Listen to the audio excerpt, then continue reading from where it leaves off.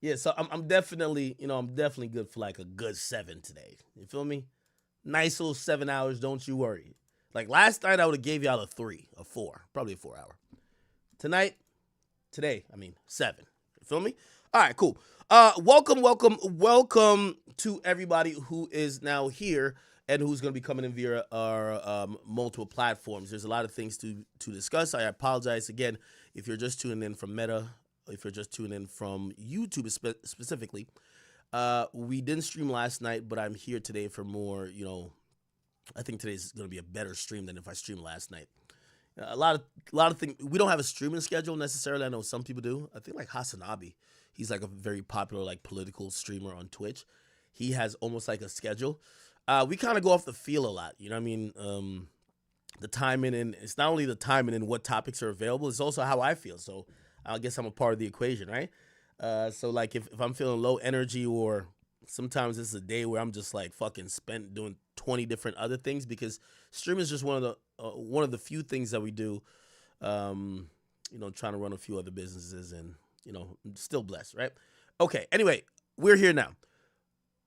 Few topics that we're gonna get to. I do have a whole topic list here, so if I do, I like to introduce what we're gonna talk about. If I don't tell y'all anything that interests y'all, please send it in, right?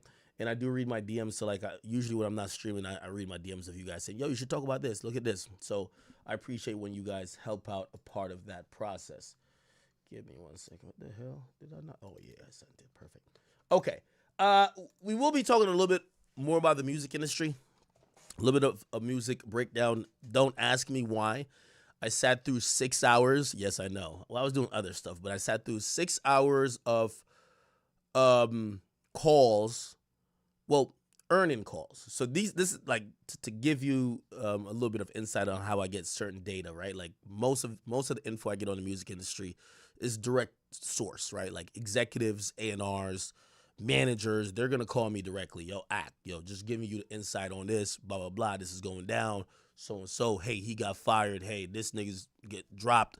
Like that's how I hear the majority of the information I get on the music industry, which is I think by now, whether you like me or hate me, you could probably say, even if you don't think I was ever 100% correct, like I'm pretty much batting at a very high clip. When I say something, it's probably have some type of root in factuality, or at least I thought it was when I reported at the time. Have I been wrong? Of course, at times, right? But I don't think that's often.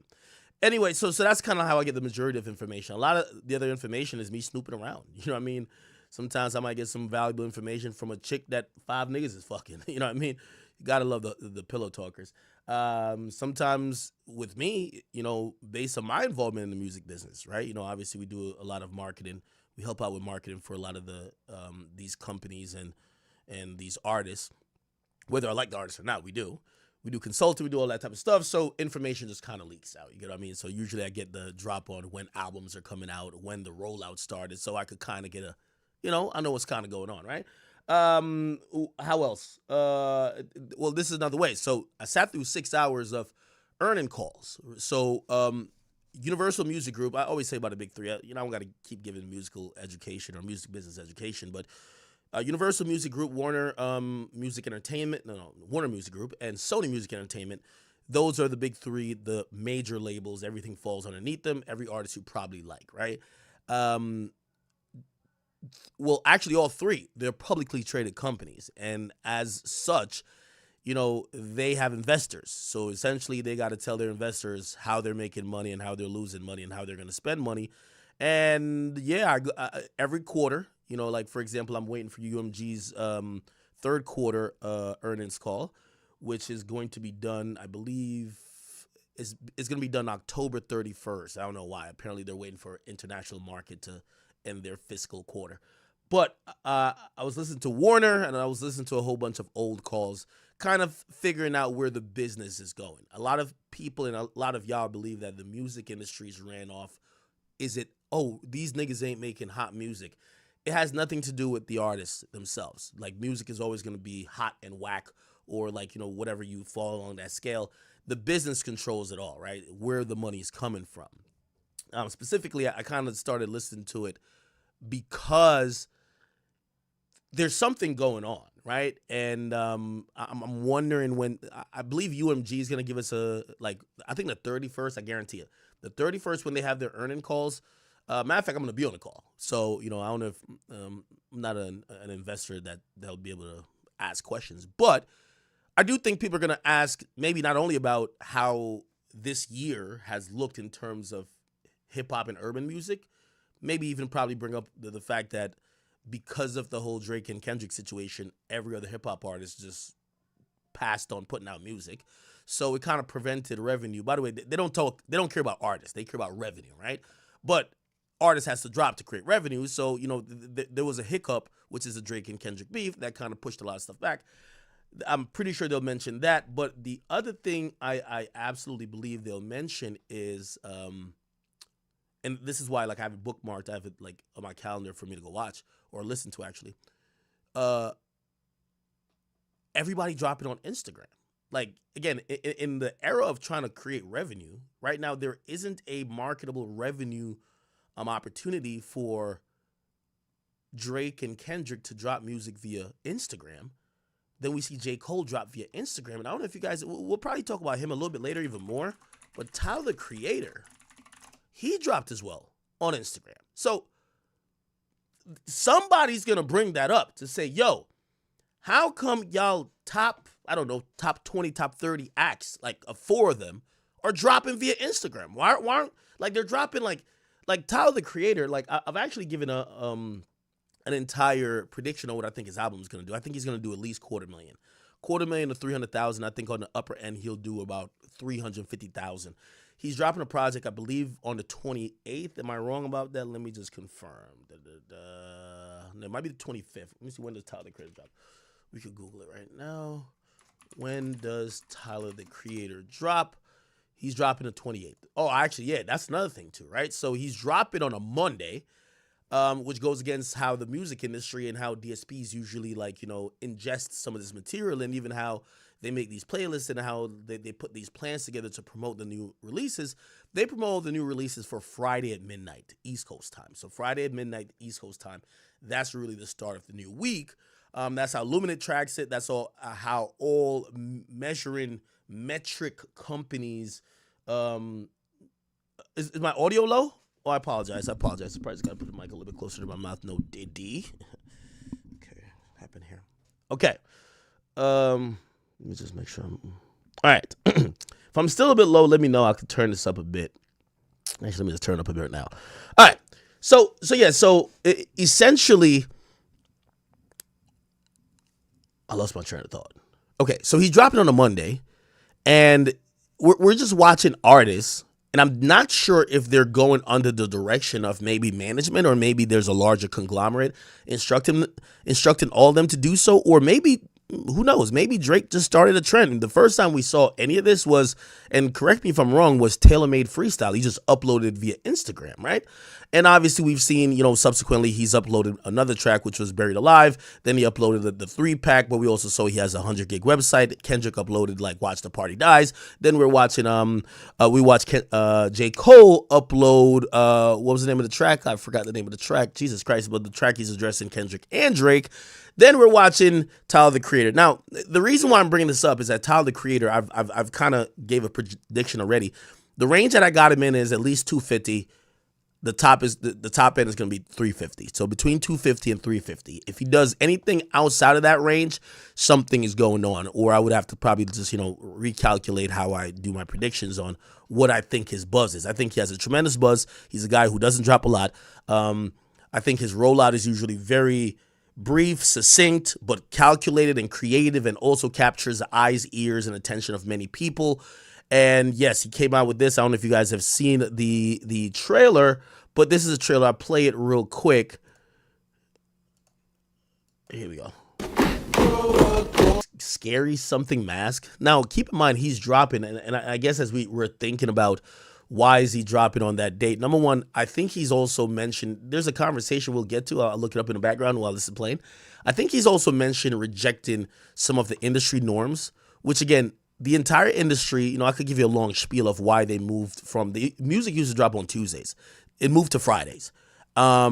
The reason why it moved there, it was a very calculated, mostly technological way of how music could be measured, and they wanted to standardize it across the world. Music used to drop on different days throughout the world. The industry they wanted to treat the world like the USA, and they wanted to look at the global markets and the domestic markets at the same time. So they standardized the time at a even time among both. A little bit longer story, but I'll spare you that for now. But I think the 10/28, which that's when he's dropping, is intentional. Obviously, we know that's going to be Halloween. Look at the decorations behind me, right? Like, Halloween's a huge, I was born in Jamaica, so like we don't got Halloween there. But like, anybody I've ever dated or anybody who I know who's American or like was born here and they grew up on it. Like, by the way, I came over here when I was like 10, 11. So like I was never the person who dressed up like that anyway. But it's a huge thing in terms of consumerism. People spend a lot of money. I think even around my way, people Party City turns into like Halloween City. Like they just change the name of the whole fucking store because it's a huge opportunity where people buy a lot of candy, people buy costumes. It's a place where people spend a lot of money. And if you realize about a capitalistic country like the United States, and by the way, if I'm speaking fast, trust me, I'm not on Adderall, nothing like that. I'm just, this is what you get when act don't get too drunk too early. Okay, I speak fast, get the points out, but don't worry. By the time we're 4 hours in, I'll start to just straight do jokes. Anyway, so this is a good play by dropping on Halloween. Halloween is a time, again, historically, that is based around consumerism. Whether you want to believe in ghosts or whatever, who cares? So him dropping on that time is dope.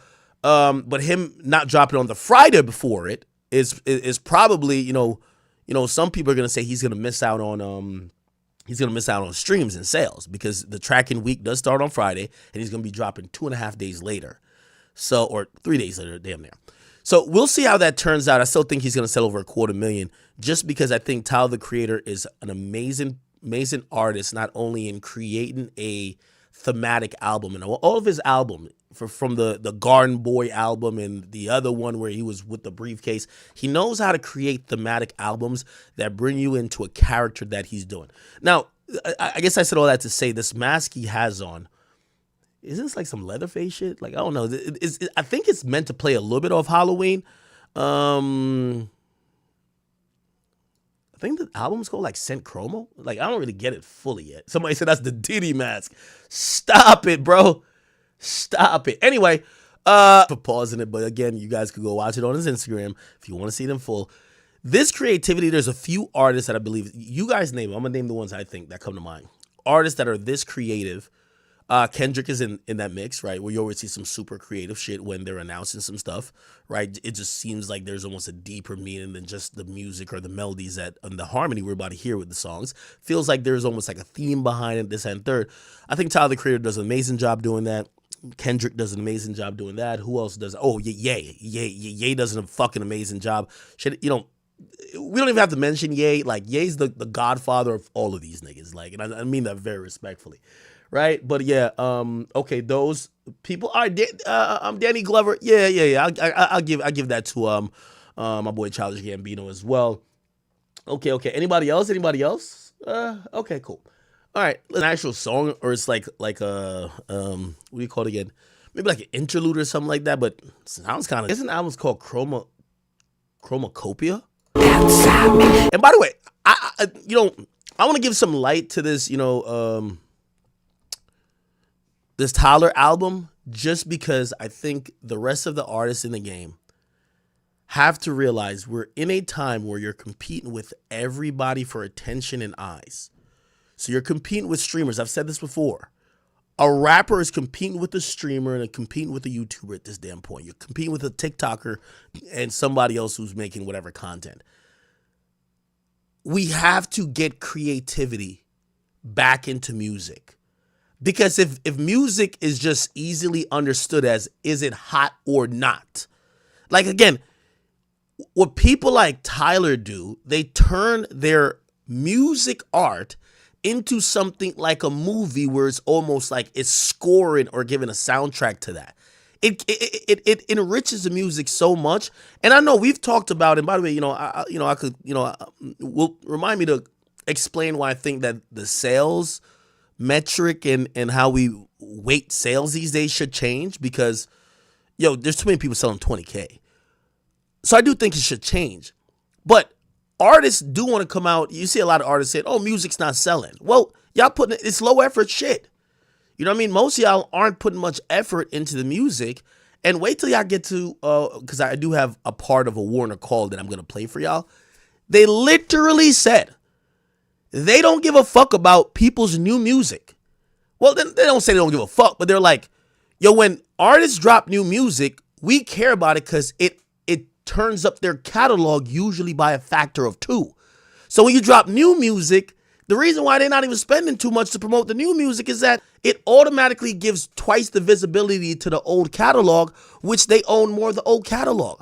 It's like a whole shit. So anyway, I guess I'm really trying to give Tyler the props here by saying, for all the artists, and I don't care if you're talking about the Sexy Reds or whatever, like, y'all got to make y'all art be a little bit more, not necessarily cinematic, but a little bit more interesting than just what you're saying. If y'all really care about sales. Right? Because that's part of being an artist. An artist is not someone who just verbally conceptualizes an idea and puts it with harmony, but you actually conceptualize an entire world around the music that is the actual plot and play. And this is why, I'm saying Tyler, the Creator, is going to do 250, even though he's going to drop on a short week. All right. And then, it looks like this is going to be the album cover. Don't know if it's the album cover because we don't see the that parent label warning. But it says Chromacopia, all songs written, produced, and arranged by Tyler. I guess that's his real last name, Tyler, the Creator. Okay. Don't know what type of mask this is, but again, makes sense him dropping on Halloween. And then, 3 hours ago, I think he dropped another song. Is it another song? Let me see.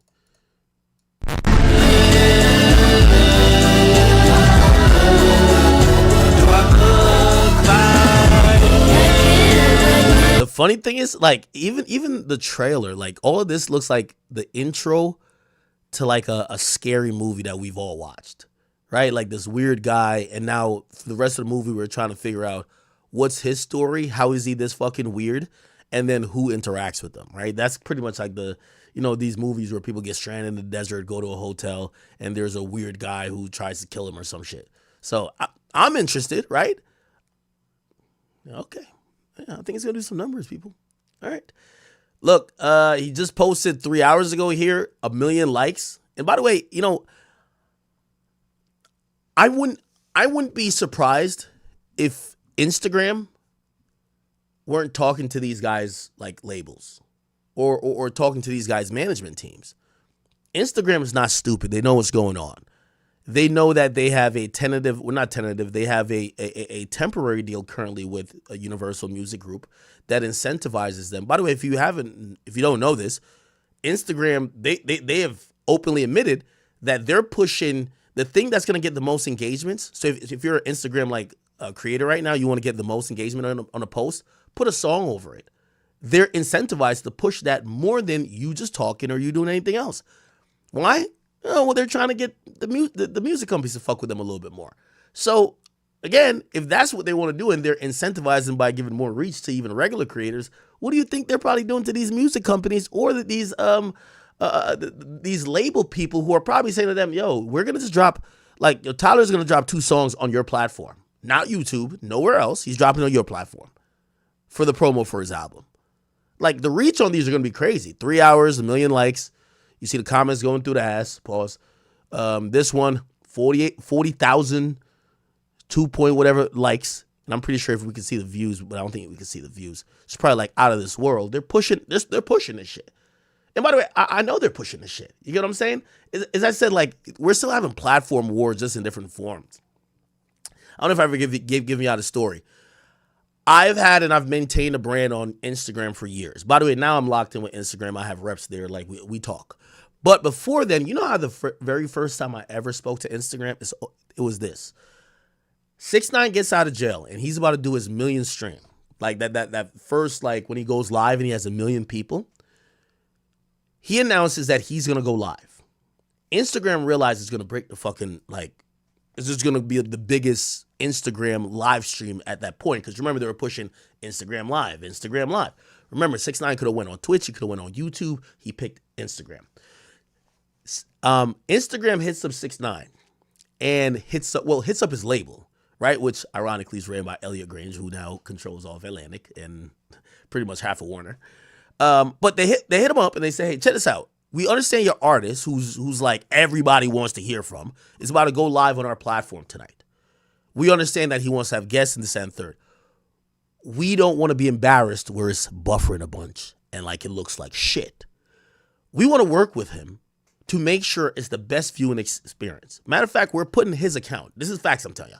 We're putting his account, and I've never heard these things before, but you get to realize, like, as much as like Illuminati as you think like Instagram and Google are or whoever, they know what's going on.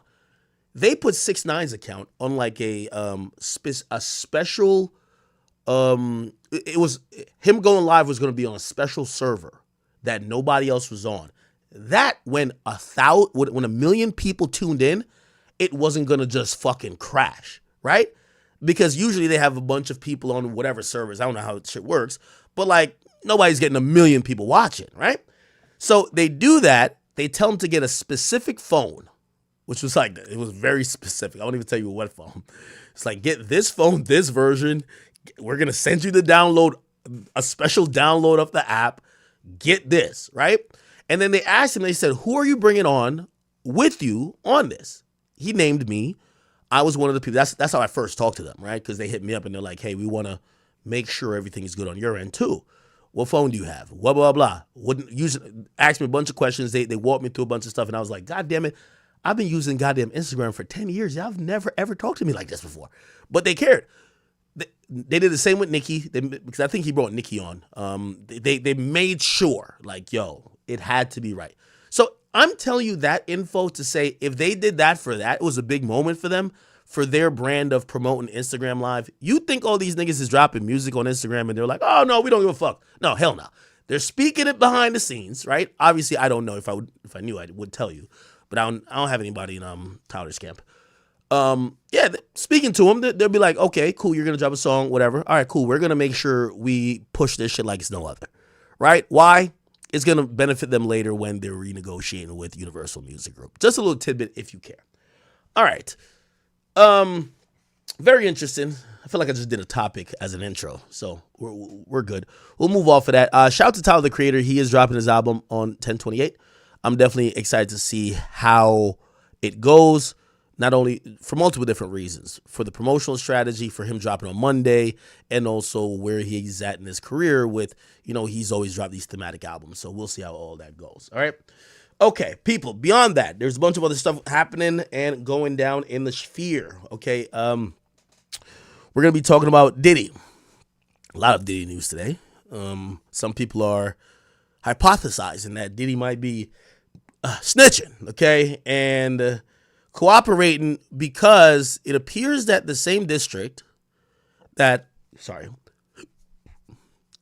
has taken him down for sex trafficking has now taken down another CEO and someone else that's really big in the game for sex trafficking as well. Actually, this is pretty interesting and kind of alarming because for all the conspiracy theories that were like, nah, Diddy and people think about Diddy and you'll see them try to connect some loose things to Epstein and you start hearing some names and, for me, like I'll tolerate you kind of like building off that theory for a little bit before I'm like, yo, you're Jaguar writing this shit right now. Like you're just saying anything. But this new arrest is going to kind of make those people seem like maybe they're not that crazy because we're seeing another CEO and some really powerful people get exposed for having a sex trafficking ring. And people are wondering, did Diddy offer up some names? Real talk, okay? We'll talk about that. Diddy's family has came out. Some people say, yo, we are Diddy'd out. Okay, pause on the Diddy'd out. So there's 5 new lawsuits as well. We have all 5 lawsuits from new Jane Does. All of them are coming from the Tony Busby law firm. Remember, he said he had 120 people that he thought were going to be potential and serious plaintiffs. He's filed officially now 11 of those. Okay, so 6 came last week, and looked like he's dropping them every week, right? He dropped 6 last week. Yesterday, Monday, he dropped 5. So we'll read into that really quick and to see what's going on with that. We have the West Coast Savior, Kendrick Lamar. He's finally spoke on Not Like Us, and it's kind of interesting because there's an interesting mix of reaction to what he had to say, but we're gonna break it down. Shout out to Kendrick, but this shit's hilarious. Liam Payne, is that his name? Liam Payne? Is his last name Payne? Liam, guy from One Direction, the one who died. They officially found pink cocaine in the system. Polo G, he got arrested for having a gun. Very ironic. Remember I told you about me interviewing Polo G and me talking about his case that he called in New York where they found a gun in his room, and I was like, hey bro, like you're up a lot of millions of dollars. Maybe you want to move a little bit different. Has that arrest taught you anything? Like you should move a little bit different. Maybe get some more security. Like I was trying to hint to him, like get somebody else to hold the gun. Like I was trying to hint to him, and he looked me dead in the face and he said, I said, do you think you would probably change how you move in the future? He looked me dead in the face and said, no. Well, he's been arrested again for having a gun, this time in San Bernardino, California. Okay. All right. We'll get into that. Hood Go Yayo. He's responding to a couple things I said, but he's continuing his beef with Sauce Walk and Lil CJ. Shout out to my people from Texas. We have a few other topics, not that serious. Sneeko getting rebanned, the ADL kind of stepping in. They're putting their foot down against certain streamers. Sneeko, Fresh and Fit. There's some other people who are, saying some things that they deem either anti-Semitic or just so offensive they shouldn't be platformed. Twitch specifically, which by the way, we are live now on Twitch. They're putting their foot down too, and we'll talk about that a little bit. Dre is celebrating the new contract for her boo, Jalen Green. And I got a whole thing on that. I got to wait till I'm drunk for that one because it's not that serious. It's just, I got mad jokes. I ain't going to hold you. Donald Trump. And I ain't going to lie, I think I might have to do this one first. Like, let's start off with a little bit jokes before we get to the serious shit. Because I got jokes later too, but let's keep the jokes going all throughout. All right. If you're having a good Tuesday, man, hopefully I can help you get through your workday if you're driving for Amazon, if you're driving across country.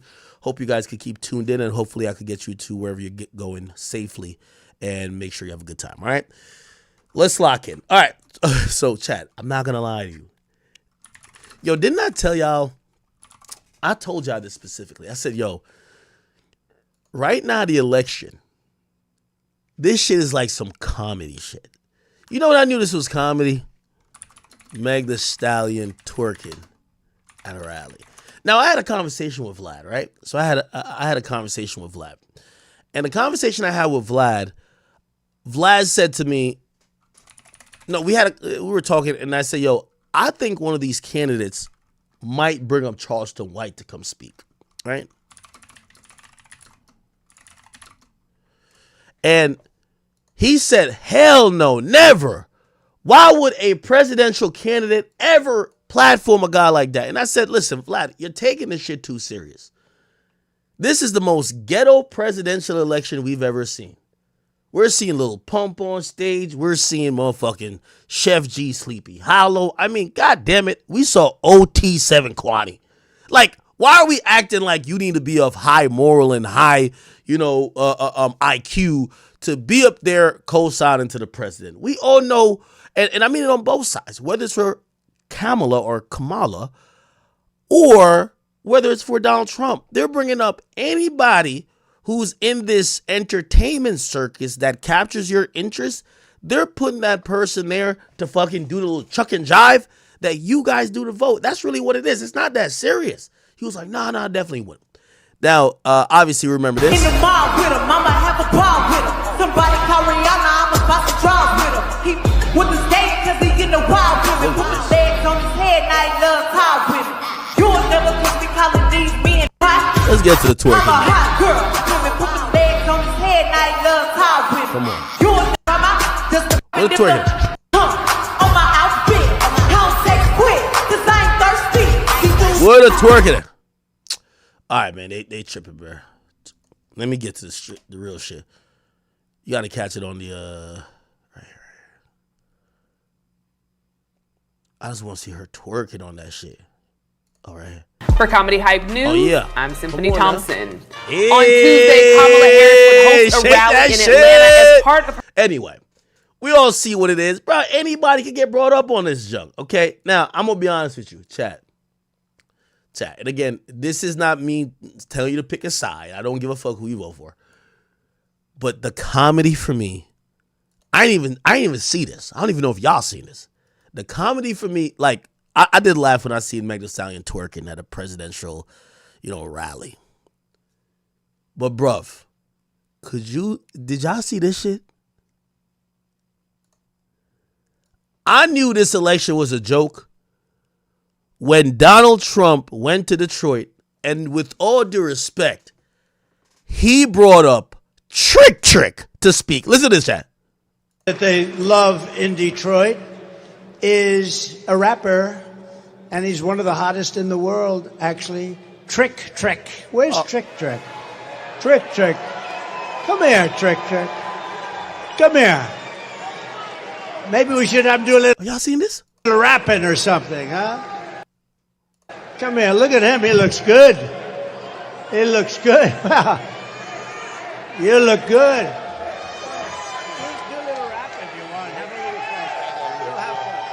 What up, though, Detroit? Ain't no way. Ain't no fucking way.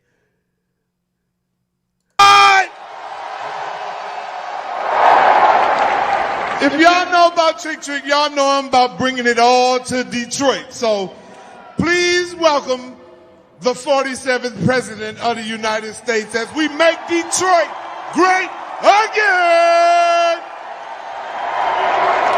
Damn. Now, the reason why I died laughing, I don't know if y'all remember. This is what I remember Trick for. Let me ask you, Trick, because I don't understand, what is the no-fly zone? What does that mean? Because, I've come to Detroit. So, apparently, Rick Ross, went to Detroit and didn't show love to the locals in Detroit. And Trick issued a no-fly zone.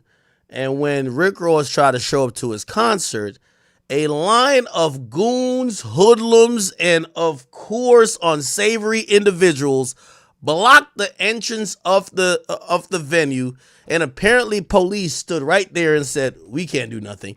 And essentially Rick Ross was banned from performing in Detroit. Now, I think they ironed out the issues later on, but Trick introduced what was called the no-fly zone, meaning, and again, well, let me not say meaning because I'm going to put a comical meaning to it. People were saying, if you go to Detroit and don't agree to get extorted, you can't perform in Detroit. I'm going to be honest with you. I never even knew Trick was a rapper. I thought he was an extortionist. So when I see Donald Trump saying, yo, that's like Donald Trump saying, yo, hey, I believe we got to overthrow the Obama health care.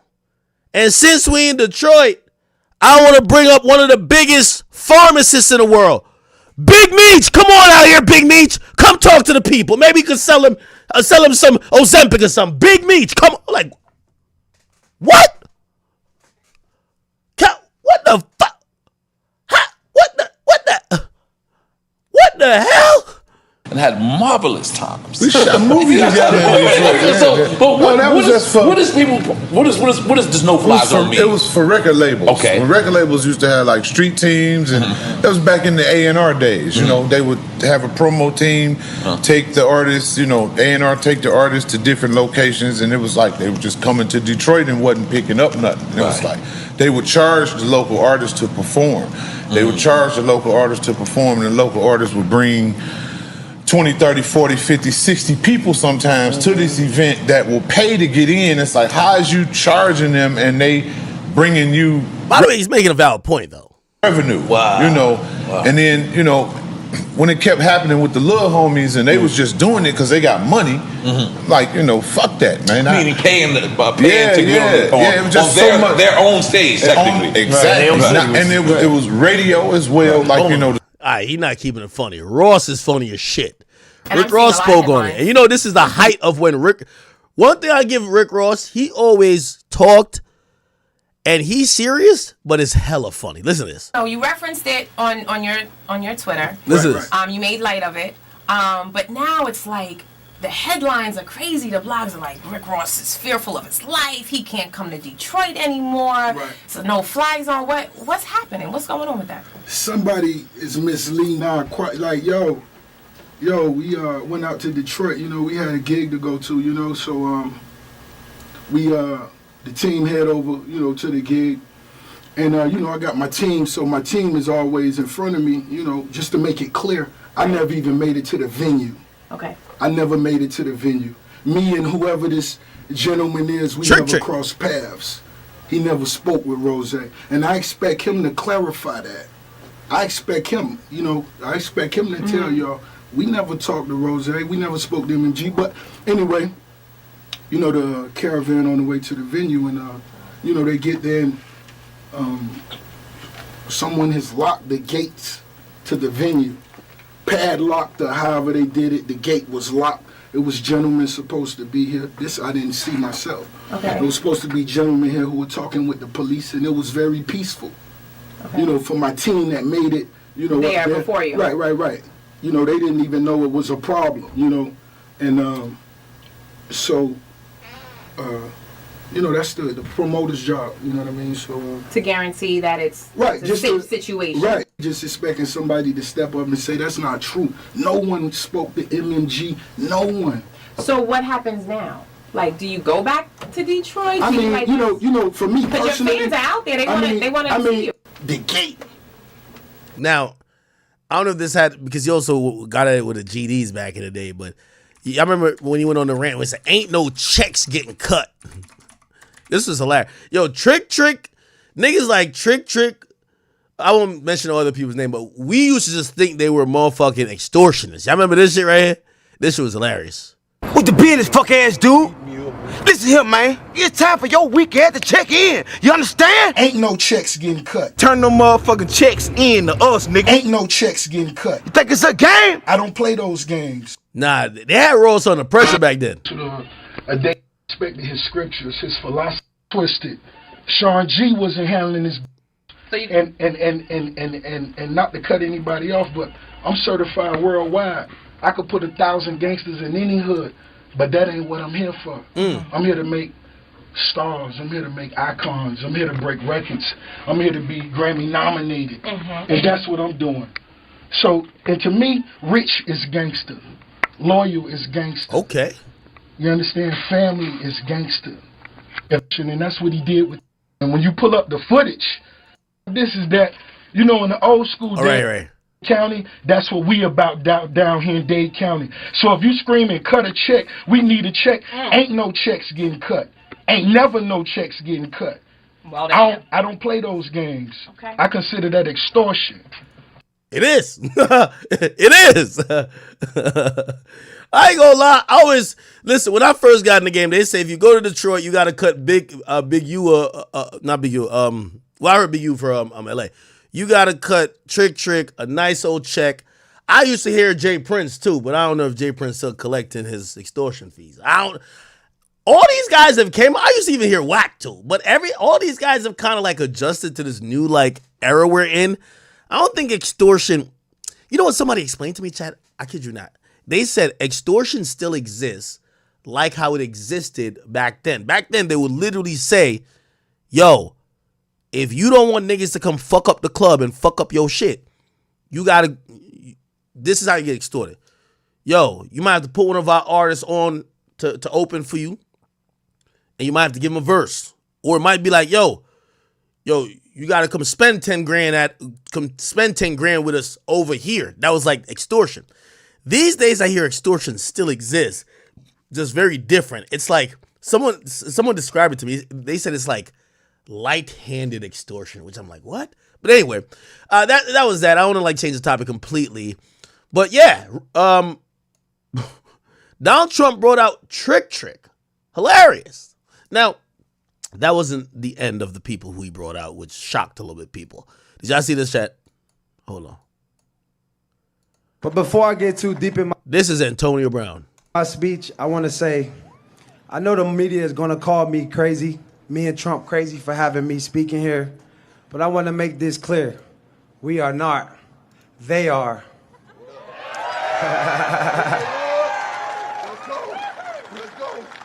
You know Kamala Harris and Tim Walz, do you really know they want to put tampons in the boys' bathroom? Is that crazy? That's really insane, right? And by the way, tampon Tim Walz, he isn't a real football coach. He could never guard me. Guys, how is business? Business will be booming going against Tim Walz. Tampon Tim Walz. It'd be really booming going against him. Now but before I... God damn. The MAGA coin. And a MAGA coin? The greatest president coin going. A MAGA coin. Wait, are they promoting pumps and dumps? Have you guys ever seen a MAGA movie? Make some noise if you've seen the MAGA movie. Yo, chat. I'm gonna be honest with you. I'm filling out my absentee ballot because I'm about to stand on that line and shit, but god damn it, this election cycle is a goddamn joke. They're bringing up the biggest thoughts. They got chicks twerking. They got niggas with CTE. Niggas that could barely read. They got extortionists, drug dealers, alleged killers. They got everybody coming up. I don't know what it is. They got some niggas who, like, yo, like, all love to Chef G and Sleepy Hollow. They was just in a Rico. Like, yo, what's going on? Yo, it's clear to show when politics is going down, politicians, and this is where, you know, because I know, you know, and again, this is not anti-Donald Trump. You know me, like, I fuck with Trump. I don't even care, right? But it goes to show you that politicians will align themselves with anyone that will get them elected. So how much of a moral soul are they? They don't mind sitting next to a scammer, a killer, a gang member, a thought, a whore. They have no problems with that if that means they're going to get the vote. So why do, when they then get the office of power, we expect them to have some higher moral code when, bro, look at the people they're parading in front of us. That's my little spiel for that. Anyway, let's move on to bigger and better things, I guess. I guess we should probably hop into this Diddy stuff. Pause. No Diddy. And by the way, after we do that, we'll get into the Kendrick stuff. There's a lot on the Kendrick stuff. So these are about two big topics right here. If you're through your lunch hour, this is probably going to take you to the afternoon. So give me about an hour for both of these topics. So that's going to eat up about 2 hours of what we got going on, just to let you know. But we're going to get into, and by the way, yes, I'm going to get into the Go Yayo stuff. Oh, no. I got one more small topic before. Yeah, give me one. Yeah, I like to get out of small topics first, then we get into the meat and potatoes of this shit. All right. Anyway. Oh, chat. So, did y'all see this? I got to show y'all this. This is crazy. All right. Now, remember a couple days ago, we had top 5 on here. And here's how the story goes. There's a rapper named Lil Tyler, okay? If you guys don't know who this guy is, I'm going to be honest with you. Bro, this guy looks like a very nice kid. Apparently he's 18. Like, you know, very shout out to him. I'm pretty sure he's gangster. Like, I think does he rap gangster music? I don't really know his music that much. But like, he's probably one of those guys who look like this, but probably is like a stone cold killer or something like that. Regardless, he had a show booked in Toronto. Now, when he went to the show in Toronto, apparently the show was kind of, he didn't make it to the show. Why didn't he make it to the show? It was reported that Top 5 Press and some other people were waiting for him at the show at the back door to greet him and receive him. Now, I know what you're saying. Well, what if I heard Top 5 and Press they only got beef with people that with the Drake stuff. This got nothing to do with Drake and Kendrick, nothing. there's been this thing kind of brewing, like in the background. And I guess, like, I'm only speaking on this now because both parties are putting this to light, so I can give you a little bit of context. So back in the day, Kodak Black got in a fight with somebody. Okay? It was a fight that I showed y'all. I won't even pull up the fight, but it was in LA. That's when he got shot in the leg. Apparently, the fight was with the group of Pressa. By the way, ironically, this was a few months before Top 5 went on the run. He cut his ankle bracelet off in Canada, went on the run, and somehow landed in LA. So all them little Toronto niggas was out in LA. I think it was like an award show weekend or something like that, or maybe some big show. They run into Kodak Black. They start fighting, and I don't know who shot, but somebody shot Kodak. So Kodak is like damn near king of Florida. He ain't that cool with like some of these Toronto dudes now, right? And when we say these Toronto dudes, it's really Pressa and like his group. But, Toronto, Top 5 in them aligned with Pressa and everything. Over time, this has been like below the radar. A lot of people don't know. But Pressa, Laughs, Kodak, Paris. So apparently, they've been fucking with Kodak a little bit too. So Kodak goes to perform in Paris. Pressa YG Kodak fashion show. He goes to perform at one of these little Paris fashion show, and Pressa and YG are in the crowd, like laughing at Kodak because they're like, "Yo, remember when we got into it? You got shot, and we're here, right here, courtside watching you perform, and you ain't doing shit, okay?"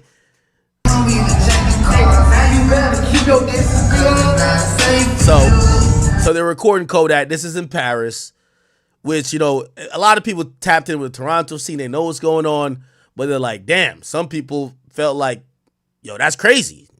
How do you get in a confrontation with somebody, they get shot, and the person performs, and, we don't know if Kodak's seen him, which, by the way, Kodak didn't see him from all I heard, but how that nigga don't do nothing? So, a lot of people in Canada are like, oh, man, these guys, they've gotten it off, right? So you see, this is YG, you see Pressa, and yeah, you know what I mean? And basically, they put up, the security was on it, and I don't know if they're assuming this guy was security or somebody was security.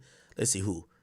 Oh, they're saying this guy was security, because they said this guy was standing next to them and kind of was just like, was just kind of making sure that if they did anything, he would be the person to grab them up, like, y'all can't rush Kodak type shit. That's what they were claiming, right? So they're claiming that guy was security. All right, but that's Kodak performing. And by the way, obviously he healed it, and obviously we're not promoting violence here. We're happy. We love Kodak. Kodak is literally one of the greatest hip hop artists of all time, right?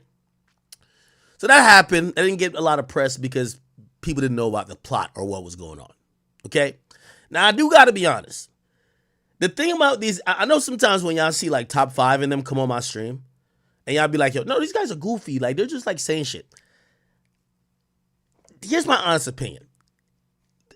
They're not goofy in the sense of they're not about that life. You might consider goofy and like, they'll tell you what they did. That's the only biggest problem. Like, so if they got somebody shot, they're dying to tell you.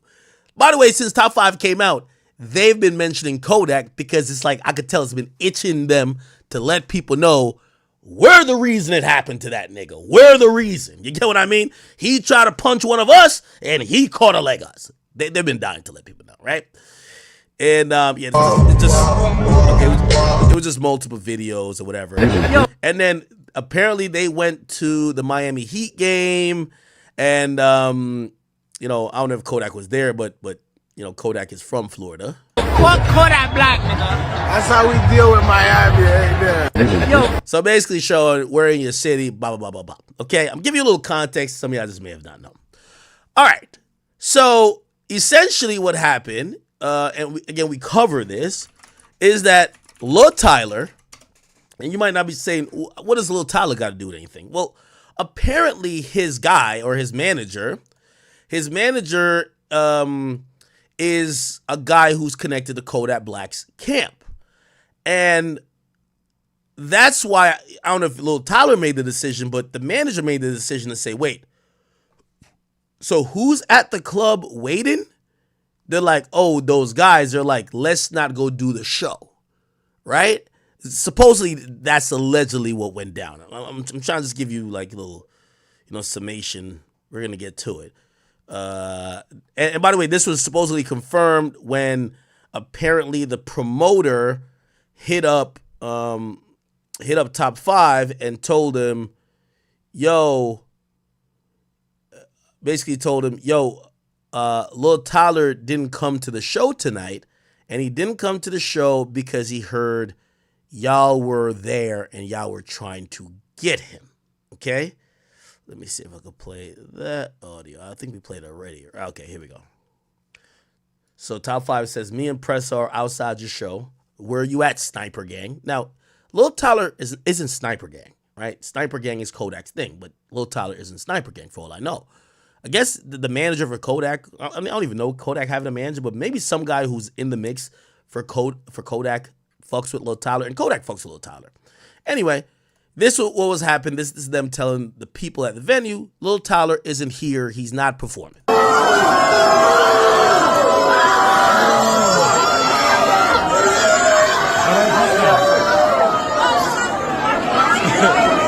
This guy never came.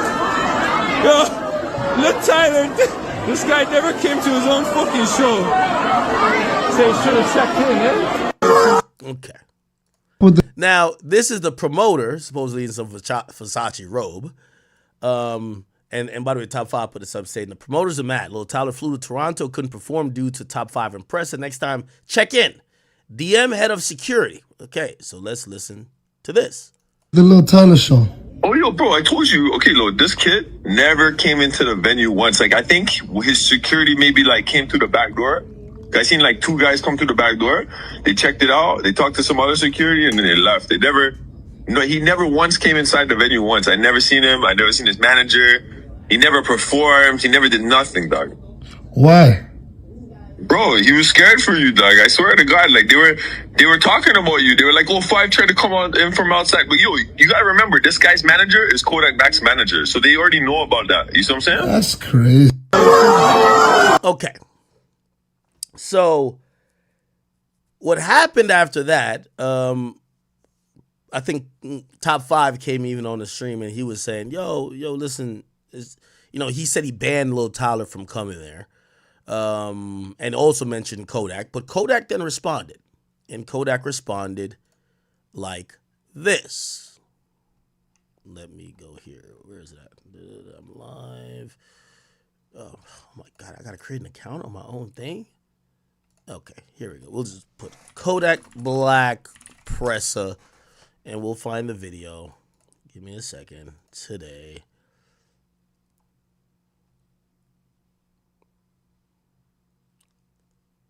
Okay, I think this is it, right? You heard niggas be lame, man. Let me see this shit. I'm trying to what you call it. I ain't know what you call. I'm watching this shit now, cause I ain't gonna lie. What? I appreciate all that game, bro. It makes y'all so tired. Fuck that. Nigga be on juice. Anyways, y'all. I ain't want to do something. You got a little bit. Video. So basically, give you a little piece. I'm gonna like $32 all this shit. Like nigga could look highlight and shit. You know what's funny?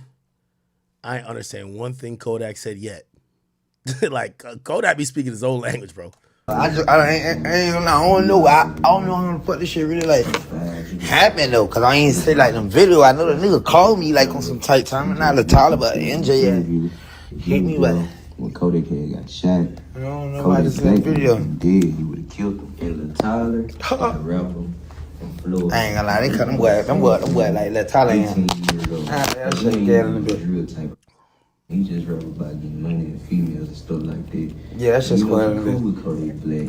And it look like since he cool with Kodak Black, Top 5 and Press tried to pull up on the Tyler when he had a show in Canada.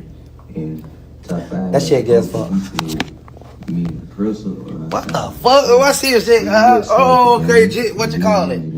Now, bro, try to turn around and act like, oh, like this thing, he know what happened. Like the dude, like the promoter dude called him or I some ain't shit. even gonna lie, this don't make no sense, man. Dude, They ain't gonna lie, that's naming in the business. Huh? You know, he's about 17, 18, bro. And I don't even think he sniper gang. I think him and Kodak, they just might be cool, man. You know what I'm saying? I don't know what these dudes got going on, but man, they Okay, yeah. See, I ain't gonna lie, I like how this nigga hollering. I like him. Who talking? The other dudes they were gassing that shit. But this nigga right here, he ripping like, I don't know what the fuck, niggas goofy as shit. I ain't that nigga like, man, always reaching on me, but it's like, bruh, that, bruh, like, the film, the Tyler, bro. You know, he instantly wanted to see Kodak Black behind Pressa, man. But how y'all feel about this, man? Do y'all feel like they down bad for bothering? Hell yeah, nigga, bitch, that's, man, that's crazy. That's how you know why nigga like I'm just that big of a gangster on and like nigga can't keep my name out. Fuck, my nigga can't get me off the brain. Oh man, these niggas suck dick. These niggas suck dick so bad, oh man. These niggas rather suck the Tyler dick. I mean, niggas care shit, man. The fuck, that's crazy, man. Then who the fuck is this baby face ass nigga, huh? What the fuck, man? All these niggas baby face ass jits on me. Look at ski mask like, hey, man. Stop fucking playing with me. Cause I'm gonna punch you up too. I mean, the hell? I mean, what? I nigga grab one of you niggas, homie, and man, put your damn hole in your chest, boy. You crazy? Fuck, that's crazy. I mean, like, I probably understood about like 3 things he said this whole time. I get it. Trust. now you look at the male Tyler SG then. Alright, yeah, that's my snipe then. Alright. So that's my snipe then. Fuck you. By the way, y'all get with y'all to SG slides. It's sniper game pair. Oh, that look fire. Nah, then fuck you. Alright. That's crazy as hell, homie. Have anything to know politics or networking. Fuck you. Hey yo, what my dogs because they cannot believe. Okay. All right. Anyway, top 5 and Presser responded back. 35. Let me ask you a question. When you see the court, hold on, we gotta find press machine. Where's press machine? Yo, where's press machine? Yo, yo, I want to know what really happened at Fashion Week with Kodak Black. I don't know why he is going on live like he never looked me dead in my eyes at Fashion Week. Yeah. If someone ever did something to me, I'm gonna run at them, but there's no reason for me to run at him. I already demand him already, you know what I mean? So I never got bumped up. So he looked you in the eye and looked the other way quick? He ran. He speed walked away. Sticks and moved out of there. He's off of this crowd. Yeah. Because he's talking about boxing me, you, and press. I told him. I'm head tapping that, and it's self-defense. So we really know that he's a certified drug addict that doesn't learn from his mistakes. That really has mental health. Because he doesn't see what happened the last time to him when he tried to put hands on people. And he's with the little hooker. Yo, Reggie, you don't want to see no more of this hot con, kid. Yo, you see the man with the hooker thing now, right? The hooker. He's talking about Cuban Doll. Apparently, Kodak posted to his story. Don't know why. Kodak posted to his story a picture of him with Cuban Doll. I think he deleted it now. He had a picture with him and Cuban Doll. And if you don't know, Cuban Doll has been linked to mad niggas, but like one of the people who originally dated Cuban or was fucking with her was Kodak Black. And we all know what Top 5 has been saying about Cuban, basically saying that was like his thing or his ting, like back when he was on the run. So I guess Kodak had posted that up to like fuck with him. The one that when I was on the run, a battery slapped her ass. No way. He's what? Bro, that girl smells like fish. Smells like shit, eh? Bro, like, when I bark us that, it smell like fish, bro. I'll be honest, no cap, like, I don't have a sex tape with her, you know what I mean? I don't know what's wrong with Kodak Pink. Kodak Pink. Needs to relax. I'm Kodak gonna leave Pink, you. Need to fucking Listen, relax. when I see you, Kodak Black, like I'm leaving you. Little boy, you need to relax yourself. Now, I've always said, if I could fix this, I would. I'm staying out of this, though. I'm gonna tell you why I'm staying out of this. There's been gunshots fired pussy old academics don't got nothing to say. You get what I'm saying? If it was just war of words, somebody said this person's a bitch, this person said they're gonna slap the other person. There's been gunshots fired. Before, yeah, you already know. Yo, where's my dog Bundog? We need Bundog. Yo, at Bundog in here too, the guys. last time, my youth. You bitch ass nigga. You see, I'm broke, dog. You're 35. The whole KTB does not look like fucking GGG not even one member. They say we're the new BMF. They say we're the new BMF. They say we're blowing fast racks. Blowing fast racks here. By the way, I think Pressa was on earlier too. Here we go. Yeah, everybody go at. How these niggas go at? 2 weeks ago, Richard and Kodak. He's depressed, meth baby. Man, yo, he's a meth baby. He's a meth baby, big bud. You're richer than Kodak? I'm richer than him. And he got caught up and he never. All right, that's cap. That's cap. That's cap. Love top 5, but there's no way you're richer than Kodak Black. Man got shot and never rode. Yo, go tell them to go tag Kodak Pink real quick. Where's Kodak Pink? You want to speak the man's name like the man with some bitches? And you posting some death ass bitches that the man I'm done ran through. Oh, man's want to talk about KTB, Kodak Pink. Free my nigga Burner Bands, man. Yo, put Kodak in your blood. Job not successful. Not successful. Niggas ain't did shit. Niggas ain't did shit to Kodak, bro. Yeah. Niggas ain't do shit. Niggas ain't do shit. You know what's so funny? If y'all know the history of Pressa, like Pressa is just one of those guys. Like you hear these really weird rumors. I'll give you one of the rumors that they said about Pressa. They said back in the day, this is why Drake got in trouble when he brought Pressa on tour with him. They said Pressa supposedly kidnapped 2 of his ops and basically held them at gunpoint and told them he was going to kill them if they didn't suck each other's dicks. So what'd they do? They sucked each other's dicks, supposedly, allegedly, right? So this has been like a long-standing rumor about, I know what he looks like. I know some people like, no, he looks like a really friendly guy. There's been like some really demonic, like rumors about this guy. Drake got in a lot of people were like, what the hell? Like, why did you bring this guy on tour? And Drake took him on tour. But apparently, despite whatever you want to judge the book by its cover, this guy is like that. Here's the difference between him and Top 5. He'll get on here and smiling. Like, he doesn't really tell you exactly what's going on. The thing with Top 5 everybody likes, Top 5 is going to just say everything. Top 5 has no verbal filter. You know what's up. Niggas just be calling niggas name for no reason, dog. You know what's up, Kodak. And I look a hooker you with. Let me FaceTime him. Yeah. Okay, back to this. Straight. God is straight. So Pressa gets out of there, because he gets out of there. Yo, 35. Yeah. So yo, no 35. Has a far range. Let me ask you a question. Are you crashing out for Kodak Black? I'm crashing out, Cody. He talking too slimy, Cody. Yo, I have a GG right here. Yo, I have a GG. Yo, B, are you crashing out for Kodak? Yo, B, are you crashing out for Kodak? Victim. He said he's crashing out for that victim. Man's Kodak, a victim, dog. you have 100 young niggas looking for you. Hey, yo, Lil Tyler, I won't lie to you. You're not doing a show in Toronto no more. I don't give a fuck, man. Kid. Don't ever come back. You're banned. Promoters call us, BFR GG, and we'll tell you who to book. No cap. My word, I'm just waiting at the back door like we did.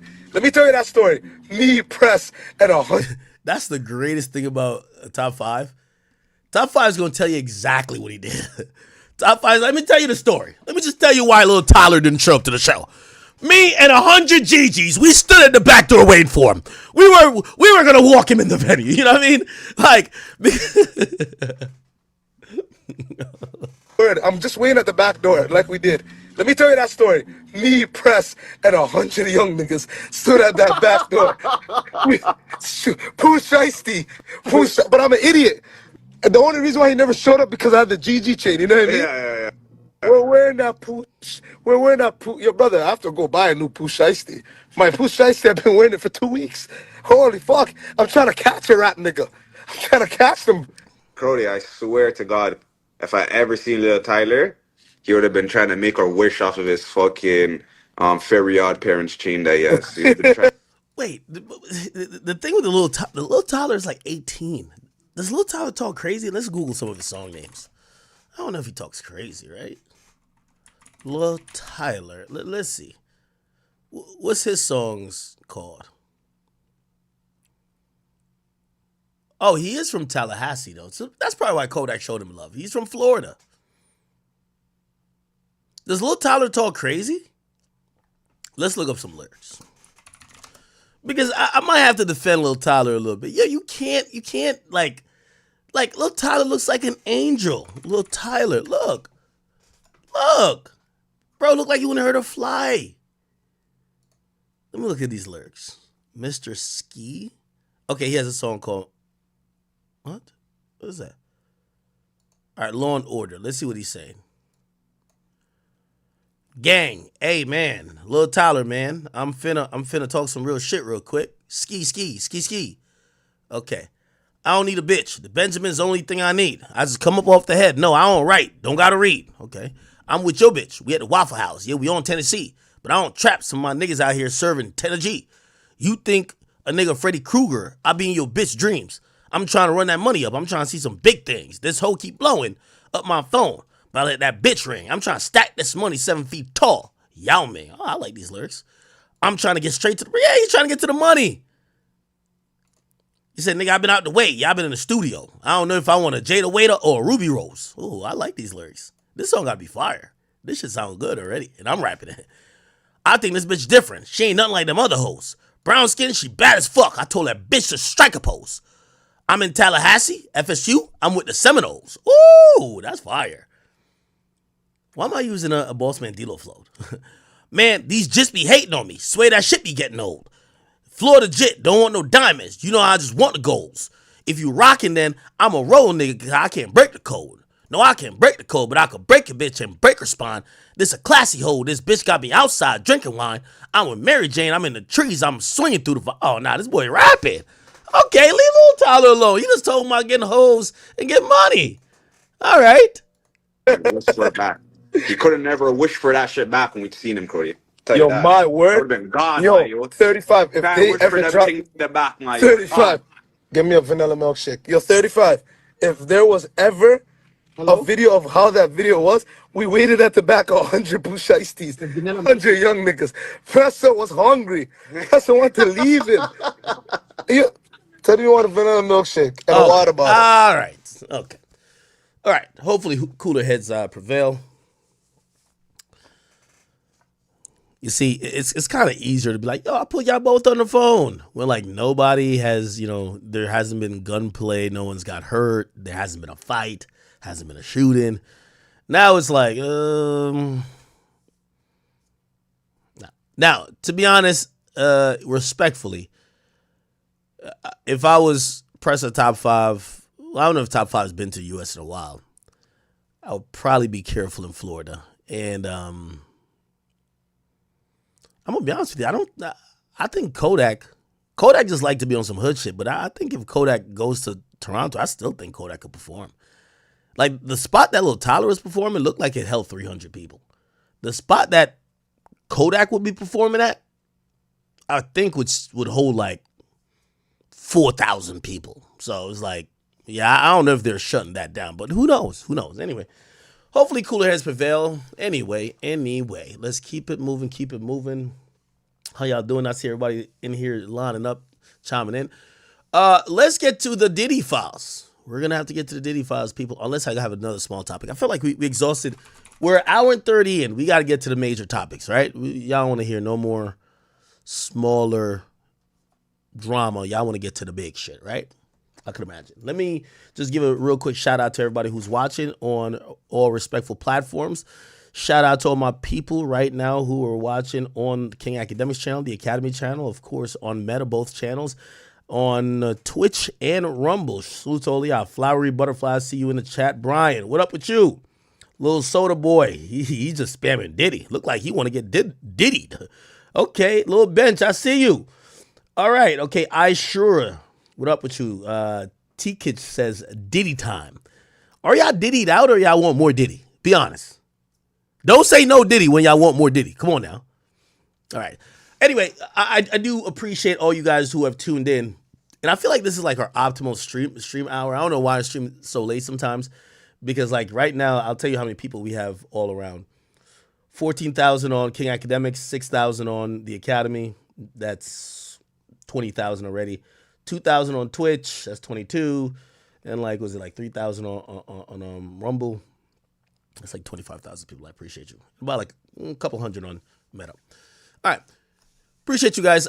We are going to get into, we have a bunch of stuff that happened in relation to Diddy, and I'm trying to figure out where to start. Probably where I'm going to start is the family coming out.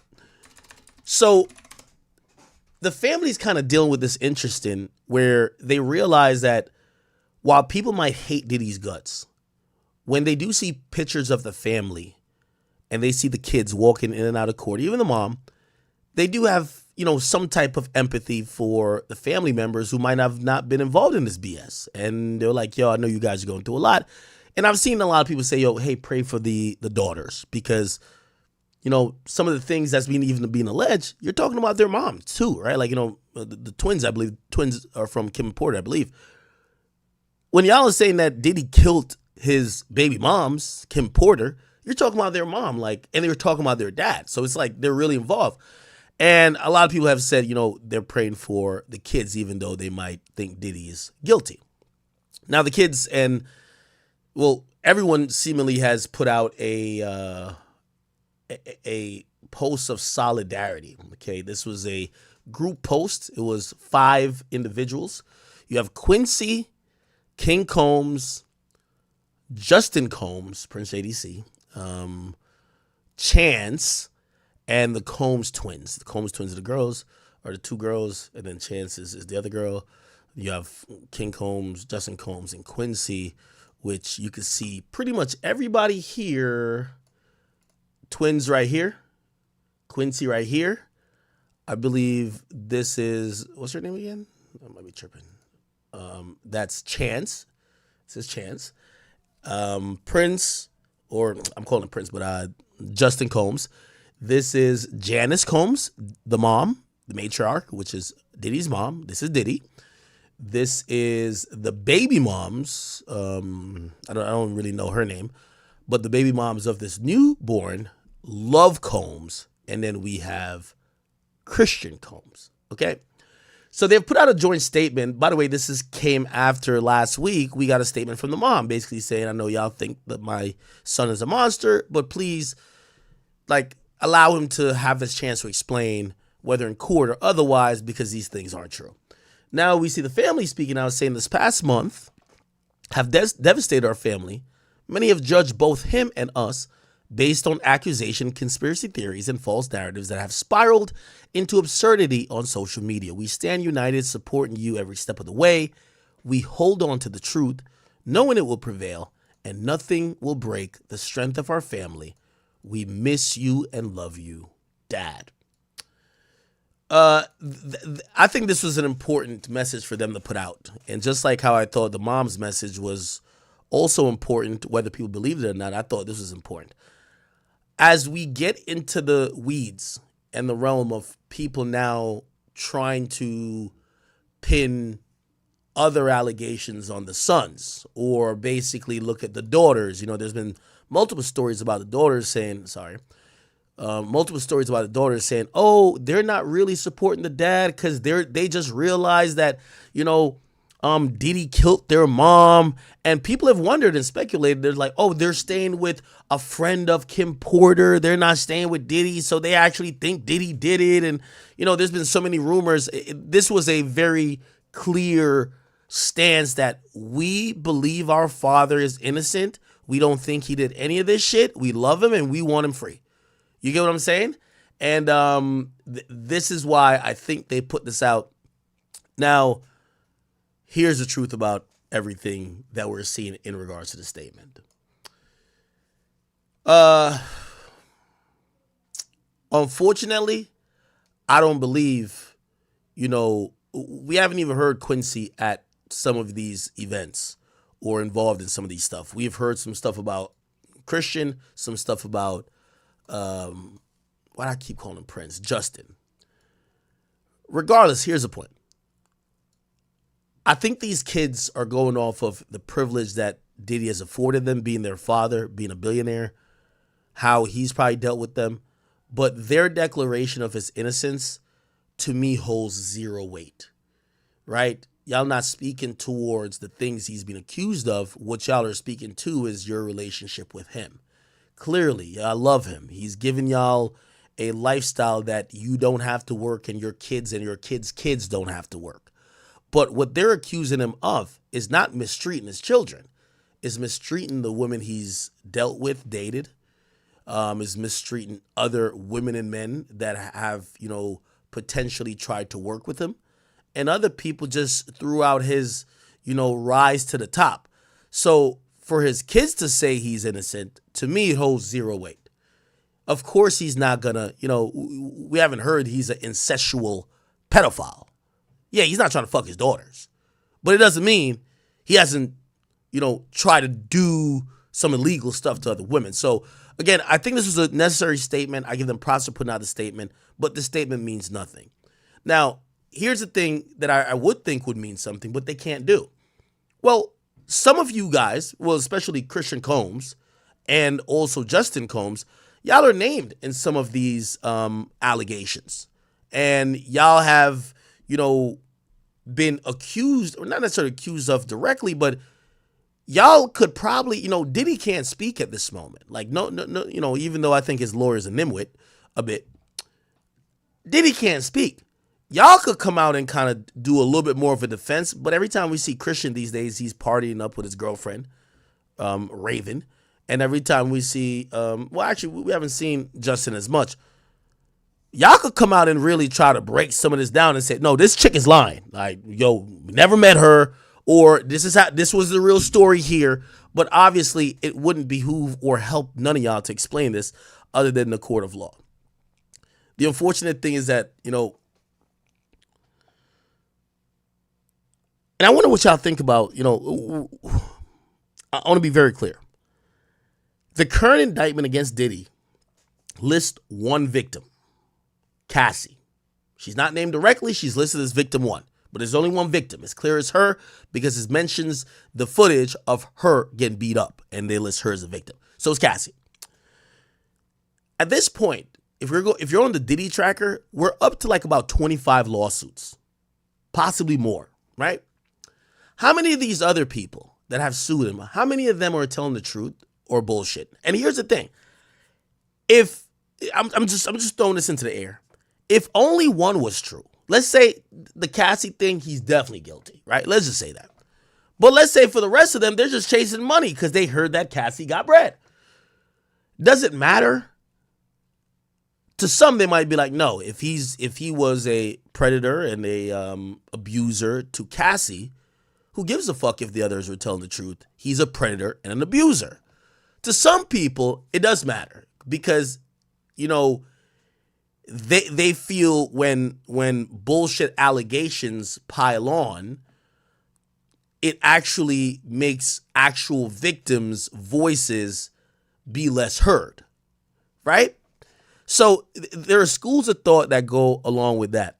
What I've realized, though, and as we're gonna get into, I think we do have some stuff on some Jaguar Wright stuff. But I was listening to Dame Dash today, and I came up with, and I don't know why I gotta preface it, but I gotta preface it because I do read y'all comments, and I'll read y'all comments when I'm trying to play devil's advocate. Remember, we're having a conversation here.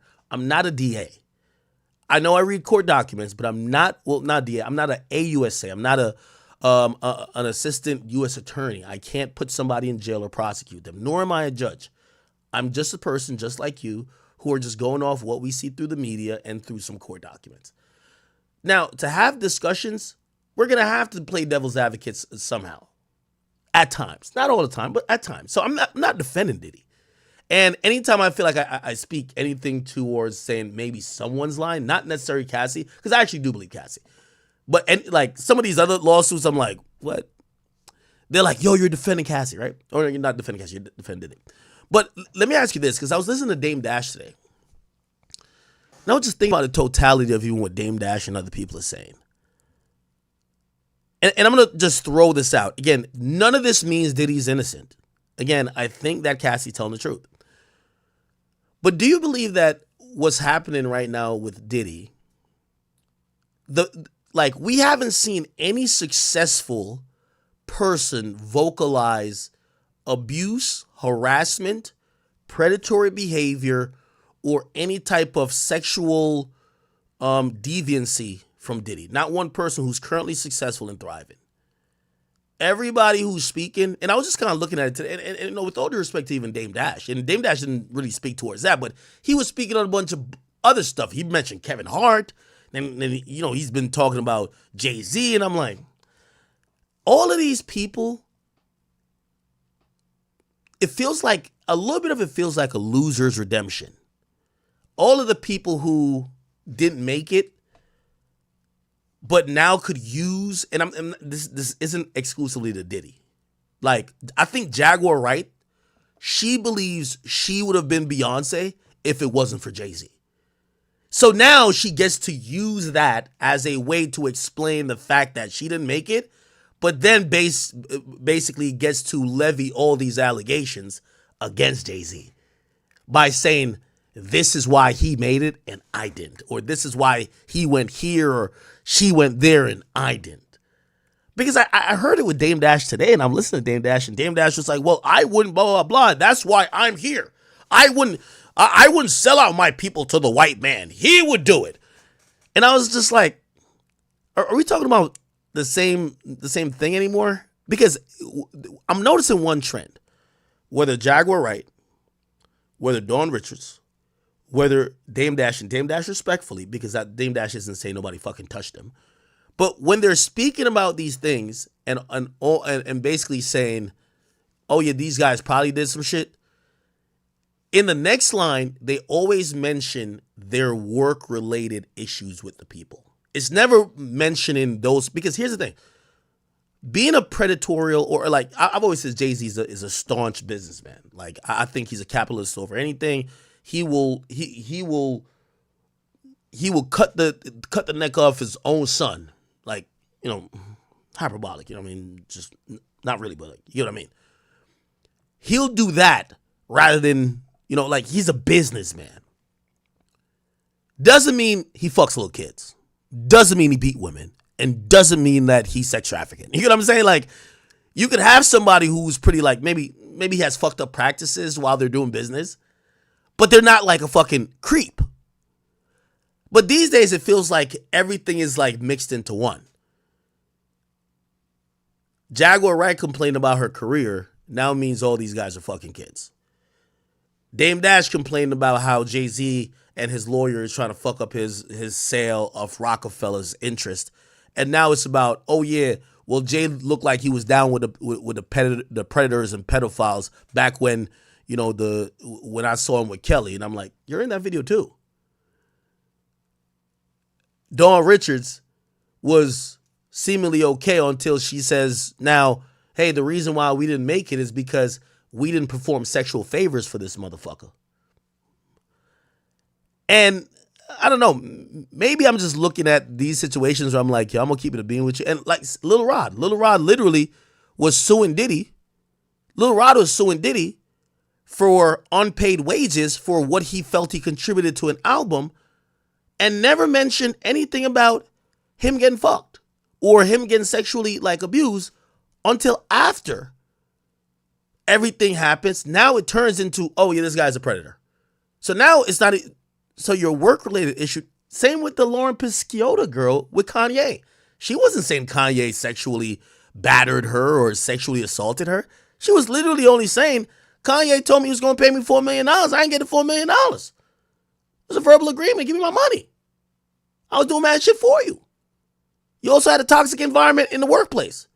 Then later she amends her complaint to say, well, he sexually assaulted me too. Huh? It feels like it's disgruntled employees.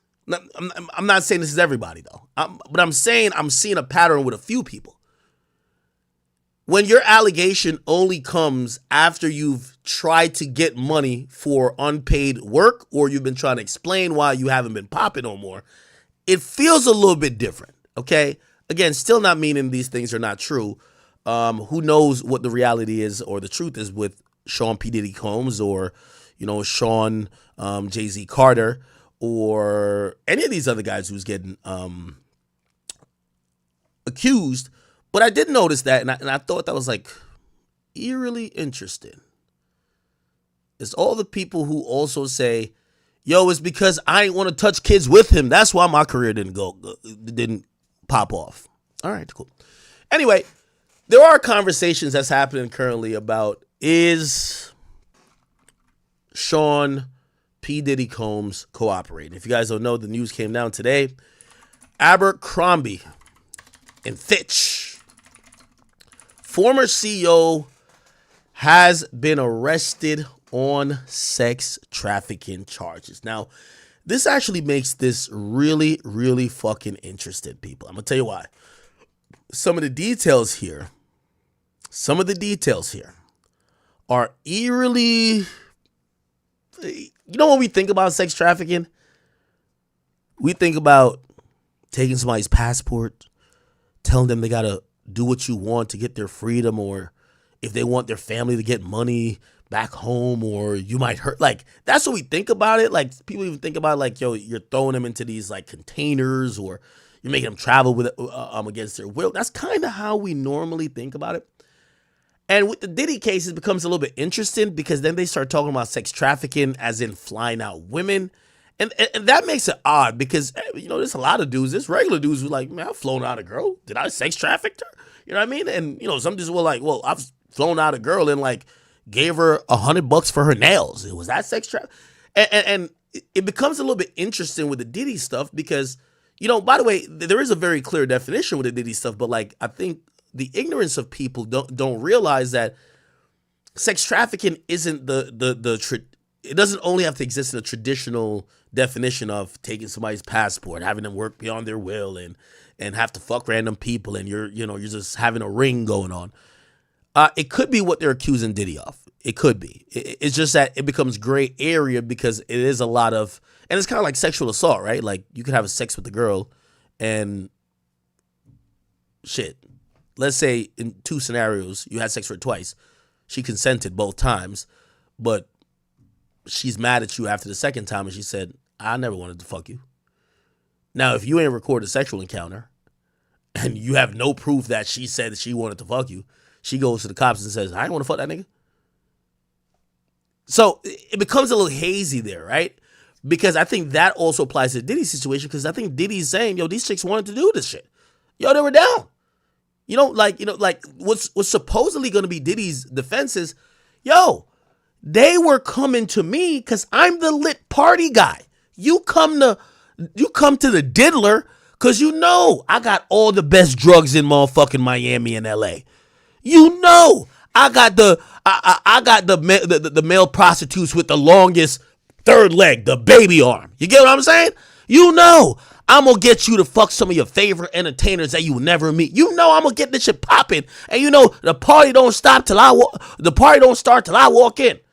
And after the party is the after party, and after the after party is the freak off. You get what I'm saying? So I think that's his defense by saying, yo, this was like, everybody knew you get to fuck with Diddy, and we get to that type of time, it's Freak Fest. But then the other people are going to be like, no, well, I didn't really want to do it. I felt I had to do it. Some people clearly are going to say, no, you made me do it. Like, you forced me to do it. Now we're seeing the allegations come up like, yo, he's threatening them with, like, I'm going to shoot you or I'm going to do something to your people, these are kind of newer allegations. Or the most known one is, I was too drugged out. I didn't know what was going on. Yeah, so of course, yeah, shit. I didn't know the freak off was like this. So you gave me drugs. I couldn't make sound decisions. And then, shit, you and XY rapper fucked me, right? So that's the brunt of the majority of the allegations. So they're a little bit more of interpretations, right? Clearly, the drugs are a huge part of it because if with a lot of these situations, even Cassie, if Cassie's saying I didn't want to do the freak offs, he was also beating my ass. Yes, there's women could be in fear if you're beating them saying you have to do it, cool. But she stayed with the dude for 10 years doing freak offs. at a certain point, you're like, remember there was this one chick who basically was saying Chris Brown sexually assaulted her? And I don't even know if it became a case, right? But like, Chris Brown provided a text message saying, how could I have sexually assaulted you when, yo, here you are the week after saying sex with me was amazing and that you want to fuck me again? How could that, like, so what's going to happen, and this is going to be Diddy's defense. How could I have done some of these things when these people kept coming back around? She was with it for 10 years. She was a habitual attender of blah, blah, blah, blah, blah. At what point? Why did it take till this year? No, and obviously you start, it becomes tennis. You hit the ball back over the net. The other person was going to be like, well, I was in fear of my life until I seen Cassie and you got locked up. Now I could talk out. So it's going to be a whole thing with that. But anyway, I say all that to say is that I think this is more of a traditional definition of sex trafficking. The former Abercrombie and Fitch CEO Mike Jeffries and 2 others were arrested on Tuesday, a part of a criminal sex trafficking investigation. Okay, it was done by the FBI and federal prosecutors in Brooklyn. Okay, matter of fact, let me see if I can find it. Justice.gov. Usually, if you go to justice.gov and you go about, is it about or you go to press, you could find. When they usually make big indictments, they'll announce it on here. News, press releases, I think. Yeah, it's probably, I don't know if it's up here yet. News, maybe just be a news. Yeah, this is, yeah, it's not up here yet. Well, I don't know if they've scheduled a press conference, but usually you can find it on justice.gov. Regardless, I guess I got to see if this came from the same division. So the best division in all of the country for, just historically, for prosecuting anyone is the Southern District of New York. I've told you how many people have taken down. They're the ones going at Diddy. We've never seen them crap out on a case. I've never, from my time covering all these cases, I've never seen them embarrassed when they come with some shit. What you're seeing happen in Atlanta with Jeffrey Williams and company versus Atlanta prosecutors or Fulton County prosecutors, we've never seen that happen when it comes to the Southern District of New York. When they come for you, they're coming with football numbers. So we're at least talking double digits, okay? We're looking at 10-60, okay? They're usually on point. Now, in other precincts of, the federal judiciary circuits or, districts where people file these lawsuits, I don't know if they're that successful or that bold. Like, they're bold enough to go after Trump, Diddy. They're the one who get like 6ix9ine, El Chapo. They do a lot, okay? So I got to see if this one is coming out of that same district. So that district is called SDNY, Southern District of New York. But it says in Brooklyn, I think that's still the Southern District. Yeah, it's still the Southern District. Brooklyn's the Southern District. Anyway, so Mike Jeffries was the former CEO of Abercrombie & Fitch. They're saying him and his partner, Matt Smith, and a third man, Jim Jacobson, which, by the way, hey, I know people are saying they're trying to take down a successful black man. Hey, these are some white men right here. They're accused of operating an international sex trafficking and prostitution business that recruited young men. Now, this is where it gets into the stuff of everybody who's a conspiracy theorist. That I'm not a big conspiracy theory type of guy. I usually start saying the people who are conspiracy theorists, they're full of shit or they're mentally unstable. But then a broken clock be right twice a day. They be like, nah, they be having all this shit going on. Then you read a story like this, you're like, yeah, these motherfuckers did have some shit going on. Fuck. Anyway, so the guy who used to run Abercrombie & Fitch, him and 2 other guys, are accused of operating an international sex trafficking and prostitution business that recruited young men. So clearly, these guys were just trying to get young boys, like on some wild shit. They're just trying to get some little boys to suck them off. This is crazy. For parties in the U.S. and abroad. Now, obviously, when we see for parties, that instantly gives us a parallel back to Diddy. Diddy's sexual abusive behaviors were linked and tied to what was called the freak-offs, which were an integral secluded after the after party type of thing. So it was kind of in the party context. Now we're hearing about some white dudes who are getting young men for parties in the U.S. and abroad. Okay, according to the 16-count indictment. All right. We could probably pull this up. You want me to pull this up real quick? I'll pull this up. Let's just pull up the indictment. Give me 1 second. I should have looked it up before. I'm telling you, I feel like a lawyer these days, chat. Like, yo, I look up a lawsuit. Like, if you know how quick I fucking look up a lawsuit, you'd be motherfucking shocked, man. Here we go. Here we go. I'm looking up on another screen. That's why you can't see it. Just got logged into a few things. All right, it's coming. It's coming. Come on.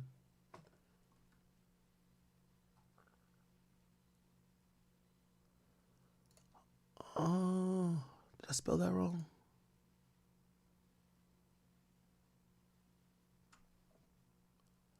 All right, I'm waiting a bit. While I wait, I'll probably get to the whole document. But they're saying that they're accused of operating. All right, we read that already. Did it load? Fuck, not yet. Okay. The former retail executive in Smith relied on their vast financial resources, and Jeffries was Jeffries Powers, the CEO of Abercrombie. Oh, that's who I should look up. Did I put the wrong name in? No, yeah. All right, good. Yeah, so Jeffrey, as the CEO of Abercrombie, and numerous people, including Jacobson, and a network of employee and contractors and security professionals, to run a business that was dedicated to fulfilling their sexual desires, ensuring that their international sex trafficking and prostitution business was kept secret. Federal prosecutors said the trio allegedly paid dozens of men to travel around the world to engage in sex acts over at least a 7-year period, starting late 2008. That's another thing that we're going to see in a parallel to the Diddy case. By the way, there's a conversation, is Diddy cooperating? Diddy's indictment starts at 2008. Now, I'm going to do some additional research when I get off stream.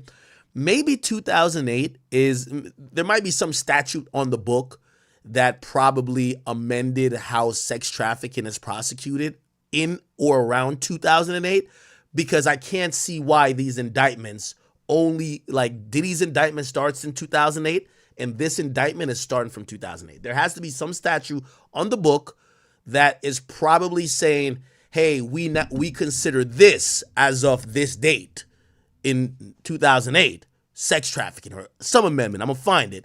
If not, it means maybe by pure or sheer coincidence that the year that they allege Diddy to start engaging, or the first year that they're looking into, 2008, of Diddy allegedly engaging in sex trafficking, they also allege these guys to supposedly be engaged in sex trafficking, which then you could come up with your own mind. Did Diddy drop the dime or what? You get what I'm saying? All right. Hold on. Give me 1 second. I put the wrong fucking name.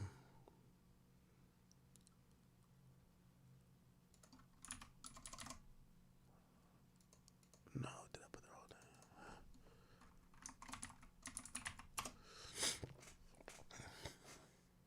name? All right, cool. The indictment mentions 15 alleged victims identified from John Doe's 1 to 15. Now, this is very different from the Diddy indictment, where there's one victim listed. They're identified as victim 1. In this one, it's more elaborate. They have 15 victims, okay?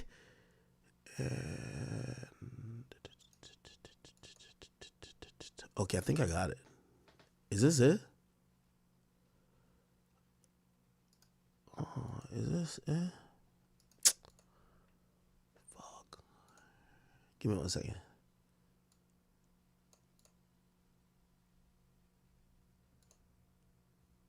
All right, yeah, I got him, chat. All right, they were moving it around. Okay, I got it. Thank you. Perfect. So this is the indictment. All right. Okay. All right, babe. So it's filed in the Eastern District, I believe. So the Eastern District of New York, which isn't the Southern District But still, obviously, it's still all the feds. They all work together. So this is a grand jury charge, and essentially the grand jury convened about sex trafficking for these guys. Again, you have to use your own mind to make up this. I'm not going to say this definitively. I wouldn't have the knowledge to say it is. But there was a grand jury that was convening for these CEOs and Diddy around the same time about a crime allegedly starting from the same year. Also, if Diddy did cooperate, it's probably unlikely that the grand jury convened in this short of a time since his indictment to whatever. But who knows? Diddy could have been working.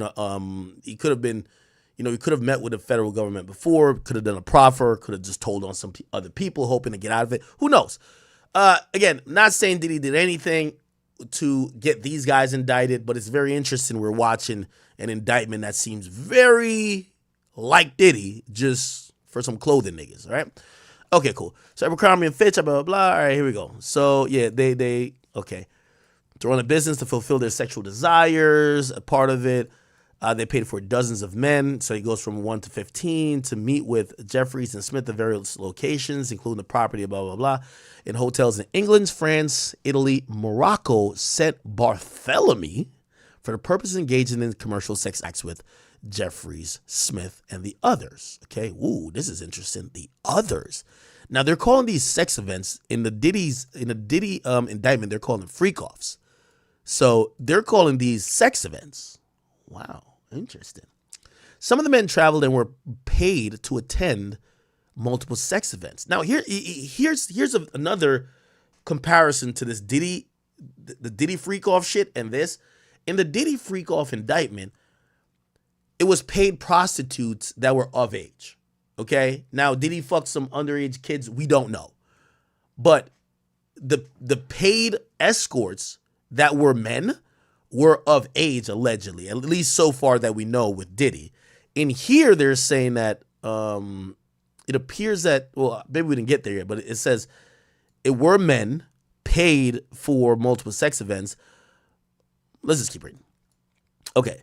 They recruited, hired, paid household staff to facilitate and supervise the sex events, among other things. By the way, sex events is translated to freak offs. Matter of fact, every time I see sex events, I'll just say freak off, okay? You see when it comes to a black man, they got all type of colorful name, freak off. Like, that shit jumps off the page. When it comes to the white dudes, they're like, sex event.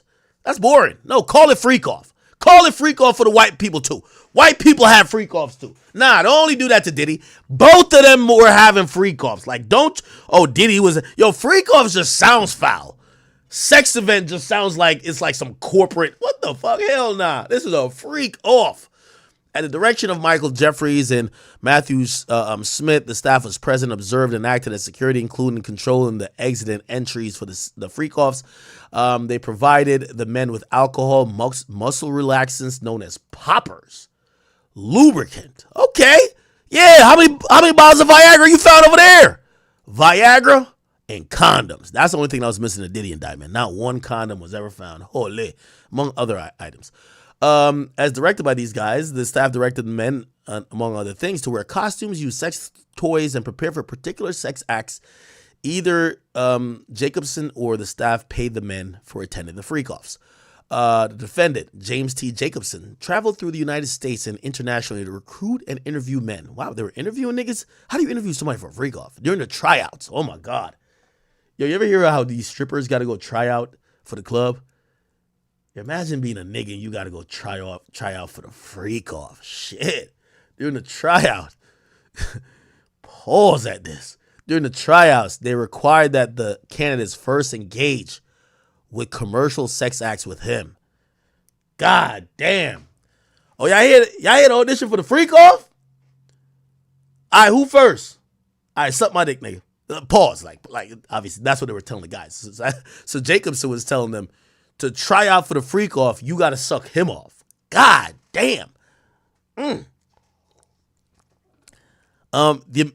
defendant Matthew Smith approved candidates prior to their selection for and transportation to the freak off. At the direction of Smith, they paid fees to the individuals who successfully referred men. God damn it, nigga was getting a referral fee for the niggas for the freak offs. The defendants, blah, blah, blah.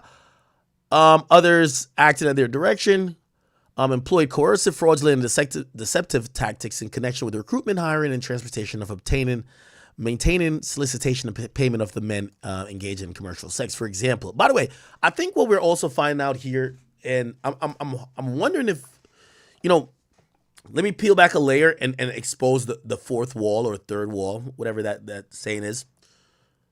Now, the same way we talk about Diddy, we're not gonna act like because these guys are white and they're calling it a sex event. You know what I mean? This is a freak off. Okay, they're just like Diddy. There's nothing different, right? Now, what we are kind of realizing, right? One's a coincidence. Two is the beginning of a pattern. And this is me peeling back that layer of transparency.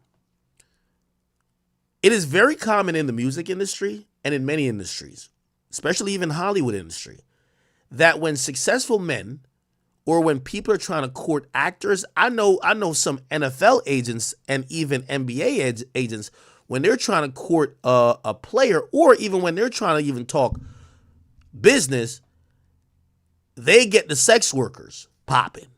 You know why? Two men seem to agree more when both of their sexual desires are being pleased in the same venue. That's the thought. I'm not saying this. I'm just telling you what happens. I'm wondering if other CEOs are watching this and say, damn, we got to stop the prostitutes. No more prostitutes. Because I'm going to be honest with you, like Diddy's not the first nigga to like employ prostitutes. Now, I think it jumps off the page as male prostitutes. But all of these niggas bring up prostitutes. Like if you think prostitution and the music business are just like two different things, you're wrong. I would probably say about 60 to 70% utilize prostitutes. I mean, rappers brag about them damn near dealing with prostitutes. So these people are used to prostitution. So this isn't some like really weird, out of the box, perverse thing. I think what makes it perverse is that when you hear males, we now think you're gay, right? Like we've never heard women doing this shit, so it's men. So if it was like, oh, they're getting a bunch of female prostitutes, that doesn't hit as hard as, yo, they're getting male prostitutes. Now it's like, oh my God, these gay ass motherfuckers. You get what I'm saying? So I'm wondering if the rest of the industry, it's kind of like when the Bill Cosby thing happened. Like I seen a bunch of people kind of admit that there was a culture of like, either promising people work, but then trying to fuck them.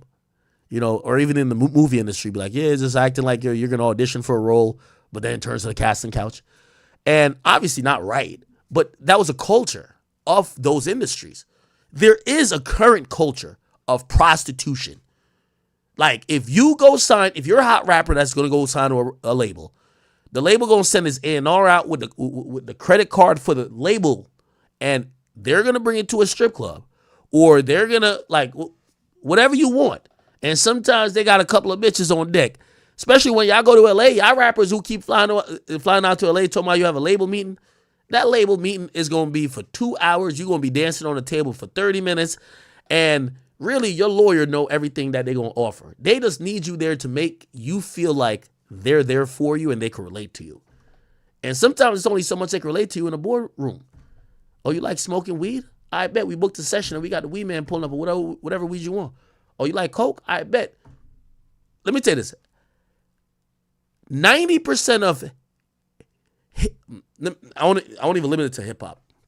90% of A&Rs currently have procured either prostitutes, drugs, or some illegal, let me not just spell it all out, for the artists that they have financial interest in. That's a fact. Trust me. Yo, if you go up to, like, I don't even want to name the label. Like, nigga, I went up to one of these labels. Nigga, they had the drugs in there. They're like, yeah, when so-and-so come around, they can't function without a couple pills. So sometimes we'll have the nigga come through with the pills, but sometimes if we know they're going to be around for a while, we just get the pills and keep it in the drawer. We just lock it. Facts. I'm telling you facts. So again, all of these things, I want to kind of like put a little bit of a lid on it where some of y'all might just think this is like so crazy. Prostitutes is very normal in the industry. Very normal, okay? I think male prostitutes that men are using, it still hits the taboo of, you're fucking gay, right? So okay, all right, cool. Let's keep reading. So they had a nigga prostitute referral system and an interview process, and it said it failed to inform the men of the details of the free calls before they attended, including the full extent and the nature of the sexual activity that would be required at the freak offs, including other things: anal intercourse, the insertion of large sex toys in the anus, high pressure enemas administered by inserting a hose. What the fuck is this? This shit worse than Diddy. Into the anus. Required that prospective candidates first participate in a sexual encounter or tryout, so you gotta suck off one nigga to make it to suck off the next. God damn. At times without advance notice. Nigga, you got some morning breath? Well, you about to suck that morning wood. Fuck all that, oh, you need some Listerine. Holy. Caused men to believe that attending the freak-offs could yield modeling opportunities. This is also common. A lot of niggas fuck girls by saying, oh, no, of course, we're going to sign you as the female artist of the label. They fuck the shit out of them. And after the month, they tired of the pussy. You know, because they're working out a deal, the deal falls through. You know what I mean? And yeah. To benefit their career, or in the alternative, that not complying with the request for certain acts during the freak-offs could harm their careers, including, among other things, referring directly and indirectly to modeling opportunities that didn't exist, incorporating Abercrombie products in the freak-offs, and providing men with the itineraries for freak-offs that didn't refer to commercial sex, instead resembled those often set to models for photo shoot, okay?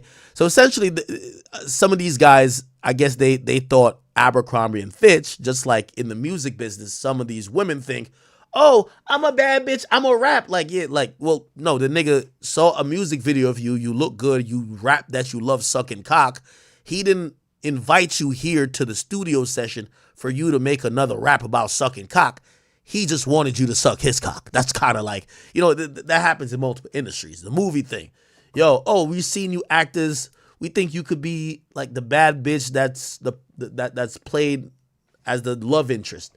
Okay, you come here and you just get fucked, and that's what it is. And I guess in this, some guys who think they're models, like, okay, we're gonna be a model for Abercrombie and Fitch. Yeah, nigga, you gonna model this dick in your ass. That's what you're gonna do. Okay, they physically groomed the men prior to the freak-offs, including at times shaving the men's genitals without advance notice. Required men to relinquish their personal items, include clothing, wallets, and cell phones, and store them in accessible locations during the sex events. Required men to sign NDAs, which, among other things, prohibited the disclosure of such information about the freak-offs, including to their own family and friends, and required the payment of damages in the events of a breach. Intentionally recruited heterosexual men, and I think this is one of the things that kind of make the act of sex trafficking, because again, it's weird when we hear sex trafficking, they're not actually clamping down on prostitution. I'm telling you, prostitution's popular. It's more of the deceptive nature, right? Like, some people are thinking they're getting jobs. Some people think that their careers are going to go up.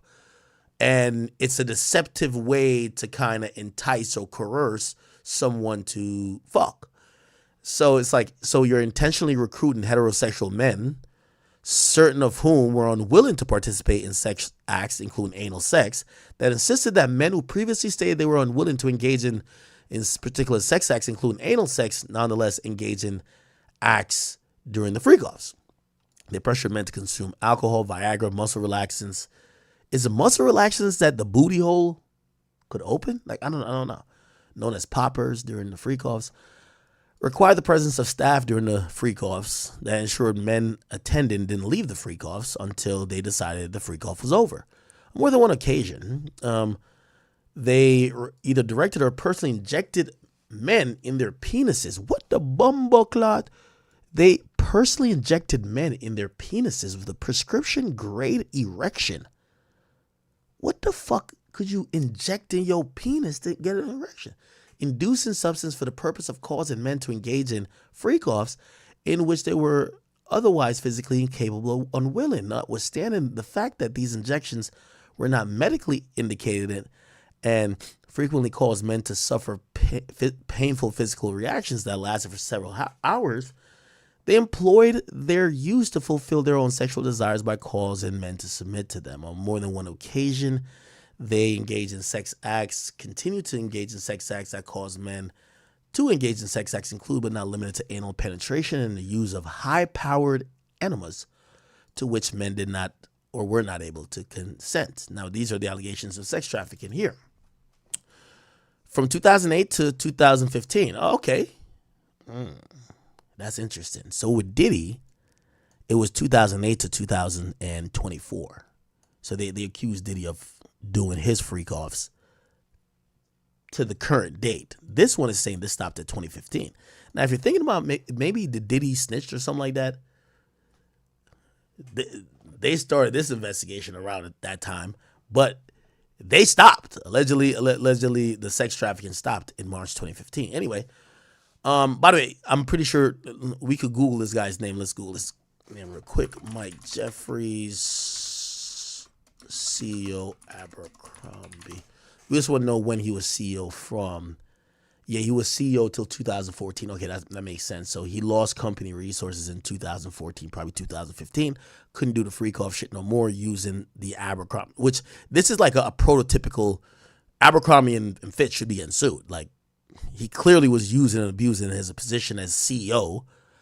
If young men were thinking, oh, I'm going to be a model for Abercrombie and Fitch, the guy was CEO at the time. Like, yeah. So he was using a brand, right? Or the likeness or the name of the brand to fuck these kids, right? Or these dudes. All right. Cool. All right. So the first count, sex trafficking. Second count, interstate prostitution. By the way, Diddy's charged with both things. Then you have 16 victims. Yeah, they have 16 victims. Wow. No, not 16. 15, sorry. 15, but this is mad counts. Then there's a criminal forfeiture allegation towards count 1 and towards 2. So it's a 16 count allegation, 16 count indictment, right? So one count of it's 1 count of sex trafficking, right? And they didn't put the RICO on this one, but it's 1 count of sex trafficking and 15 counts of prostitutions. Counts 2 through so 15 counts of interstate prostitution for all of the men, right? So the 15 men count for each of them. Okay, bet. So 16 counts. All right. And then there's a criminal forfeiture allegation as to the prostitution stuff. Okay, bet. All right. So we're watching and reading that these prostitution, sex trafficking rings or sexual deviant rings that these CEOs and very powerful men are doing look like it's coming crashing down. Now, federal prosecutors actually gave some statements about this whole thing. And, the indictment wasn't fully unsealed yet, but the lawyers of one of the guys said, we'll respond to this detail in the allegations after the indictment is unsealed and when it's appropriate, but we plan to do it in the courthouse, basically saying not doing it in the media, right? The federal prosecutors had confirmed the investigation in January. Oh, interesting here. Oh, my bad. I can't see it. Federal prosecutors had confirmed the investigation in January. By the way, Diddy's investigation essentially started like around, it wasn't April. No. It was around January. Diddy's investigation started in January too. Wow. You know what we're realizing? There's a pattern of the federal government. They're using civil litigation, and some of these litigations are only coming out with, like, for example, there's some gender discrimination and also victims of sexual assault, like acts on the book that are opening the possibility for people who were allegedly sexually assaulted or, taken advantage of either in the workplace or whatever. They could now file lawsuits against people even past the statute of statute of limitations.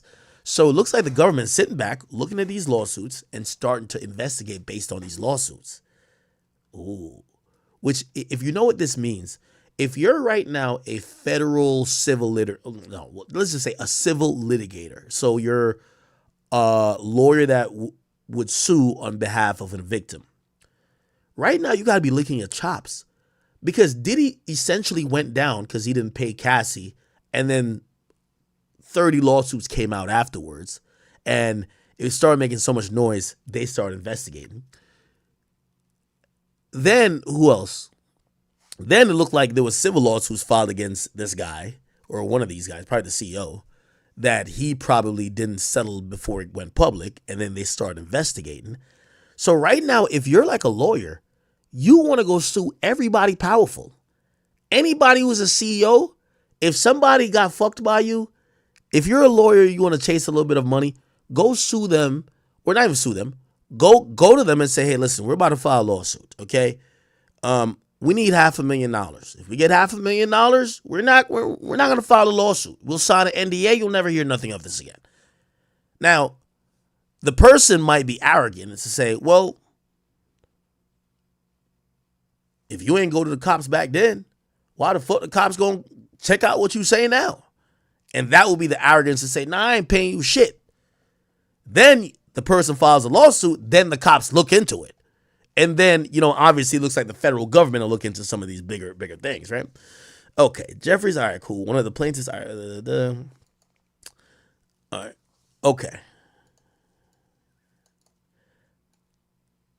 The plaintiff's attorney, so this is back when they filed a civil suit.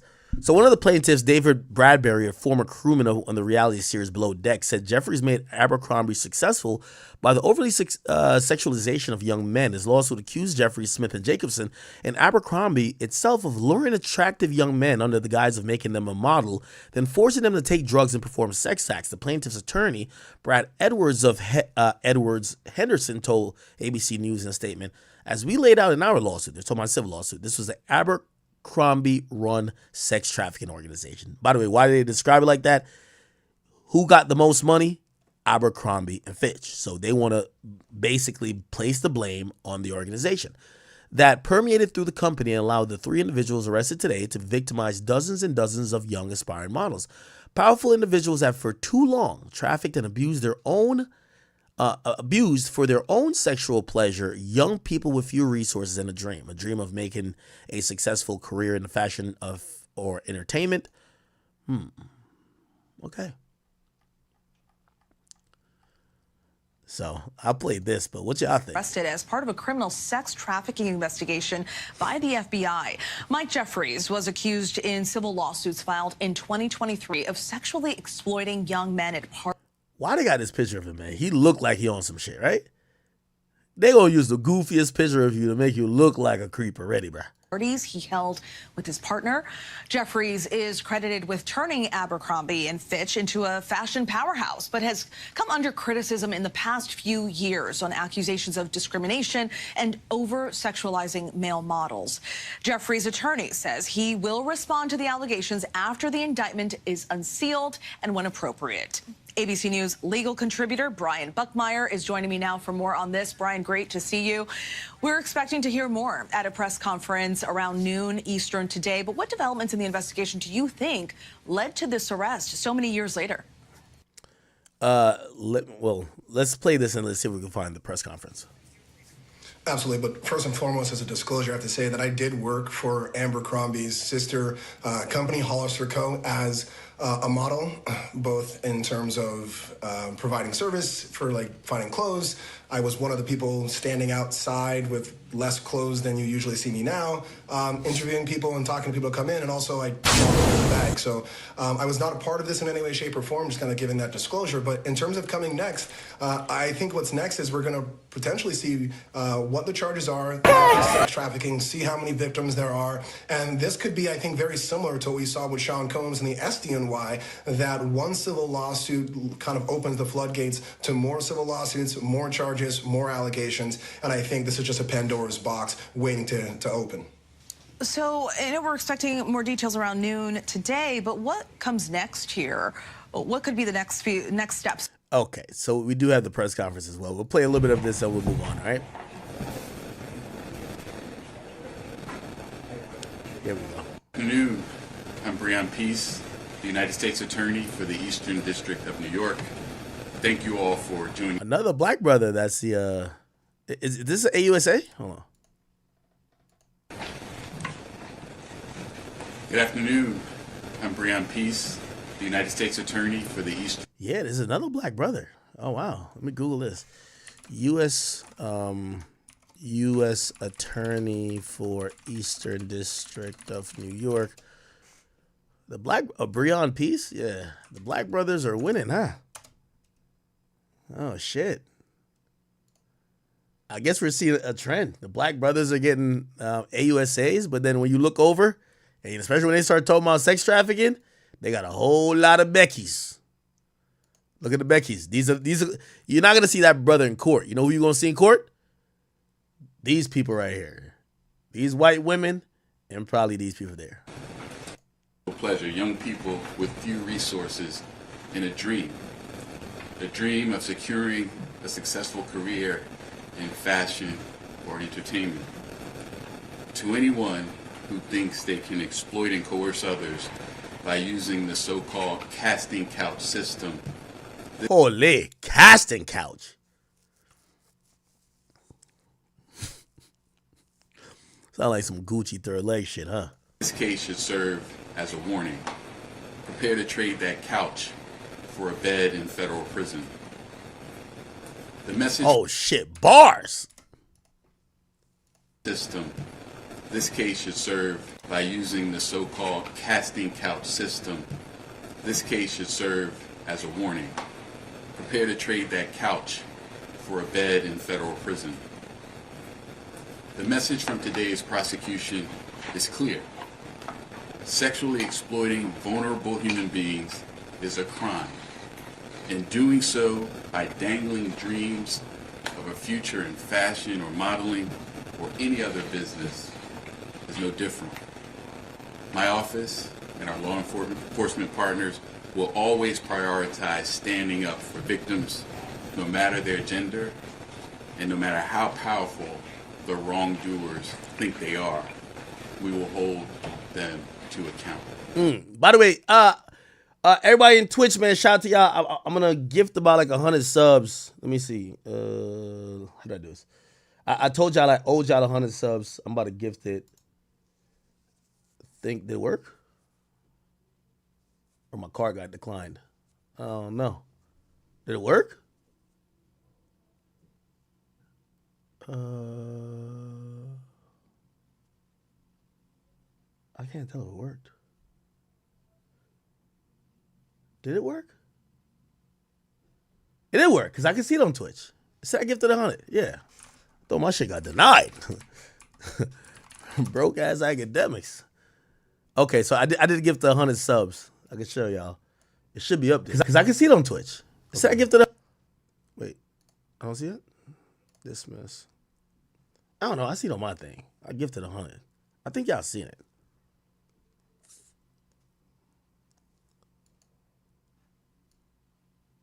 All right. Anyway, I did give y'all 100 subs, so it should. I don't know how they assign it, but I gifted y'all 100 subs. All right. We're not watching. This is a 23-hour, a 30-minute thing. We're not watching the whole thing. Let me see. We'll just try to get to some interesting parts. Everything was pretty much spelled out in the indictment. We kind of read it. It seems very similar to Diddy. The interesting part to note is that who knows? Maybe Diddy did cooperate and drop a dime. Like Diddy's name is not mentioned here. It doesn't. You know, there probably is some cooperators. We don't know who they are. However, it appears that the federal government, especially in, let's just say, New York State, they're taking an interest at taking down some of these very strong, powerful, wealthy men who have these perverse, sexual, deviant behavior. And again, I keep telling you that this prostitution stuff that all of these guys use is kind of like normal. However, you know, like, I guess there's like a gray area line where, like, yeah, you could get a prostitute, you pay her, I don't know, whatever amount of money if she sucks your dick or she does whatever. But then if you start, you know, almost using people who aren't prostitutes and you're promising gigs or opportunities, or you're forcing them to when they don't want to do it, is, I guess, you know, the thing with Diddy, in the Diddy case, none of the prostitutes currently are listed as victims. They're just listed just as escorts. You know what I mean? They're not listed as, oh, this was a victim. This case looked like they weren't necessarily victims. No, not victims. They weren't necessarily sex workers. They were just models that they would be like, how bad do you want to become a model? And a nigga would just whip his dick out on some real casting couch type of shit. Like, yo, for you to model for this campaign that's going to be on the picture of all of our stores, you got to suck some cock. All right, cool. You suck cock pretty good. You get to come back and suck the CEO's cock. And if you suck his cock good, you blessed. You're going to be on all these campaigns. Now, that's nasty. That's some real nasty shit. And I know, again, we've been talking about this gray area with like sex trafficking and shit. This clearly is like some sex trafficking, like some wild shit, right? Like this is clearly a crime, right? This is not like you flying out a girl and fucking her. This is you saying to a male model, and it doesn't matter male or female, just saying, hey, listen, if you want to be a model for the campaign, you have to suck my dick. And after you suck my dick, you qualify to suck 2 more other dicks. And then after we do that, we want to like push some random shit up inside of you. And after you do that, we're going to, give you these other opportunities. That's clearly wild. Events to engage in commercial sex. But beyond simply hiring men for sex, Jeffries, somebody say, yo, but Act did that boiled egg break though. Smith, and Jacobson use 4. Now, see some C223 Ralph has said this, and I don't think this is true though, because you're gonna think everybody's successful. Like, so he said, so Act, what you're saying is that basically to get to the top in entertainment, you need to suck some good dick, right? And that's why, like, I try to be a little bit realistic with this, because this is how it starts, like a mass hysteria. Y'all gonna think that everybody who made it sucked a dick. And then that becomes crazy because I ain't sucked no damn dick. Like, I don't know if I made it, but still, like, I think that's what Cat Williams was saying. Like, yo, remember when Cat Williams was just like, he said, look, Cat Williams, Harvey Weinstein. Look, this right here. All of these ash. Right here. All lies will be exposed. That's all. And anyone who takes that the wrong way, know why they take it the wrong way. The truth is the light. I need to have another one of these. Amen, amen. Well, because in 30 years, I've done nothing but collect information. I do that. Knowledge. I do that too. And your secrets. I've collected a lot of secrets. So if you and a man was in a corner doing something. Chat. Yo, remember when everyone was like, yo, Axe, he's taking the industry down. I was like, no. I thought people were preying on my downfall, trying to hype up like some BS civil shit that they were trying to like, oh, we got Act. And I'm like, I know all y'all actual secrets, right? Like I'm the person that y'all come to after 3 people try to extort you for $1 million. This young chick who's went to the cops, but for whatever reason, it didn't go nowhere, but you fucked this person under 15. And by the way, I know some of y'all are going to say, well, aren't you part of the problem? It's not my job. Like, I tell everybody to go to the police. Like, my job is not to just say everything I've heard because I can't do all the necessary research. So I tell everybody to go to the cops. Everybody should go to the cops. Go to the cops. Yo, this nigga fucked me when I was 15. What? You go to the cops. If you tell me you don't want to go to cops and you only want to get some attention via a media platform, I usually back away from that story because now you're setting me up to get sued by that person, right? Because now I come on and be like, yo, did you know this rapper fucked this person at 14? That rapper, again, even if it's true, they can still sue me, right? Like that person, unless I have like some signed affidavit that this person said that person, when I get sued, that person's gonna be like, I didn't tell you that he fucked me when I was 14. I'm like, what? Then the other person saying, why'd you say I fucked that person when they were 14? So me, I like saying go to the cops, or you go on record. Go on record saying that happened. Now I could say allegedly or reportedly. Something you wasn't supposed to be doing. You will tell it. No, somebody come to tell me. Okay. I gather that. I value that. I'll pay for that. Come, tell me. I know so many things I shouldn't know, and they all. I do. All know it. They all know it. Why? Because you don't make me the villain. Not the guy that raises black children and ain't never done a hard drug in his life and don't have no stories of doing nobody dirty. And they'll just go out and they'll lie. The industry doesn't mess with Cat because he didn't show up for the studio. No studios have ever said that. Look at my IMDb. It will show you that Let's get to the Harvey Weinstein thing. Switch roles. He already had his deal. You were when you lined up that he stopped doing stand-up. Sorry, he doesn't write. Ricky Smiley. Your upbringing. We're going to circle back and we'll get 19, but it came out in just a no-name comedian, and that he could take this joke 30 minutes, but then you're just his. He comes back and do as I stand before you, Shannon. I would have bust Cedric's stomach. Like they're all a group. Cedric, that changed the content I was telling you about.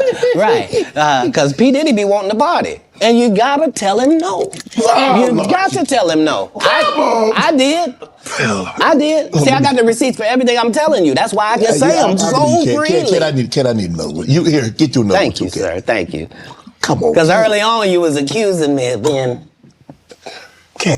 So, you not supposed... It's a 50 million part. Yeah, he said he got offered 50 million 4 times. My goal was to get this far in Hollywood and still have a virgin asshole. And never has sucked a penis. That was my... Yo, I ain't gonna lie. This nigga be seeming like a goddamn, like, prophet. My only goal. I didn't want to get with a white woman because I was scared she might have me running down the street like Jonathan Majors. There you go. See, come on, cat. Not because I didn't like white women. I think white women are as great as any other women. But I'm not going to act like I'm not scared of them. I have a reason to be scared. You could be Kang the Conqueror, and they could take your rabbit ass down in 2 weekends. That is true. They took Diddy down in... Goddamn. And that's the truth of the matter. So I stayed away from that. Now, I've had to turn down $50 million 4 times. 4 times. Just to protect my integrity and that virgin hole I was telling you about. Right. Because P. Diddy be wanting to party. And you gotta tell him no. You got to tell him no. I did. See, I got the receipt.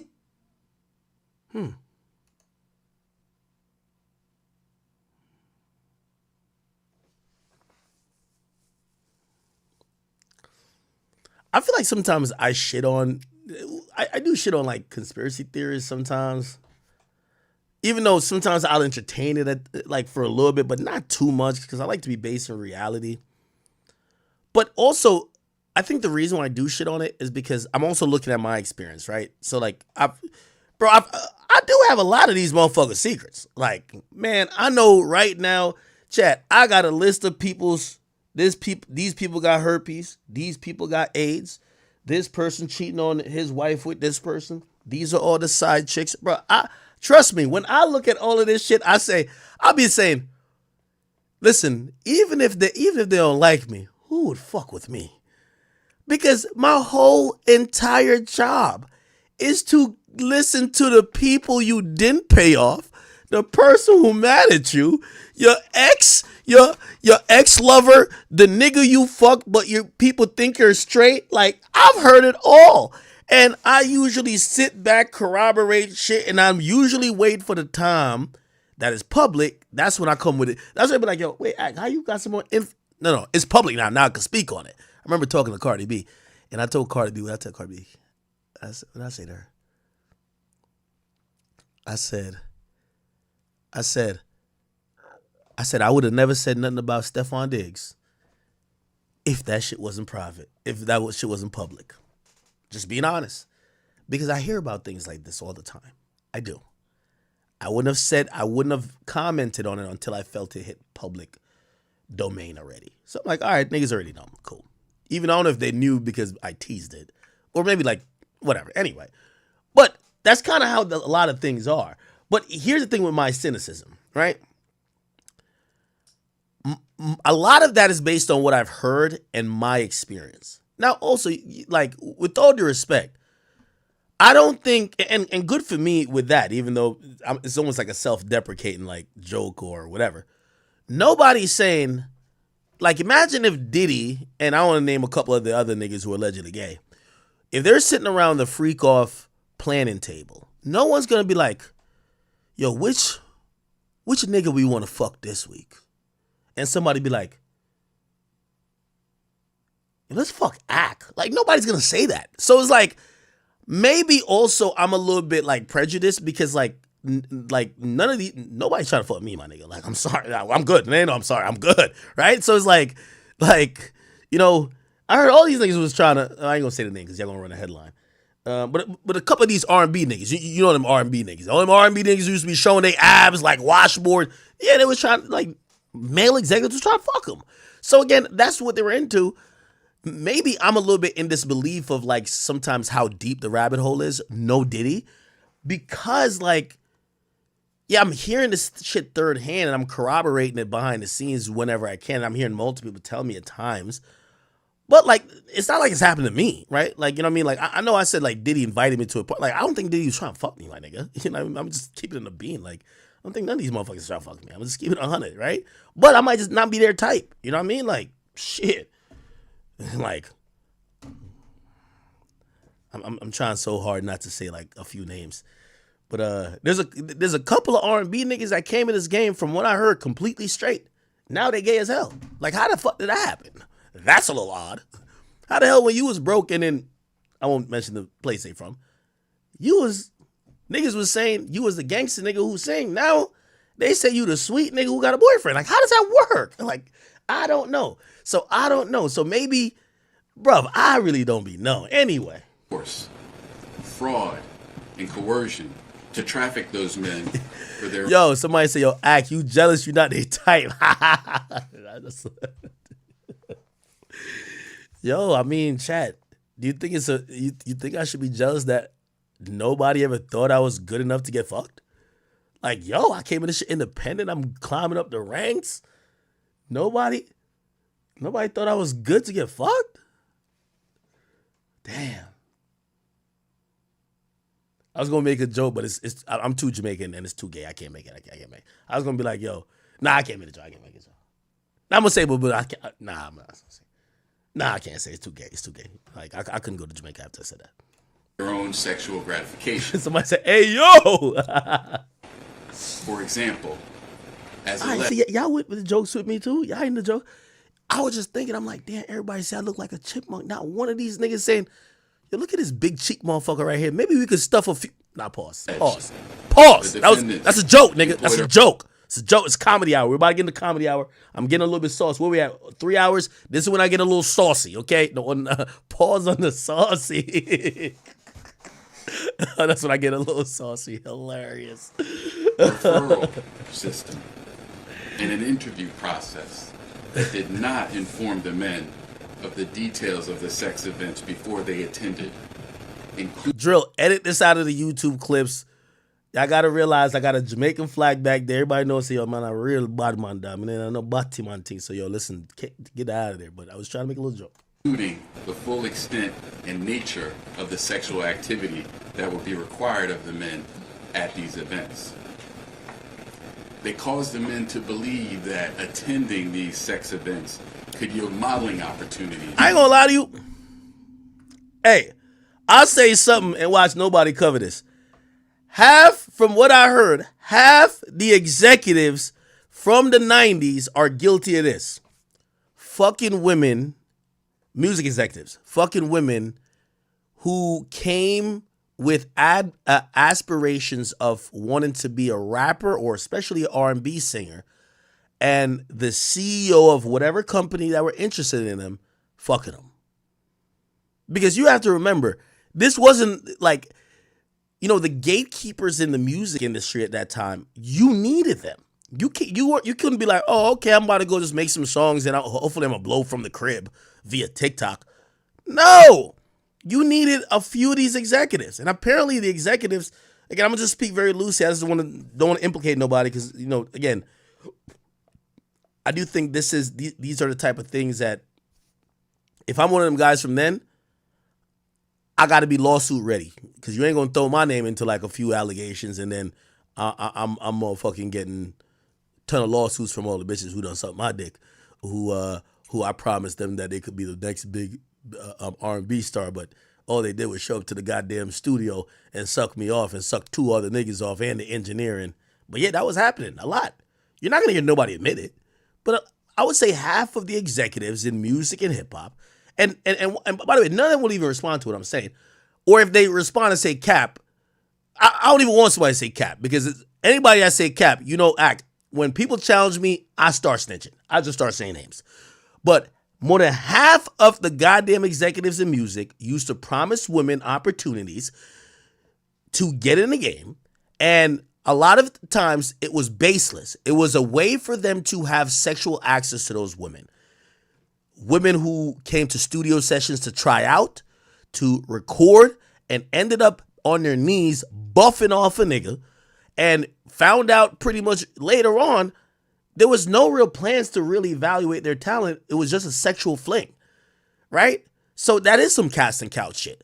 So this isn't just like segregated to like the modeling industry. The music industry was doing it. Nigga, Harvey Weinstein was doing it, right? Like, this is clear behavior that was like perverse all across these industries, right? And by the way, this is why I think that, like, I was seeing this conversation happen on social media. People like, yo, this is what, like, I guess like everybody's mad, and we're gonna get to it, that Kendrick didn't do an interview. Like they were mad that Kendrick didn't do an interview with a journalist, and then they were also mad that, Russ had said something about, rappers not wanting to go to journalists anymore, and some people were saying, nah, this is why we need gatekeepers, because these rappers and stuff like that, they're looking beyond the normal outlets and doing whatever. Me, I think differently. Fuck gatekeepers. Like, get it how you can. When you have gatekeepers, people use their power, and always, and I'm going to get to this point, absolute power definitely does corrupt. You get what I'm saying? If the only way, like, and I'm saying this, I'll even use me as an example, but I'm using this as an example just to be very, I think I'm being fair. If getting into rap media meant you had to be loved or approved by academics, at a certain point, I could imagine I would get corrupted. Like, right? Like, bruv, okay, cool. So now, people who I don't like, I'm gonna, force them out. I'm gonna collude with certain people over here. Shit, if there's a female, like, whatever, who I see don't have no talent, but she bad as fuck. Like, absolute power definitely does corrupt. That's where gatekeepers, I think, in the music industry, fuck the whole shit up. Because if you need to get on, and Diddy or whoever else, you got to suck their penis to get on. It's not like you had 20 other options. You got to suck that dick. And then you probably never still got on. But that was the option at the time. You had to suck that one nigga's dick, right? So gatekeepers really did fuck up the whole thing. All right, I'm going to play about like 2 more minutes of this, and then we're going to switch to looking over some of the allegations of the 5 new lawsuits that Diddy caught. And again, we're just going to be on some, we're going to treat it like a civil court. Civil court, the difference between civil court and criminal court, you have to prove beyond a reasonable doubt, which means there cannot be no doubt that this person do it. In civil court, it's kind of like majority rules, or it sounds about right. Like, civil court is a way lower burden of proof. Like, if it sounds like he did it, right? But in criminal court, you have to prove he did it. And if you can't prove without a shadow of being a reasonable doubt, you got to vote innocent. Anyway, let's play about 2 more minutes of this, then we'll get into the current lawsuits. With Abercrombie, or otherwise benefit their careers. Smith and Jeffries employed a secret staff to operate. So you said, do I think that Foxy might have gotten fucked by Jay-Z then? Yeah, of course. Bro, here's the thing though. I don't know why I keep mentioning the Foxy thing. Bro, I think Foxy's just a real chick, bro. Like, whatever that happened back then, I think either she has chalked it up as that was just how people got in the game, or she's just a real bitch. She's not gonna come cry victim. Like, you have to realize, with all due respect, I'm not trying to like shame no victims now. Bro, like the whole, all right, even though I never said I didn't want to do it, I kind of felt this, like, this new victim mentality is like a current type of way. Like, women that come from the era that Foxy came from, like, them down ass bitches, bro. Like, if Foxy, I don't expect Foxy to tell on Jay. Not that there's anything to tell on. I don't know what the truth is, but do I think it happened? Yeah, I do. Yeah, I think whatever probably happened, it happened. And she's just not gonna. Here's the thing, also too. Number one, she and Jay, she don't hate Jay. They never fell out. Now, if she had fell out with Jay or she was like bummy and broke, maybe that would change. But like, that's not the case. She's still cool with the nigga. Like, whatever. Like, she's just not gonna be telling, which I think she's gonna be like, oh, my victim, I'm a victim. No. So again, you know, that's what I was telling y'all about everything when I mentioned Dame Dash and some of these other people. We are talking about, like, there's no one super successful in their prime talking. It's people who can be like, oh my God, I remember when she was hot. Oh, I can remember when he was hot. We're not talking about nobody on and popping. This is another reason why I told you about the whole Ruby Rose thing when I said Ruby Rose is dropping seeds for later on. Ruby Rose right now is in the prime, or whatever you want to call it, of her OnlyFans career, whatever.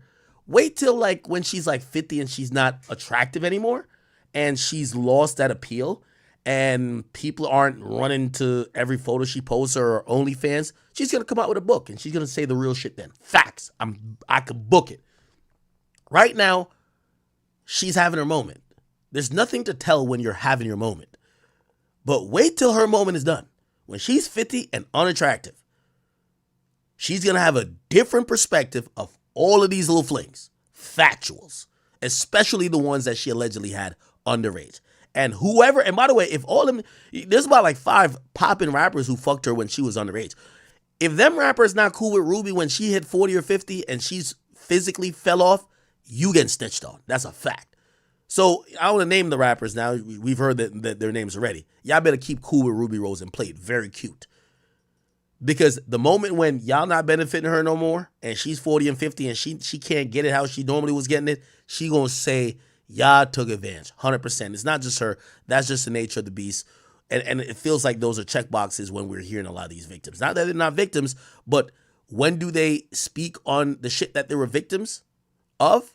They only speak on it when they're not doing as well. They're not cool with the person, or it's, you know, it's much past the time of them being in their prime, right? So, again, I think Foxy might have got whatever, but Foxy's cool with the shit. Like, she's still benefiting from the shit. If, you know, if there's a Rockefeller, you know, like reunion and shit like that, or like some type of, you know, Jay-Z concert where he's doing his whole life hits, like, she's gonna pop out and do her. So why would I think she would come out and be like, oh my God, Jay did this to me? No. You're gonna hear from the people who Jay don't fuck with no more. Anyway, one more minute of this and I'm pulling up the lawsuits. Great. These sex events. The staff ensured that the men signed non-disclosure agreements and handed over their personal items, such as their phones, before the start of the events to maintain the secrecy of these events. The defendants caused the men to believe that not complying with requests for certain acts, sex acts, during the events could harm their careers.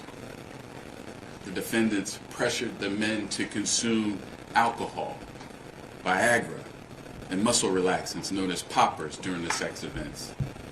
And they required the presence of staff during the sexual activity and ensured that the men did not leave the sex events until Jeffries and Smith decided that the sessions were over. Also, as alleged, on more than one occasion, Jeffries and Smith either directed others to inject or personally injected men with an erection-inducing substance for the purpose of causing the men to engage in sex acts the men were incapable of engaging in or unwilling to engage in. Okay, we kind of read most of that. He's just recapping it. All right, let's get to the new Diddy lawsuits, right? So new Diddy lawsuits goes like this, all right? Let me see if we could... All right, bet. We're going to read through them real quick. I think we've done this before last week. By now, I feel like we could draft up a lawsuit our goddamn self. You know, we start off with defendants versus... And by the way, here's the thing. They've learned from that dude, Tyrone Blackburn. They're not suing Universal. So they're only stopping at Diddy and Diddy's companies. Why?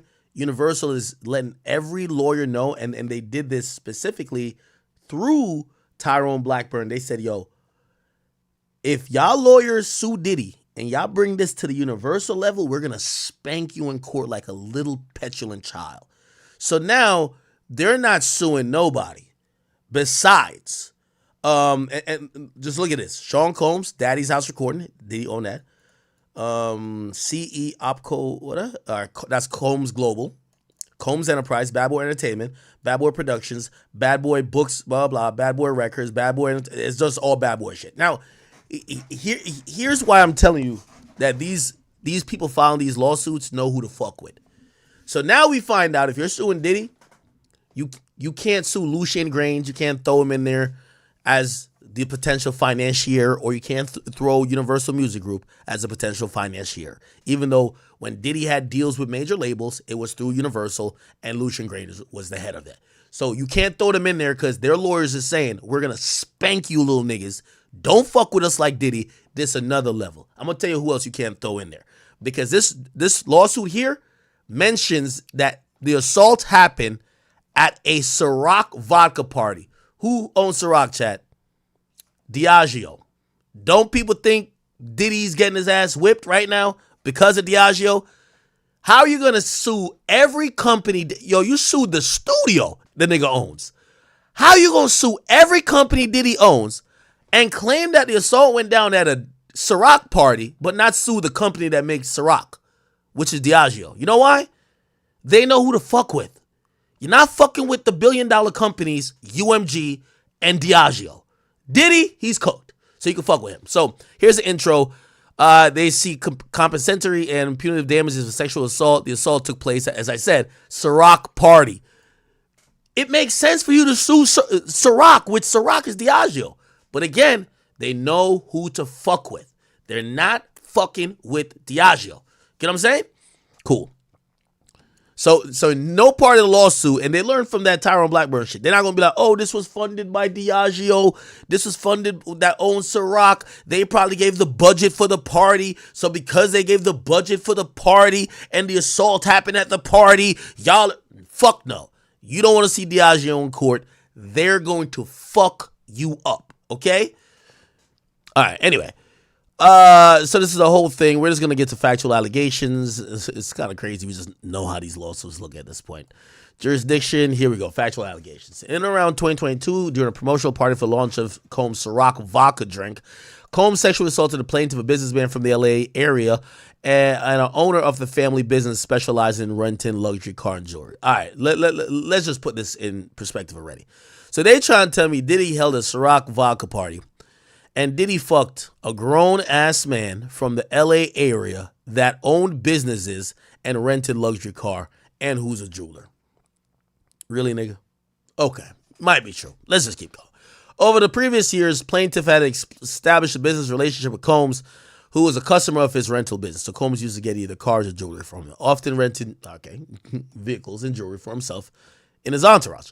Combs personally invited the plaintiff to the Ciroc party, accepted based on his relationship with Combs. Combs told him that many high-profile guests were going to be there in the music business and would attend the party. Plaintiff saw a party as an opportunity to further promote his business himself. Once at the party, plaintiff noticed high-profile guests. He took photograph below to show Combs on a couch discussing Ciroc with other high-profile individuals. Multiple bottles of Combs Ciroc vodka could be seen on the table. So... And by the way, I ain't gonna lie to you, these lawyers are so fucking clever. You see all of these people here, and this looked like it probably was a video. It looked like a still from a video because it doesn't look like it. No one's posing. They blurred out people's faces. I guarantee you, chat, this is how nasty this civil litigation game is. I guarantee this guy is famous. This guy's famous, and this guy's famous. Everybody with a circle over their head is famous. Now you know what they're going to do? Remember, Diddy finna go broke. They're going to go with those dudes and say, yo, we need $500,000, man. Or else we're going to do an amended complaint, which means you file your complaint again with some changes. And we're going to unblur the pictures. We're going to name you. So now you're going to be involved in this sexual assault story. Unless you give us $1 million. If you give us $500,000, we'll keep your face blurred. We won't mention it. The shakedown is some real shit, Chad. You know what I'm saying? So trust and believe. By the way, we found out they did it to Jodeci, one of the Jodeci members. The Jodeci member wasn't mentioned in the first lawsuit. In the Second Amendment lawsuit, he was mentioned. What do you think happened in between? You think that they just magically remembered that it was the guy from Jodeci? Or they said, give us the fucking money. And the guy said no. And said, I bet your name is in the lawsuit now. Good luck. During the event, Combs instructed the plaintiff to join him in the private office. Plaintiff went in the private office when they were alone. They assumed that Combs wanted to have a discussion about business. However, plaintiff immediately realized Combs was intoxicated and acted strangely. Combs began awkwardly moving to the plaintiff. As he did so, Combs removed his pants and exposed his genitals to the plaintiff. Combs continued to move closer, and then grabbed the plaintiff genitals through his pants, squeezing them in a rough and sexual manner. Plaintiff, shocked and disoriented, frozen in a moment, did not know what to respond to the weird, inappropriate sexual advance made by Combs. The situation escalated until another individual, professional athlete. See? Look, they could have said individual A, chat. Chat, I'm telling you, bruv. These lawyers are slick. They could have just said individual A. Remember, they're identifying. You can put any misnomer. Individual A. You know what they said? Professional athlete A. You know when whoever the professional athlete sees himself referred to as professional athlete A with a circle around his face, he gonna get up off that $500,000. That's what's the fuck gonna happen unless he want to be up in this shit. You get what I'm saying? Chat, this is a good little shakedown. I ain't even gonna lie. Now again, we not because we saying this is a shakedown mean Diddy not guilty. We just saying we see the plays. We see the plays. So professional athlete A, like who's ever described someone as that? Okay. Entered the office and intervened, which ended the Combs assault of plaintiff. At this moment, plaintiff escaped from Combs and left the office. After escaping, plaintiff left the party to return home. To help plaintiff document his encounter, he took a photograph of the Ciroc vodka Combs gave him at the party. That Combs ultimately sexually assaulted plaintiff. Plaintiff, it is shown before. So he took a picture of the Ciroc to prove that Diddy sexually assaulted him? Okay. As a result of this incident, plaintiff has suffered significant emotional distress and trauma. He continues to deal with the psychological and emotional consequences of the event that happened in Combs' private office. So the sexual assault cause to action is basically saying Diddy grabbed his dick and showed him his dick. Okay. So that's one, right? So that's the first lawsuit. Okay. Do y'all believe that one or what do y'all feel about that one? Y'all tell me.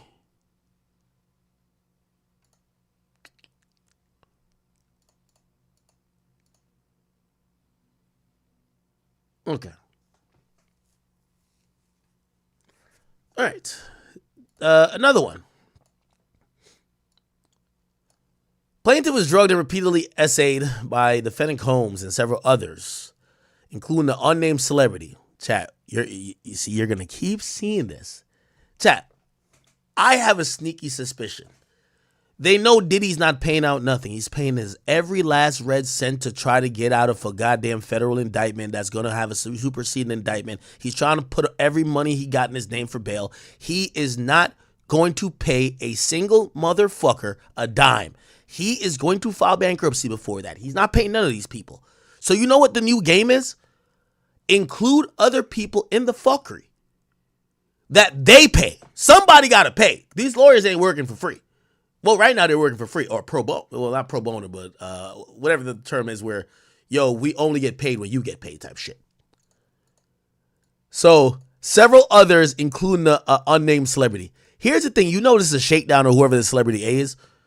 If it's several others, why are you pointing out celebrity A?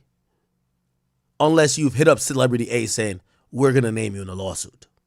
Come on, bro. This is like fucking rudimentary, bro. You can understand it. This also occurred at a 2022 awards show after party hosted by Diddy in LA. The conduct described herein is shockingly typical of how defendant Combs conducts himself for many years. Many individuals and entities participated in blah, blah, blah. Cool. All right. Let's go to factual allegations again.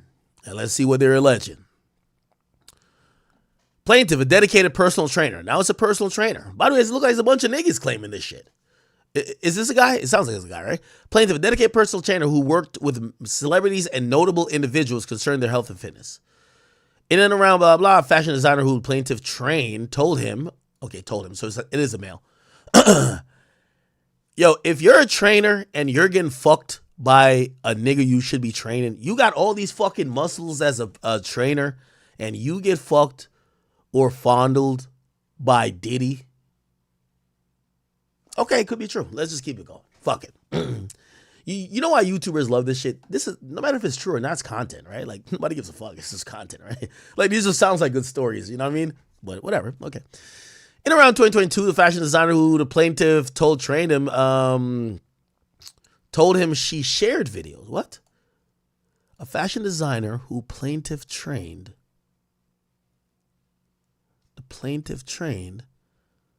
told him she shared videos showcasing plaintiff's distinctive workouts and exercises with Diddy. The fashion designer told plaintiff that Combs was impressed with the plaintiff training regime, wanted to meet plaintiff and feature him in the video. Okay, so it is a male. I thought it was a woman for a second. The plaintiff designer eventually extended an invitation to plaintiff to meet him and extend an exclusive awards party in LA hosted by Combs. The invitation stated a private car would pick up the plaintiff from the residence and escort him to the party. As promised, on June 27, 2022, a black Lincoln Navigator arrived to escort the plaintiff to Combs' residence in Hollywood Hills. When the plaintiff arrived to the party, one of Combs' business associates greeted him at the entrance. This person explained to the plaintiff needed to execute a non-disclosure agreement as a condition to entry to the party. The plaintiff ultimately consented to the agreement because he wanted to meet Combs and have an opportunity to promote himself in his business. Combs' associate did not provide the plaintiff with a copy of the executed non-disclosure. After signing the agreement, they handed the plaintiff a drink, which looked typically like tequila, soda with a cranberry juice mixer. Combs' associate instructed the plaintiff to drink the beverage and as another condition to gain entry to the party. So he had to drink to get into the party. That's odd. Plaintiff obliged, took several sips of the drink. Once inside the residence, a modeling current client of the plaintiff greeted him. The plaintiff felt more comfortable and at ease, seeing a familiar face.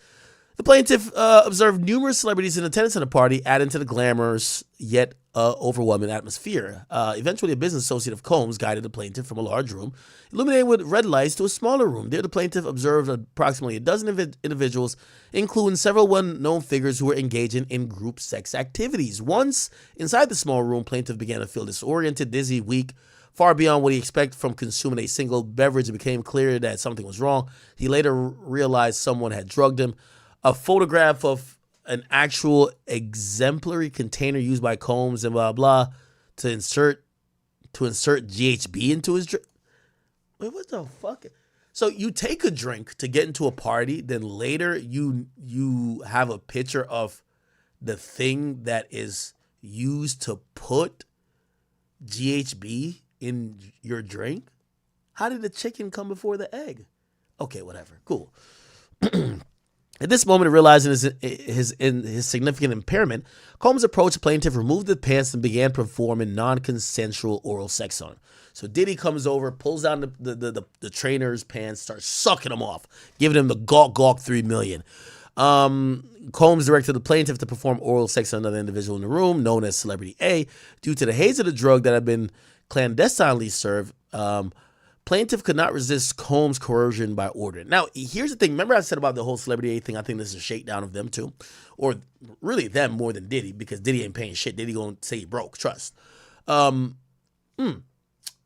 This has to be somewhat true, right? Because if you're a Celebrity A and you never got your dick sucked by a man, you would be like, suck a dick now, bitch. I'm not paying you motherfucking nothing. And you would just come out and say it, right? Like, yo, I don't know why this nigga's trying to like shake me down. I never sucked a dick or got my dick sucked by a man. So something has to be somewhat true here, right? Like, Celebrity A probably has to be a closeted gay guy, right?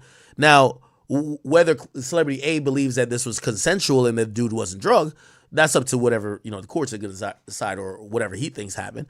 But the only way this shakedown, if this is going to be a shakedown, could be true, is that Celebrity A must have gotten his dick sucked by a man or sucked a man's dick, right? Which, again, isn't illegal. However, why would Celebrity A pay for his name not to be included in a lawsuit if he's not gay and he never got his dick sucked by a dude, right? Think about that. All right, anyway. Due to the haze of the drug that he clandestinely served, plaintiff could not resist Combs' coercion and order, and he felt trapped inside of his own body. Oh, this is some shit from Get Out. Okay, all right, brother. Unable to control it or understand what was happening around him, and as a result, plaintiff was forced to perform a non-consensual act on Celebrity A. So he sucked off the other guy. After Celebrity A finished, damn, nutted in that nigga mouth. Pause. This individual spit into the plaintiff's mouth. God damn it. All right, this guy's gay. Bro, ain't no drug in the world. With all due respect, let me just call a spade, bro. Like, listen, I'm not saying people can't be drugged or something like that. But if you a grown-ass man that get drugged, that you suck a whole cock, a nigga nut in your mouth, and then you open your mouth, and a nigga spit in your mouth, you gay. I'm sorry, bro. I'm sorry. Y'all can be like, you don't care about it. Y'all can say that all you want, man. I wouldn't say this about a woman, but I'll say it about a man, bro. Stop it, bro. You sucked the whole nigga dick, bro.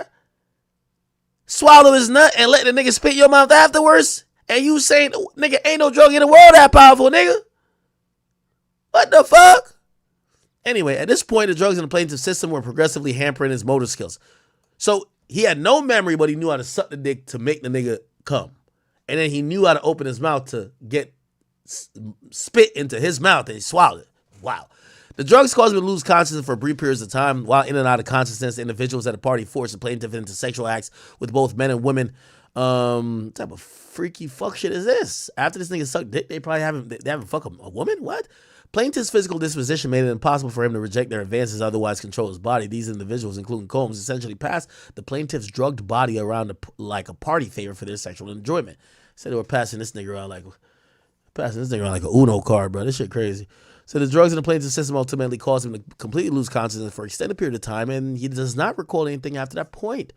When the plaintiff finally regained consciousness, he found himself outside the apartment, disoriented, without his shirt and without his phone. He's unaware who took him back to his apartment or how he got there. As a direct result of the traumatic events at the Combs party, he suffered severe emotional, psychological, financial harm, and significant loss of livelihood.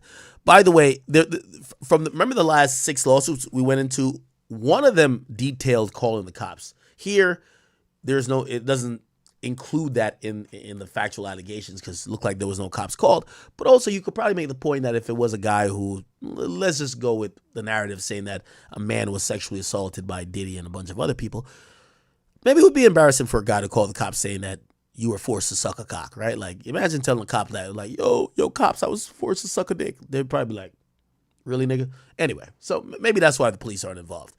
All right, so that's 2. Which one's this? This is 3. Cool. This person, they're saying that the plaintiff was drugged and R-worded at Combs' house party in Manhattan hosted by Combs. Those in attendance included Combs and other celebrities. The conduct described here is shocking, but typical of how Combs conducted himself for many years. Let's go to factual allegations once again. By the way, they use the same picture of supposedly what they're claiming. Is this a syringe or something like that? They're saying they use this to like put GHB into drinks, which I'm surprised they're using the same photo for 2 different people. But okay. It's factual allegations. In and around December 2022, a 29-year-old independent music artist who wrote, sang, rapped, and produced music was invited to a New York City party hosted by Combs. He invited, the plaintiff was invited with several of her friends. So this is a female. Finally, we got a female. So 2 dudes so far, 1 female. I think in the first 6 lawsuits, it was 4 dudes and 2 girls. So far, we're through 3, or we're about to be through 3. We have 2 dudes, 1 girl, which, do the math, we have 6 dudes and 3 females, right? Cool. This is a female, by the way. All right, so the plaintiff was invited with several of her friends, also independent musicians. Upon arrival, plaintiff observed a large, white, elegant residence which stood apart from the other homes in the area. House was adorned with lavish decor, featuring a grand entryway, spacious room, and a large glass table. Once inside, servers offered, Servers offered platters of food and drinks, creating a luxurious and upscale environment and atmosphere. The plaintiff quickly recognized various celebrities from the music industry and television, including Combs himself. As the plaintiff mingled with other guests, she noticed the widespread use of drugs. Now, this is also common, including cocaine, pills, and marijuana. Okay, this sounds normal. every celebrity party you're gonna see just mad drugs. And so I agree. Those employed and working in the conspiracy with Combs pressured all the guests to consume the drugs that were being provided and served by the house staff. Plaintiff declined repeated offers, so she says no, motherfucker. That evening, the plaintiff drank a single glass of wine, consuming no other substances. At some point during the event, the plaintiff was approached by and engaged in a conversation with Combs about her music career. Combs expressed interest in her work, stating that his desire to help her elevate her career by featuring her on a track. Combs advanced the interaction by inviting the plaintiff to his office. Damn, how did he always got an office? Anywhere, like he meets these motherfuckers like, yo, you want to step into my office? Like, Diddy always got an office. Suggesting they discuss the advancement of her music career in private. After arriving in her office, plaintiff started beginning to feel disoriented. It's kind of like, the next thing I want to hear, or like, the next thing would make sense, when you walk in Diddy's office, his temperature control, there's like gas coming out the vents. Diddy has like something in his nose to protect him from those gases. Because as soon as they get in Diddy's office, they're like, oh, I don't feel too good. All right, where's the dick that I gotta suck? Okay, it appears that that's what they're kind of describing, right? Okay, so they get in the office. The plaintiff started feeling disoriented as if she was slipping in and out of consciousness. It became clear at the time she had been drugged by Combs. A photograph of an actual exemplary container used by Combs and or his agents or employees to insert GHB in the alcoholic drinks is seen below. Due to the effects of the drug drink, Combs R-worded her and sexually assaulted the plaintiff. She could not stop him from doing so, as if she was trapped in her own body, not participating, but also not able to resist. Next thing the plaintiff remembers is clearly waking up around 6 a.m. confused and disoriented in the same office where it took place. After checking herself, plaintiff discovered blood on her legs from her vaginal area and bruising on her lips. She also found deep imprints on her arms and wrists, suggesting she had been tied with ropes. Additionally, she felt significant pain and soreness in her vaginal region. Overwhelmed with fear and panic, she frantically searched for her belongings, including her phone and clothes, but could not find them. Instead, she discovered a pair of pants, a shirt, and slides, which she quickly put on trying to escape. Plaintiff eventually left the residence. As a result of this, she suffered great significant emotional distress and trauma. She continually deals with them to this day. Again, we don't see that this person went to the police. They would put that into the, we could search it. Police. No mention of police. Okay, again, not everybody goes to the cops. Me, I'm a cop caller, so it's like, every time I see crime, I'm like, police! Some of these people might just, they don't do that. All right, whatever. All right, this is another woman. So we're having 2 men, 2 women on this one. This is the 4th one, okay? And, there's 5, so we have one more after this. So this one is, wow. Defendant drugged and R-worded a 13-year-old girl at a house party. 13? Huh? Many others were present but did nothing to stop it. Some participated in it. Combs had been allowed for years to conduct himself in this manner without consequences. He believes he's above the law, but he is not. Somebody said the Diddy chamber? Crazy. Okay, let's get to factual allegations once again. This was in 2000. How old was Diddy in 2000? How old was Diddy in 2000? He was 31, and this person allegedly was 13. So in around September 7, 2000, plaintiff was 13 years old and had a friend drop her off at Radio City Music Hall in New York City so she could attend the Video Music Award, VMAs. Okay, so she went to the VMAs. Okay, let's confirm that. VMAs. By the way, this is clearly, if you're not trying to get Rule 11, you got to do at least basic research, right? So VMAs got to be VMAs 2011. Where was it? It has to be Radio City, right? Wait. It says Nokia Theater. Huh? 2011? No, 2000. Oh, 2000, my bad. Sorry, Jeff. VMAs 2000. Okay. All right. Yeah. So yeah, it was on September 7, 2000. So they did some fact checking. So her date is correct, or she probably said VMAs in New York. They Googled it. Okay, so it was that date. They put it in there. Good. All right. Plaintiff arrived at the venue and saw a large crowd gathering as artists and entertainers began to arrive. By the way, let's just do this just to fact check. You got to do a little bit of fact checking here. Because this is the VMAs, let's do VMAs 2000 Diddy arrival. Let's see if we can find anything of Diddy showing up. This would be a 31-year-old Diddy showing up at a 2000s. We probably can't find anything of the sort. VMAs. Da, da, da. Ooh, here we go. Jennifer Lopez at the 2000. No, that's the Grammys. Let's just look up VMAs 2000. MTV VMAs 2000. Let's see if we can find any old. Okay, this was the one where Slim Shady did The Way I Am. Oh yeah, this was at Radio City Music Hall. But I didn't want to be here. Then they told me that I could introduce, ladies and gentlemen. Okay. Yeah, this is Radio City Music Hall. I'm not gonna lie to you. All right. So yeah, I remember him doing. He did the real Slim Shady. Okay. Yep, this is Radio City Music Hall. I have nothing to do with the music business. Stand up. Okay, did Diddy get on stage ever? Who's this? Oh, this is Chris Rock. Fuck is this? It's like boy band type shit. It's like rock and metal. I love you. Yeah, we're trying to skip through this to see if we see Diddy pop up on stage at all. See Dr. Dre's at Aaliyah right there. Justin Timberlake. Justin Timberlake was still in that boy band, wasn't he? Okay, we got another one we could look at. Yep, Radio City Music Hall. You can see it right there. By the way, when we worked at Complex, me and Joe, the Complex building is directly across the street from this building. I'm not doxing them or anything because they moved from those offices. So the old offices of Complex was directly across the street from that. And which was ironic because I remember we met Don Tolliver. Like Don Tolliver was like waiting outside before we got in the fucking thing. And I remember me I'm like, I don't know who these are. I just went in.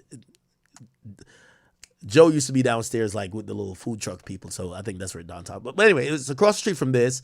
Now the building, Complex didn't get kicked out, but they left. And now the whole building is MLB. So the MLB headquarters is now took over the office space of where Complex was, and they own 14 floors. So the MLB, so Major League Baseball, is like across from that. Anyway. All right. Let me see. I just want to see if Diddy was ever seen. That's Carson Daly, right? Oh, Wayne's Brothers. I'm not going to play because we'll only get copywritten. Oh, is that? Uh-oh. Destiny Child? Look at them. Look at them. By the way, this is supposedly the year that Jay-Z met her, right? Okay. Damn, this was when the award shows was long as shit. Okay, yeah. Who's this? Let's see somebody right there. Who's this? Is this Lil Kim? That's Lil Kim, ain't it? Okay. Okay, we got Eminem here. Marlon Wayans and shit. I'm trying to see if I see Diddy. Busta. Okay, this is where they're ending. Do they have like a bunch of them? Okay. My bad. I'm just trying to, 2000s. Oh, they don't have like. Okay, all right. Yeah, I believe Diddy was there. We can't find it though. I can't find it. Can't find it.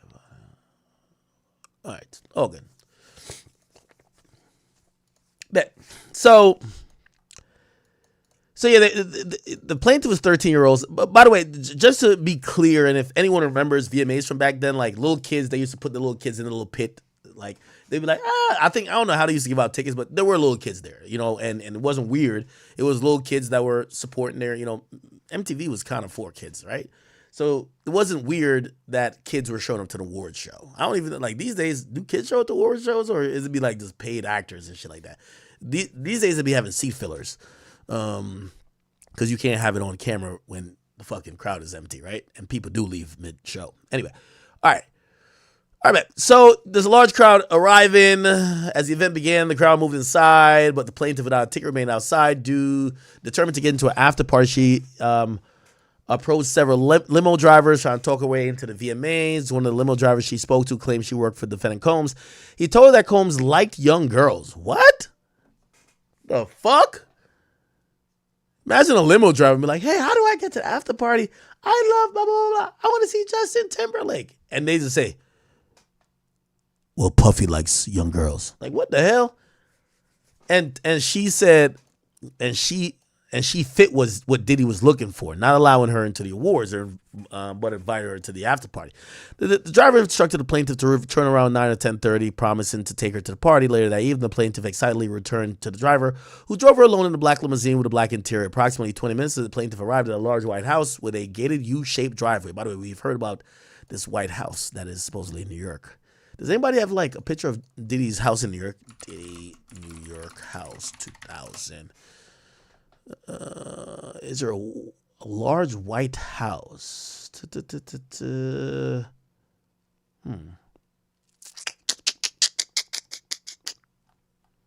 don't know. Anyway, once inside, two men asked the plaintiffs to sign an NDA. Now, this is a little bit odd. As a 13-year-old, I don't know if you would know what you signed was an NDA. Like 13, like how does a 13-year-old know this? Anyway, cool. Informing her that she could not discuss what happened at the party. She then gave her name. By the way, it's a 13-year-old. This seems so wrong. Like, why the fuck? The people having her sign an NDA, why do you have a 13-year-old there? And the limo driver, why the fuck did you drive a 13-year-old there? You're weird. So we're realizing weird-ass people if this is true, right? She signed the form, didn't receive a copy. Inside the house, the plaintiff recognized many celebrities in what appeared to be the living room. Wait staff carried trays of drinks and loud music played throughout the house. Plaintiff observed widespread drug use, marijuana, cocaine. She accepted a drink. We kind of heard this from the last story. Accepted a drink, a reddish-yellow mixture that tasted like orange juice, cranberry, and something bitter, okay? What drink would that be, Chad? Obviously without the drugs, because we know that she's going to claim she got drugged. After drinking one drink, by the way, one drink is a magic number. God damn, Diddy's good. Pause. Actually, not good. He's evil. If it takes one drink, I ain't gonna lie. Maybe that's why they never invited me to a Diddy party. I told you about a story about a bitch trying to drug me. Nigga, I was on my third drink just chilling, throwing him back. Bitch was probably like, this nigga's a cyborg. Does his liver work? How is he not getting knocked out? I was like, yo, you want another shot? Like, what's up? Like, are we drinking or what? Like, my stupid ass not realizing this bitch trying to drug me. Imagine me going to Diddy party, Diddy trying to drug me to take my booty hole. And I'm like 5 shots in, like, yo Diddy, let's go, next shot. And Diddy's like, God damn it, how many drinks I gotta give this nigga to fuck him? Holy. Anyway, after just drinking one drink, the plaintiff started feeling woozy and lightheaded, making her need to lie down. A photograph of an actual exemplar, by the way, same exact, statement. Exemplary container used by Combs or his agent / employees to insert GHB into alcohol drinks is seen below. Looking for a place to rest, the plaintiff entered into what she believed was an empty bedroom so she could lie down for a moment. She did not lock the door. Soon after, Combs, along with a male and female celebrity, entered the room. Combs aggressively approached a female with a crazy look in his eyes, grabbed her and said, "You are ready to party!" Combs then threw the plaintiff towards another male celebrity A, who removed plaintiff clothes as she grew more and more disoriented. Okay, plaintiff was held down by celebrity A, who vaginally R-worded her, while Combs and celebrity B, a female, watched. After the male finished, Combs then vaginally R-worded her, while celebrity A and celebrity B watched. Combs then attempted to force the plaintiff to perform oral sex on him, but she resisted by hitting him in the neck. He stopped.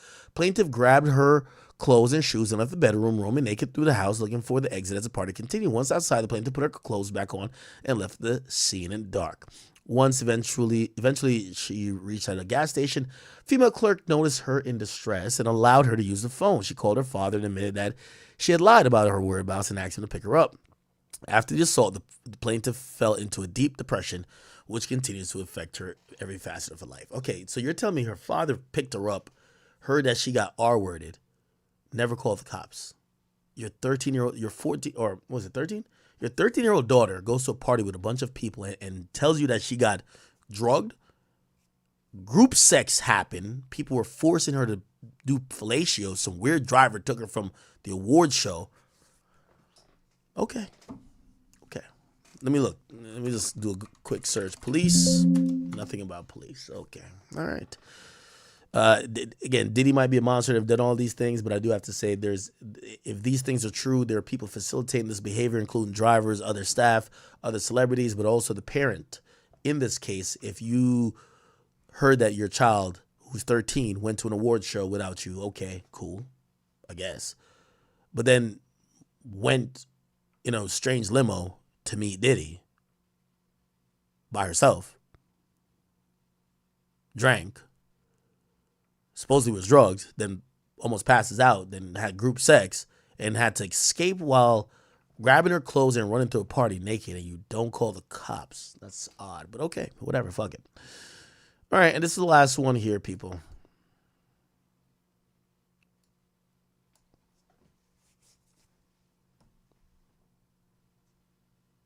Somebody said the fam was probably dysfunctional. Could be, right? Could be. All right, this is the last one. It says defendant Sean Combs drugged an R-word of the plaintiff. Is this a Jane Doe or I think we can just see by. Okay, so this is so now we get to realize it's 3 girls, 2 dudes, right? So this is another woman, right? All right, plaintiff Jane Doe by her attorneys filed this complaint that alleges that Combs drugged and R-worded the plaintiff. The aggravated sexual assault occurred at one of his frequently held party, at this time in Las Vegas. The conduct described herein is shocking, typical of how he conducted himself for many years. Let's go to the allegations. Combs' infamous Las Vegas parties were legendary events known for their exclusivity, extravagance, and celebrity guest lists. These high-profile parties attracted A-list celebrities across the entertainment, fashion, and business worlds. These events were lavishly decorated, featured live music performances, and boasted top-tier food and beverages. The atmosphere at these parties were opulence and luxury, often making headlines for their celebrity guest lists, over-the-top entertainment, and stunning aesthetics for the event. Many unsuspected individuals were recruited to attend these parties. Some individuals were recruited in various cities and paid to fly to attend these functions. On Memorial Day weekend in 2014, the plaintiff and 2 of her friends visited Las Vegas to stay at the Hotel Rio. While there, the plaintiff contacted various people she'd met in the entertainment industry in order to find out if there was any cool events that would be taking place. Now, this is kind of normal. When girls or even men go to Vegas, they're going to be like, yo, what's popping in the city, right? You know, you probably call people who knows what's going on. Okay, all right, cool. So, starts off believable. One such contact was an entertainer who identified him as a international smooth, who plaintiff met a few years ago at a party in Miami. The plaintiff was never able to ascertain his legal name, but connected him through his Instagram using that moniker. Okay, international smooth. Instagram. Could we find? Is this him? I hope this ain't him. Is there any pictures with him and Diddy?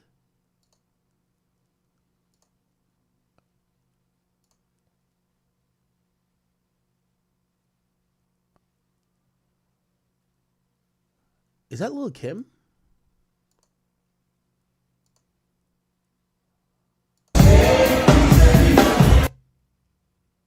That's Slim Jimmy. That's Lil Kim, ain't it?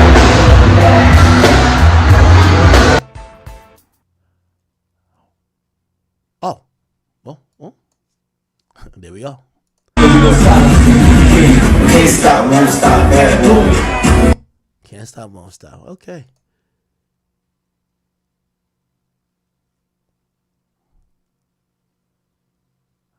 Okay. Okay.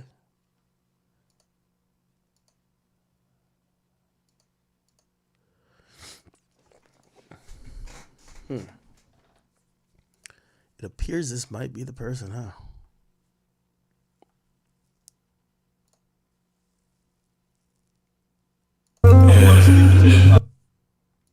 Okay. Yeah, it seems close enough. All right, cool. So now we know who it is.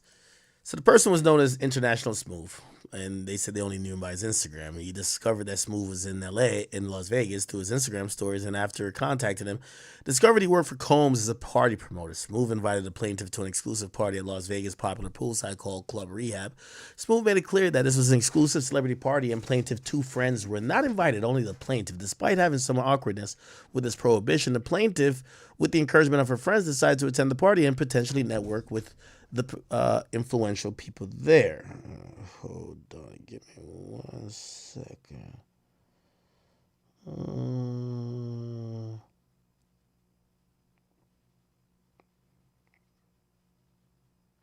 Okay.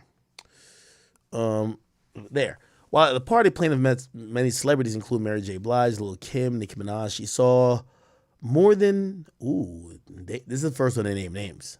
But I don't think they're alleging that these people are involved in any fuckery. The plaintiff met many celebrities, including Mary J. Blige, Lil Kim, and Nicki Minaj. She saw more than she did not meet. She saw more that she didn't meet. She took pictures and videos of many celebrities and posted them on her private Instagram page. Plaintiff was also introduced to Combs, who greeted her and said he had hoped that she had a lot of fun at the party. Eventually, at the party at Club Rehab, it died down, and Plaintiff was invited by Smooth to an after party at Combs' suite at the Planet Hollywood Hotel. While there, the plaintiff spoke to Combs again, and he directed her to a bar area with tens of dozens of open bottles of his Ciroc branded vodka. Combs directed the plaintiff to grab a bottle and help herself. The plaintiff also took videos of Combs at the party and posted them to her Instagram. So these are videos of Diddy at a time.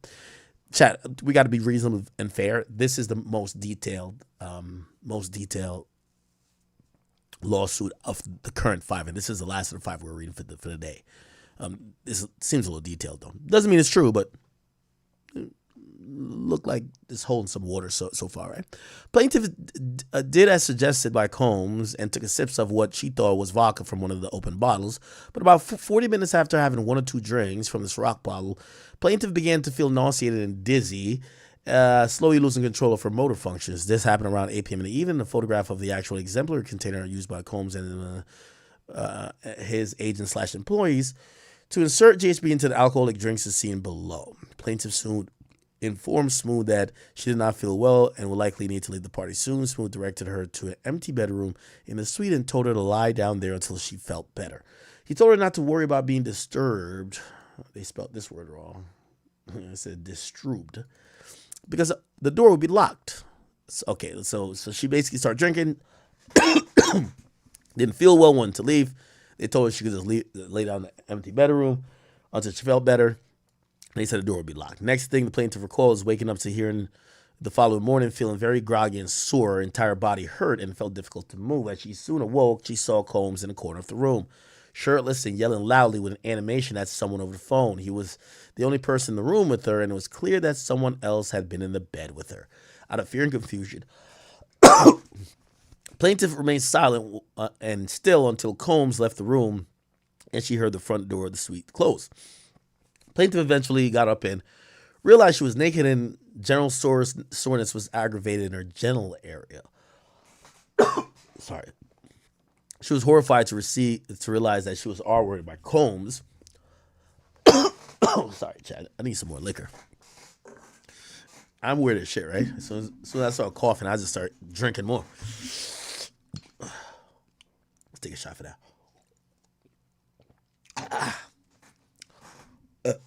Sorry. Plaintiff was horrified to realize that she was R-worded by Combs.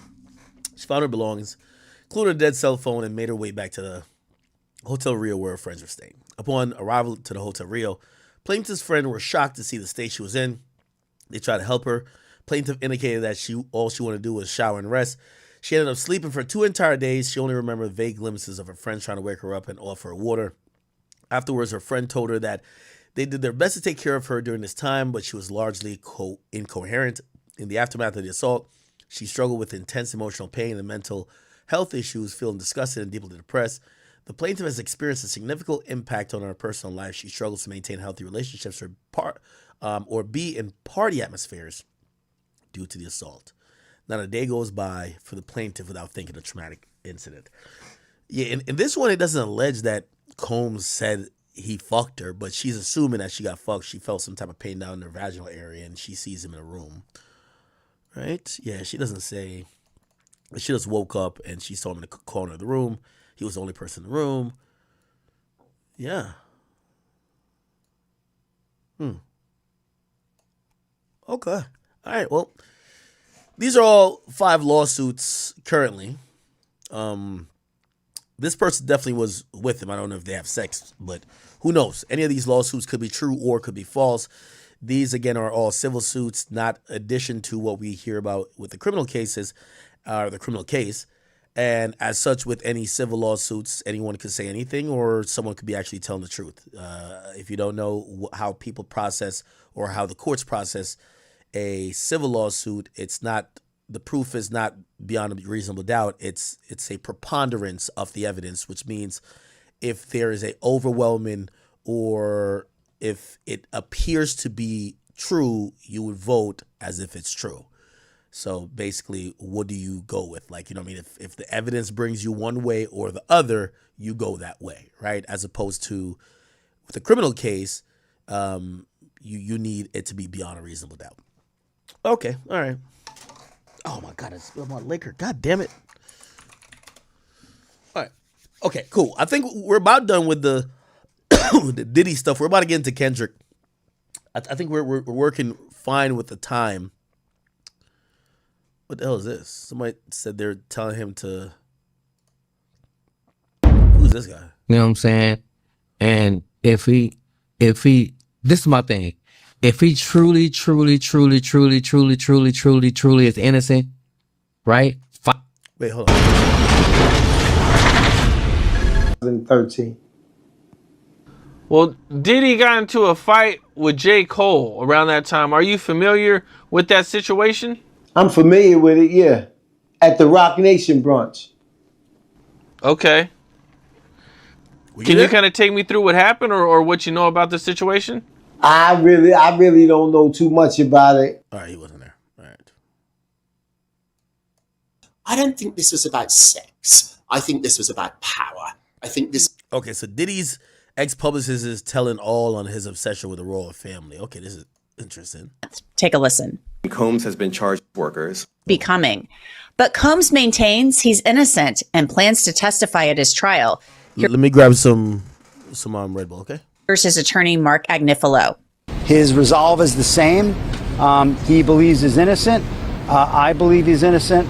And we're going to fight this case with all of our might until we don't have to fight any longer. The fight continues. We're not giving up by a long shot. I told Mr. Combs I'm going to try and get his case to trial as quickly as possible. I'm going to try and minimize the amount of time he spends in very, very difficult and I believe inhumane housing conditions in the special housing unit of the Metropolitan Detention Facility. And I'm going to do everything that I can to move his case as quickly as possible. Combs is being held in the MDC in Brooklyn. All right, by the way, a quick update on the bail. Chat, it's, if you ask me, the odds of Diddy being released on bail is, I want to say less than 10%. He's not going to get out on bail. The reason is just what the magistrate judge and also the district court judge said. You know, the way how an appeal works, because I know some people are like, oh, well, he's going to get out on appeal for that bond. And trust me, I had to go through I feel like I did 12 hours of just learning about the federal court system. This is how it goes. Every case, civil or criminal, goes in federal court, goes to what's called a trial court. It's a district court. Okay. So these civil, and again, there's a bunch of districts in the U.S. The district that governs the U.S., the district that governs New York, I believe, is the second district. You could always make an application for bail.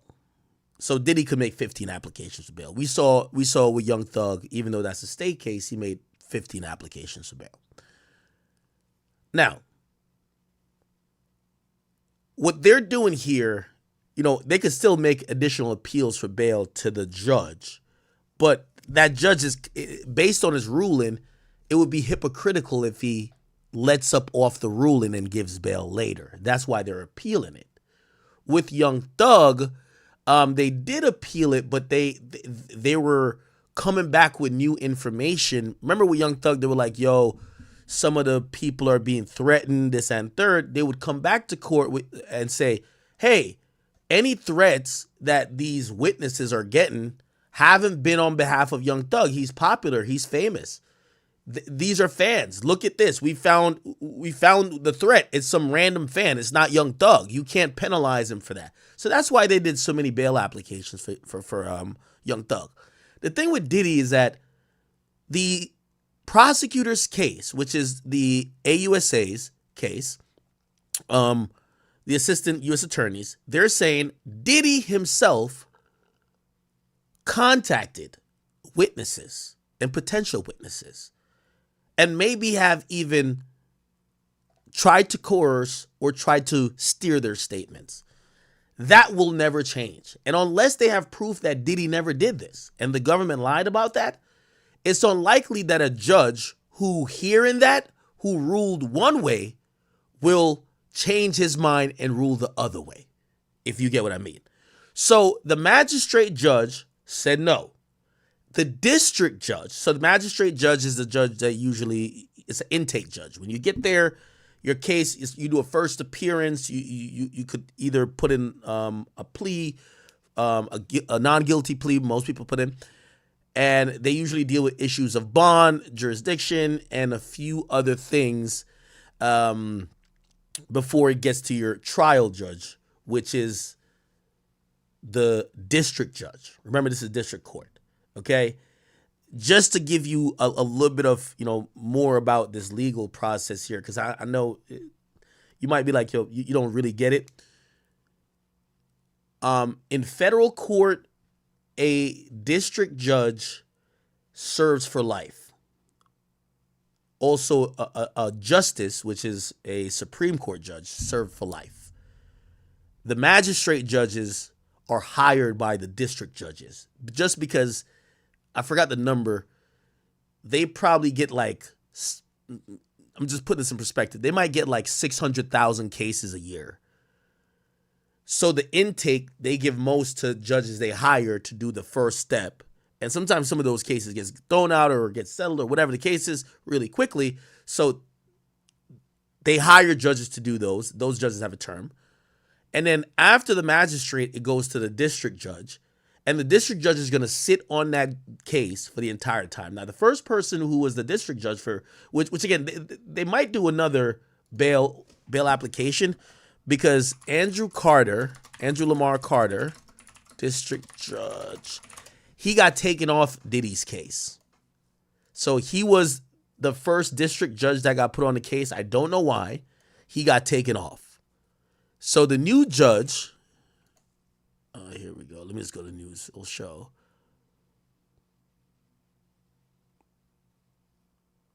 Yeah, he got taken off. What's his new judge name again? Judge Carter.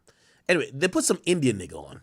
My bad. I didn't mean to Sean Combs judge. Where's the name of the judge? Okay. I don't know if the judge's name is in it. Anyway, he has a new judge. I don't know why, which I'm pretty sure there's some drama with that. And I'm just trying to give you the reason why it's 10% less. It's a 10% chance Diddy gets out. And I'm just trying to spell it out. So you try to get bail with the magistrate. The magistrate said no. That's just intake judge. You see them once. Cool. They're done with. Now you're at the district court. You're at the district judge now. The district judge is going to sit for your entire trial. They said no initially. Why did they say no? It was basically the second attempt or second, crack at the apple or whatever they call it. And they came back with more information saying, Diddy called this witness 54 times, blah, blah, blah. There's no way if he gets out, even with this elaborate bond package, we could prevent him from trying to contact witnesses and try to steer the investigation. And essentially, he's so powerful. They're not even really going with the flight risk, right? They're saying that Diddy is probably going to try to contact witnesses, use his enormous power and wealth to either coerce them to not cooperate or to intimidate them. They have the calls that he made. It's there in a call log, so he can't deny it. So the district judge said no.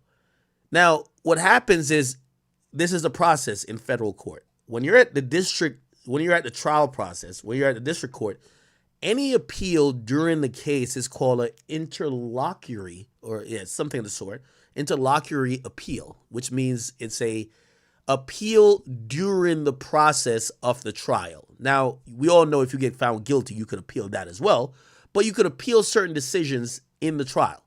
For example, bail, jurisdiction, you could appeal certain evidence being allowed. These are things that would, be able to, that would need to be appealed during the time of the trial that can't wait to the end of the trial, right? So Diddy being in jail, it's a moot point if you wait till the end of the trial, right? So they appealed that, and they appealed it to the levels of how it works is you have the district court, right? Then you have the circuit court. Now the circuit court is the court of appeals for the federal government, okay? They listen and then they give their opinion on decisions made by the district court. In this situation, it's going to be 3 judges randomly selected from the circuit that's going to be assigned, and they're going to give their opinion about the bail conditions. Now, here's how it works on appeal. They never say somebody makes the wrong decision, right? So, for example, based on all the facts, if the judge goes with his gut and says, nah, you got to sit in jail, the other judge isn't going to be like, oh, no, I would have said he doesn't sit in jail. That's not grounds for reversing a decision. It doesn't work like that in appeals. The only thing that's appealable is if the judge who made that decision failed to consider certain aspects of the case or certain evidence that could alter or change the entire scope of the situation. Why am I saying it's less than 10%? Because simply put, the major reason Diddy's sitting in jail is because he hit up a victim 54 times. Unless they prove that that's not true, the appellate court will not, or I believe it will not. I'm not a judge, or I'm not, but whatever. I think they will not go against, it doesn't matter what his bail package is. So the bail package was really, this appellate court is not going to be going over his bail package as much as going over the decision by the judge, which, again, despite the bail package, they just didn't feel convinced that we could prevent you from contacting people. So if you ask me, I think he will be turned down there. Now, the recent bail denial that everyone's calling the third bail denial, remember the first one was the magistrate, second was the district, then the third one is now at circuit court. There was a denial that people call the third one, but he was trying to get bail while waiting for the decision for bail. So this might take weeks. It might take a month or two before the circuit court gives their opinion on that decision. Diddy don't want to be in jail. So they basically do another petition to say, hey, while you guys think about the case law in this and third to see if he should be released, could you let him out while y'all think about it? And even if y'all think about it and say y'all agree with the judge, y'all can lock him back up then. But it would get him out of jail in the interim, right? Now, that was a long shot. The judge also, the circuit court said no to that. But they're going to give their official decision, which I guess some people are going to call the fourth bail hearing, in maybe a few weeks. I would think maybe in a few weeks or maybe less. Could even be this week. And I believe that it's less than a 10% chance. They're going to say no, I think, right? Now, here's the process of them, what happens if they say no. Now, if they say yes, he should be granted bail, he gets a bail, right? Now, if they say no, it was pretty much, no, you can't deny him bail on those standards that you use, the judge then basically has to think about bail, and probably they could even ask for more of a package, but they at least get back to talking about bail. If they say no, the next step beyond the circuit court is going to be the Supreme Court. The Supreme Court of the United States of America is not listening to nobody's bail. It's not happening. Now, if you get found guilty, probably, maybe, not probably, maybe. It depends on how much you petition. They rarely listen to cases. I think that supposedly they only even review about 8,000 cases a year, right? It's only 9 people now, right? These are the U.S. Supreme Court justices. They're not going to review 50,000 cases, you know what I mean? So they're not reviewing your motherfucking bail, period, right? They're just not getting there. So this circuit court is the last shot for Diddy, right? So when they, they're taking their time as well. So that's what I'm saying. It might not happen this week or next week or whatever. But whenever it comes down, if they deny him, and I think it's a 10% chance that he won't be denied. So I think they are going to deny him. And when they deny him, essentially that process is closed.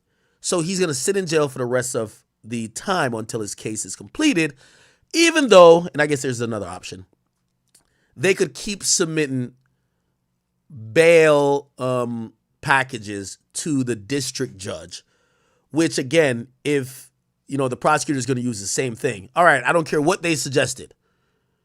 He's trying to coerce witnesses. Like, no, they're going to keep saying that. And I just don't see anything you could, like, what are you going to do? Like, I don't think no judge would ever even believe that you could have Diddy in the free world. Like, the prosecutor is saying the best way we could make sure he's not threatening people on the phone is have him locked up. The bail package is saying, nah, put him in this big-ass mansion with mad security guards and mad this and mad that, and y'all can watch him all day long. They're like, no, the fuck? Why would we do all that? Just keep him in jail. You can't call nobody in jail without us listening. You get what I'm saying? So that's going to be tough. So I think that it's a 10% chance of him getting bail. And I've seen, like, for example, I've seen DJ Envy has said multiple times, DJ Envy, he said Diddy should get bail, right? He says he think he should get bail. And I know people try to make this a race thing all the time, but this is not a race thing. Diddy 100%, not 100%, because actually these type of charges, they usually, according to precedents, they usually go for detention rather than give you bail. But I do think that after a few appeals, Diddy would have gotten bail if he didn't call the group mate of the girl. Like, I forgot her name. If Diddy didn't call, so, people were like, yo, well, Harvey Weinstein and R. Kelly and all these people got a bail. If Diddy only doesn't have a bail because he hit up somebody that the the AUSAs were trying to interview and who were potentially going to be subpoenaed for a grand jury. To the government, you're interfering with not only an investigation, but the court of law. And that's why. So if it wasn't for that, Diddy would probably be free, maybe by now. And I think this is what, let me see. Oh my God, this is long as hell. I can't listen to the whole thing. Let me see if I find it on Twitter. Am I making sense or not? I think I am, right? Diddy bail. But relating to the new charges, we haven't seen the evidence. I can say that it appears as though he's guilty, but I can't cast my judgment until I hear a lot more about it. But it doesn't look good for him. I will say this, Diddy's a freaky nigga. Like freaky. Like freaky Friday, freaky Thursday, freaky Monday, freaky Wednesday. And there's nothing wrong with being a freaky person. There's nothing wrong with being a freaky person. So the fact that he has 1,000 bottles of baby oil and lube just means he just like to get shit popping. And there's nothing wrong. There's nothing illegal about that. Now, the one thing I will say that I don't like is I don't like how people, everybody's going to crack a joke. It is what it is. I don't like how people convict him before hearing all of the evidence, right? I didn't like the fact that they didn't give him a bond. And the reason is he was going to put up $50 million, his house, his mom's house. The reason I feel that is he was giving up his passports. Diddy has 3 kids without a mom, right? Mm-hmm. Kim Porter passed away. So he has 2 twins that are 17 years old that don't have their dad right now and probably won't have their dad for the next 2 years until the trial is over. I feel like he should have got a bond and been able to fight this outside while he did. Harvey Weinstein had a bond. Bill Cosby had a bond. OJ had a bond. Hey, none of them hit up the witnesses. Hey, if you get any attorney, an attorney going to tell you, even if that bitch hits you back up, call us. Don't talk to that motherfucker, okay? Because they're going to set your ass up. And unfortunately, because bail isn't something where you could argue and be like you're not entitled to necessarily. It's really based on the discretion of the judge. Maybe Diddy wasn't trying to bribe. You know, they were saying that Diddy was trying to spell out how she should talk to the grand jury, but maybe Diddy wasn't doing that. But the communication alone and the amount, 54 times or whatever, it just looks crazy, right? People could say OJ ran. He took off and they chased him and he still had a bond. Now, in this society, it feels like you're guilty and you have to prove yourself to be innocent. Now, I'm going to be honest with you, and this is how crazy this is, right? Because I'm going off what DJ Envy just said. I think, let's say when the cops pulled up on Diddy, if he like ran, like obviously they would catch him, right? Like how fast is this nigga? But say like he ran or whatever. Now I don't know if he got on the plane. If he got on the plane, I think they would be like, yo, he's too rich. We can't stop him if he's out of jail. But like say he like ran, you know what I mean? Or say they try to pull him over and he do the OG and he just kept driving. There's remedies for that, right? Like you could counter, like, yeah, my client ran, but we're going to put an ankle monitor on him now. We're going to have police or like, you know, we're going to pay for supervision that works with law enforcement that's going to be around the perimeter of the house to make, you know, like that'll give them more like, oh, okay, well, even if you try to run, like, you ain't getting far, nigga, we won't catch you. You got to, you know what I mean? But the one thing based on technology you can't stop is a nigga in the free world using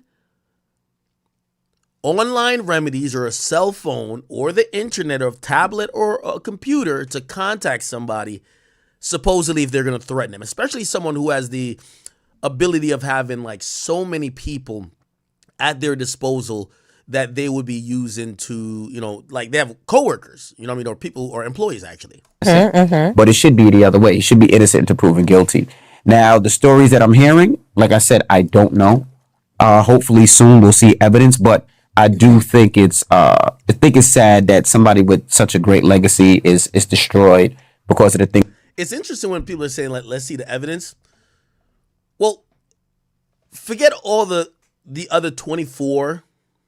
Forget all the other 24, like, you know, lawsuits that, you know, civil suits, because the only thing in the criminal suit is one lawsuit. This criminal indictment only contains the Cassie shit. It's going to be Cassie's word. Like Cassie is when you say, oh, we haven't seen the evidence. You did see the evidence. The evidence is her running, him tripping her, him beating her and dragging her back. That's going to show a nigga who made an environment that was supposedly sexually charged where people couldn't leave without their will and that they were getting abused and probably didn't want to be there or do some of the stuff that was happening there. That's the evidence. She's going to get up on that stand and cry. And she's like, that's the evidence. So I don't know what people think they're going to see, like a movie. Like, oh, here's the movie of like Diddy holding a gun to somebody saying, suck that dick. That's not what you're going to see in court. You're going to see Cassie Ventura cry her eyes out about how Diddy was wilding. She's the evidence. And you should, like, when you say, where's the evidence with her? So the video gives her more credibility, the video of her getting beat. And it's literally like everybody believed the lawsuit after we saw the video. They're hoping the same effect happens in criminal court, right? Now, granted, that's just not going to be enough. They got to have some other stuff. So we're probably going to see more text messages. We're going to probably see, like, you know, maybe more details about injuries, time she went to the hospital, blah, blah, blah, blah. But it's going to come. Things that he did. Now, if he did do the things that they said that he did, he should go to jail for a long time. If he did, absolutely, positively, not even looking back, he should fucking go to jail. What up, DJ? But we will see. And the reason I asked you is because, you know, people always ask, how does that affect how you listen to his music, though? Before I answer that question, him having 3 children that are already without a mother and potentially will be without a father if, you know, being that he's not released on bond has nothing to do with it. It does. Not to me. Well, it does. Look at. Hold on. I don't think that has anything to do with it. There's a lot of people that. Okay. Hey, chat, did my subs go through? Chat, make sure my subs went through. I just hit the gifted subs thing. I don't know how it works. Never gifted subs to like my own audience. For everybody on Twitch, did my subs go through? Yes? Look, somebody said no.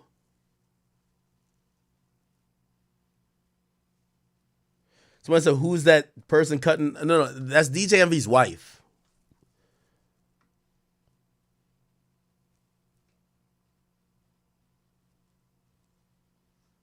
I mean, I'll gift y'all another 500 subs.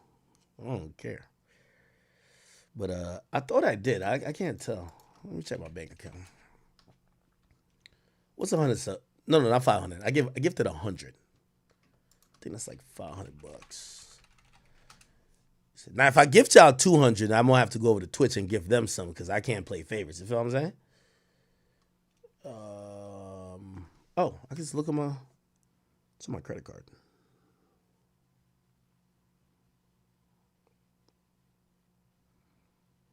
Let me see. I don't know why I would have seen it more clearer.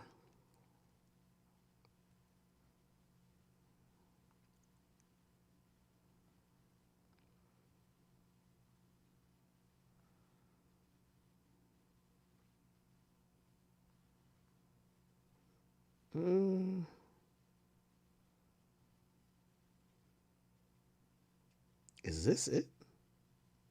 No, it's not. I don't know if it went through.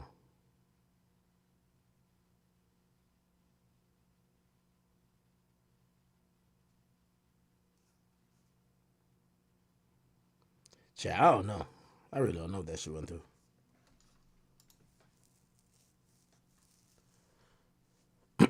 All right, let me try again. I'm going to try it one more time. Gift 100 subs. Oh, no, I did it off PayPal. That's what it was. Let me go check my PayPal account.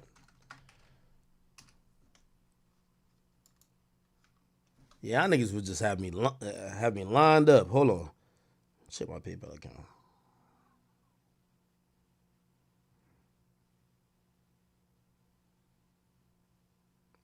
Yeah, it did go. Yeah, it said it right here. Twitch Interactive. All right. Don't worry. I'll give y'all another 500. Or not 100. But, all right. You know, I'll give some memberships afterwards, too. Oh, they got my credit card on file. They just threw that bitch up in there. All right, cool. All right, bet. Okay, are we done with the Diddy stuff? I feel like we're about to be, right? I feel like we're about to be. Anything else? I had like some notes. Just give me 1 second.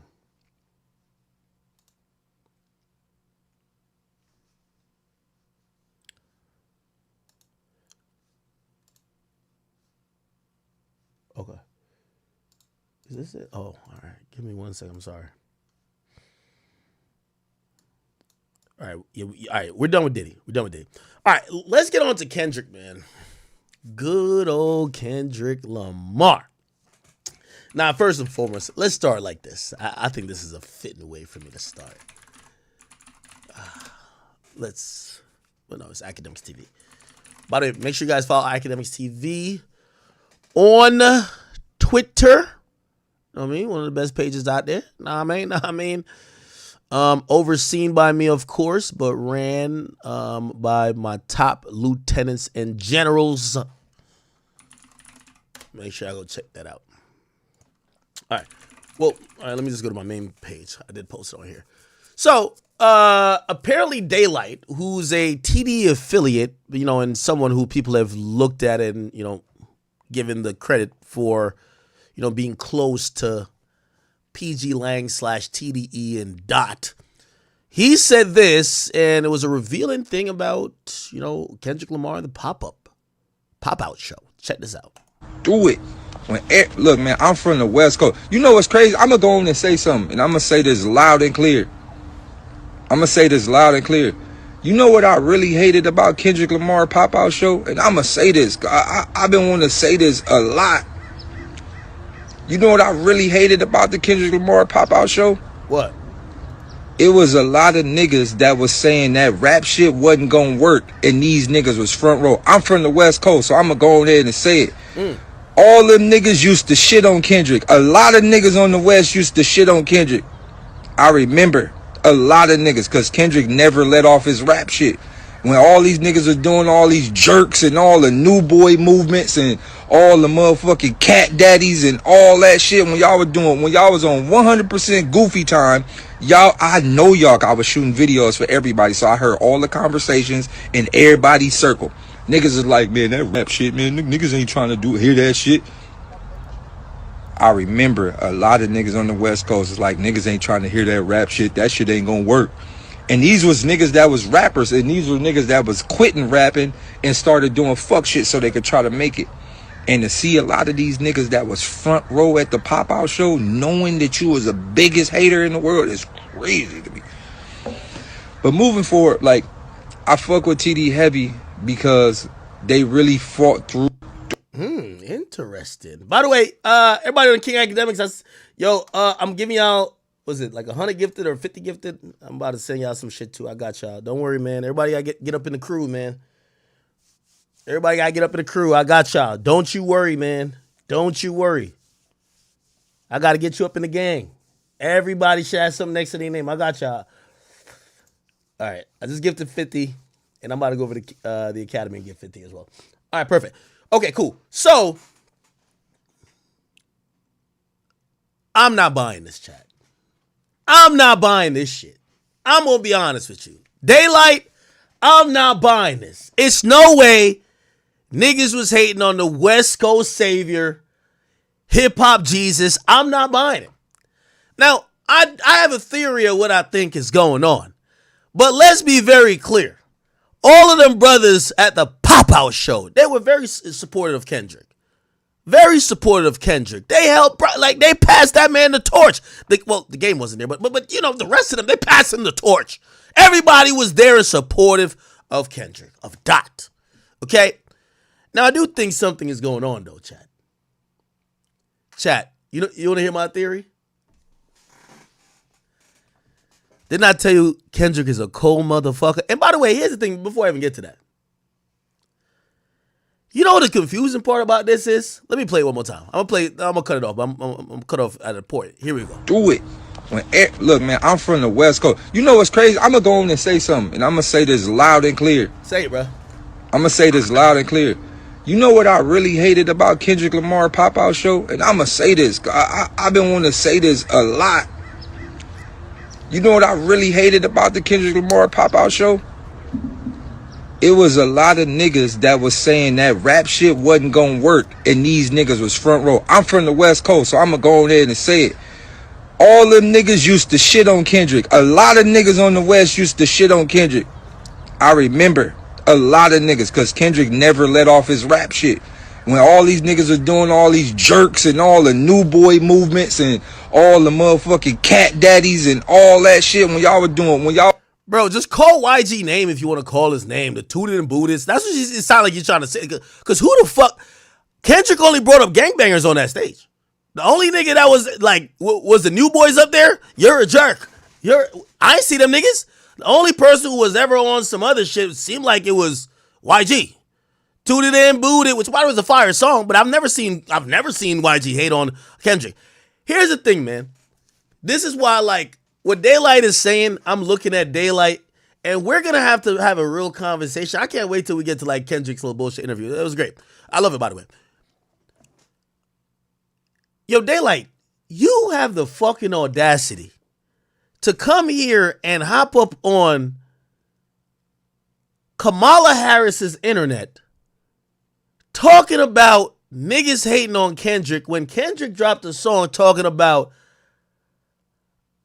yo, it's always been about love and hate, and let me tell y'all I'm the biggest hater. Kendrick owned that he's the biggest hater. How are you talking about niggas hating on him? He said he hate the way niggas walk, talk, hate the way they dress, hate the way they sneak this, the bitches they fuck. Kendrick said he's the biggest hater. It's, yo, the nigga who's the biggest hater should only be rewarded with hate. I can't understand how you could be mad of niggas hating on him. Secondly, even if they hated on him at a point, they came together in a moment that it mattered. Because I am going to be a little bit, I'm not going to just be cynical here. Part of when Kendrick is saying he's the biggest hater, it's kind of competition, correct? Yes. What do you think? You know what I mean? I know right now everybody's getting their suck off the Kendrick dick, but it's going to be who's going to be the one to catch the nut. I get it. But check this out, man. Before now, there was actual competition on the West Coast. It wasn't, you know that little meme, that little picture that existed where like Future was sitting on a throne and the mad niggas was at his feet, was all his kids. Right now, the music that's permeating out of the West Coast, it's like Kendrick is like daddy. He's like the Lord. And everybody else is like, please, Kendrick, owns the clout. I think what's happening now is that everybody, which this happens a lot. You see, when the dick round competition starts, it's always people trying to tell other people, I rode the dick a little bit better. I deserve more. When I heard this, I said, ain't this a bitch? Kendrick not showing not one of y'all niggas love, but now y'all competing about who showed the most love to him. He not showing none of y'all love. You're not getting a verse. They're not getting a verse. You not getting an interview. You ain't going on tour. You won't get a shout out. None of y'all getting shit. It's no need to compete. No, some of y'all were haters that got brought on the stage. Y'all weren't even deserving. Y'all never praised Kendrick as Jesus. I did from day one. I always loved him. I was with the rappity rap shit. Bruv. Fuck the knee pads. None of y'all is getting any type of love from Kendrick, okay? Kendrick is in it for himself. Just, listen, the mop fest, y'all could stop it. None of y'all are getting no verses. No verses getting cut over here, bruv. None of y'all getting thrown up on a story. And no features definitely getting given. It's over. Kendrick is king. And now that Kendrick is king, he can remove y'all soldiers, y'all foot soldiers that help him get there. Man, get out of the way. Let him reign. Let him reign. That's the point. Who gives a fuck if they like Kendrick before? Actually, I'm going to go against what Daylight's saying. Daylight. When I seize the crown, I don't care if the niggas who showed up to me getting crowned used to hate on me. I want the bitch ass niggas who used to hate on me to show up, because they can see that they fucking lost. I don't think Kendrick gives a fuck. Who cares if niggas used to be doing the jerk and all that bullshit before? They had to show up and pay homage to the God. Kendrick is y'all king. He's a jealous king and a selfish king too. He don't give a fuck who was supporting him from day one. Who cares? Nigga gave his first shot to Doechii. What's an Absol? Nigga, I've been refreshing his page the whole time. When is he gonna throw up Absol new joint? Oh, never mind. Oh, DJ Head is. But DJ Head get like 3 people watching. Nobody give a fuck. When is he gonna throw up Absol new joint? Is it? Oh, it ain't happening. Oh my God, is he gonna? Oh, that ain't happening. Man, is he gonna throw up? Oh shit, he finna oh hell no. What is going on? Kendrick is a cold motherfucker and I like it. You heard with that nigga. Hold on. I gotta make sure. What's the line? By the way, he said Colin Aubrey know I'm a selfish nigga. Kendrick don't give a fuck about y'all niggas. Kendrick is king. Y'all are pawns. Get the pawns off the board. Kendrick is king. If you used to hate on him, great. You used to love him, great. He's king. He's running shit right now. The rest of y'all, we don't care about. Move away. Okay? So I looked at this and I was like, I feel like Daylight's trying to like get some brownie points. Like, nah, some of y'all niggas who think y'all in line to get some love from Kendrick, y'all used to hate on him. Newsflash, none of y'all getting love from Kendrick. Y'all could just stop early, okay? Anyway,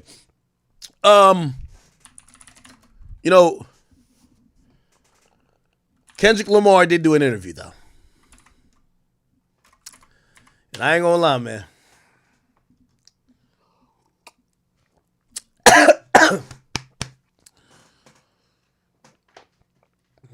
After all of that meat riding, cock sucking, that tonsil wrestling that DJ Head was doing, you know what I said? God damn it. DJ Head gonna fuck the game up when he get that first Kendrick interview, ain't he?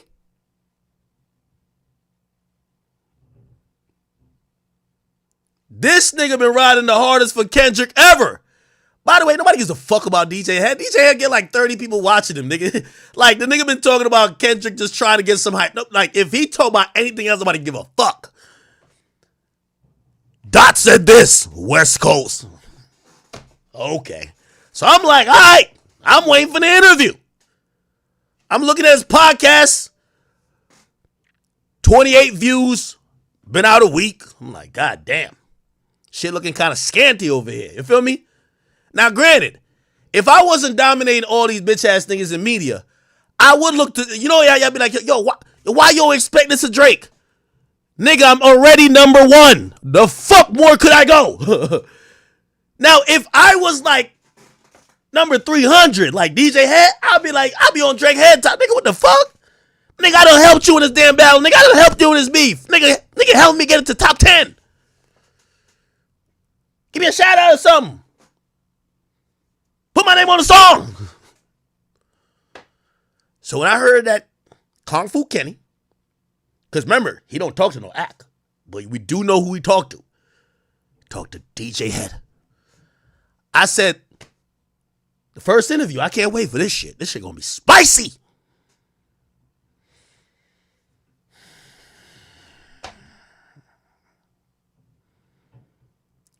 Is it ironic, chat? The man who makes the song that's aimed at Drake. Let me just recite some lines. Let me just recite some lines. I just like to put this in perspective. Trust me, I'm having a good old time with this. I know someone gonna act you salty. Hell nah, nigga. Hell nah. Put it like this. Let me tell you this, man. Oh, hey, listen. For whatever it's worth, I know y'all be like, yo, act, you be doing this. Hey, listen, first of all, I was lit before and after Drake. And I'll be lit with or without him. But at least if I need to use his name for some clout, I could. The rest of y'all, cloutless, broke, trash, no audience, and y'all hanging on to Kendrick Lamar ballsack. And the nigga couldn't even... Yo, you know how you watch the party die? Put it like this. But Kung Fu Kenny, this ain't Drake, nigga. It's Big Act here, nigga. It's the reason why it says act looking compromised, not saying DJ Head is the best. It's the fact. You know, if people tired of my type of media, because they be trying to snub me. Oh, BT ain't trying to give me a nomination. Well, their rate is in the trash. They'll be out of here soon. Who else trying to play me? Complex finally had to pay homage. It is what it is. You know how I always tell people this. If y'all want act to go away, don't keep talking about act. Build the next guy. So rather than saying act is compromised, how about you just give the alley-oop to the guy you think ain't? But I thought it was going to be this. But hold on. Now, I don't know. I'm having such a good time with this. And by the way, DJ Head, don't get on Twitter playing no victim, nigga. No salute king, no none of that, nigga. Get your numbers up, nigga. I don't fuck with you. I don't take no sneak this. By the way, I wasn't going to mention your ass before, but I'm going to tell you, I like to not do subliminal hater shit. That's how Kendrick got down with Drake. I just like to keep it 100 and keep it direct. Bitch ass nigga, I don't fuck with you. You trying to be slick, trying to celebrate me getting what you thought was deplatformed, that mean me and you not the same. You ain't like us. In the sense of, I'm an internet creator. I like to compete. I don't like when people get deleted off a platform. I don't be sitting here, even Rory and Millie Moore, they trash. But you think I'd be like, yo, delete them. Get them banned. So when I seen you comment about a story thinking I was banned, I said, all right, pussy, it's up. Let's go. Because none of you media niggas could fuck with me. None of y'all. So now I get to just clown y'all on the biggest platform. All day. At night. and then day and night, and a little bit more day, and a little bit more night, and a little bit more day, and a little bit more night, and a little bit. Nigga used to be the TMZ nigga getting hoed. Like, what the fuck is you talking about? Don't hit me with no salute, king. We don't want no head nods. I don't need, nigga. By the way, just what Drake said, just to talk to bum niggas like you, I gotta hike down. I'm just saying, what up with you, nigga? Numbers still flopping? The Kung Fu Kenny give you no shout out interview? Oh, okay, all right. Well, I'm gonna catch you over there. I'm in the Maybach, and yeah, we be good. Anyway, I'm gonna shit on these niggas forever. Okay. Here's the point. We gotta get to the interview. So Kendrick came out. Wait, why can't I find the fucking lyrics? What? Oh, this is great.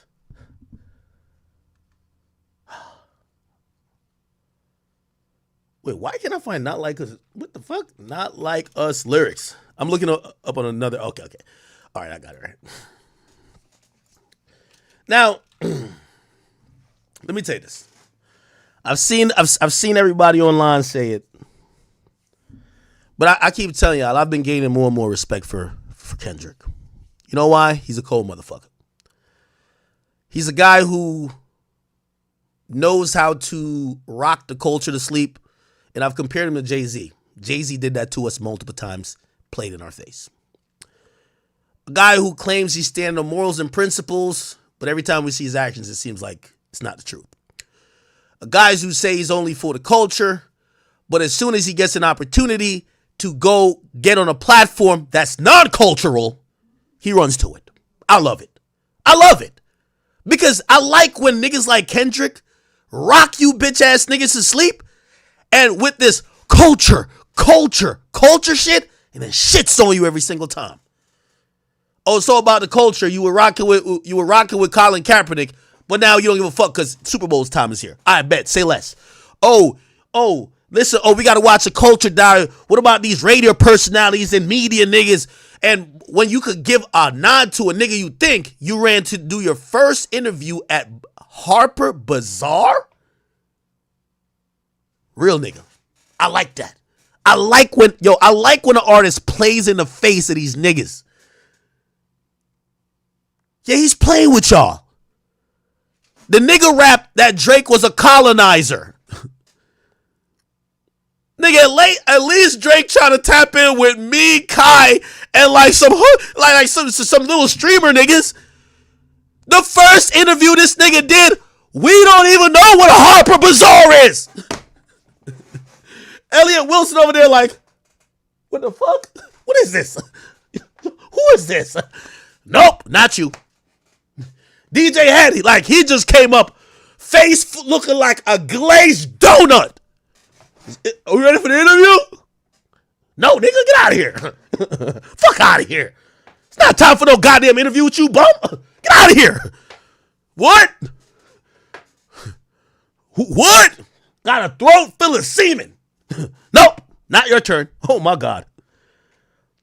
Who gets the first look?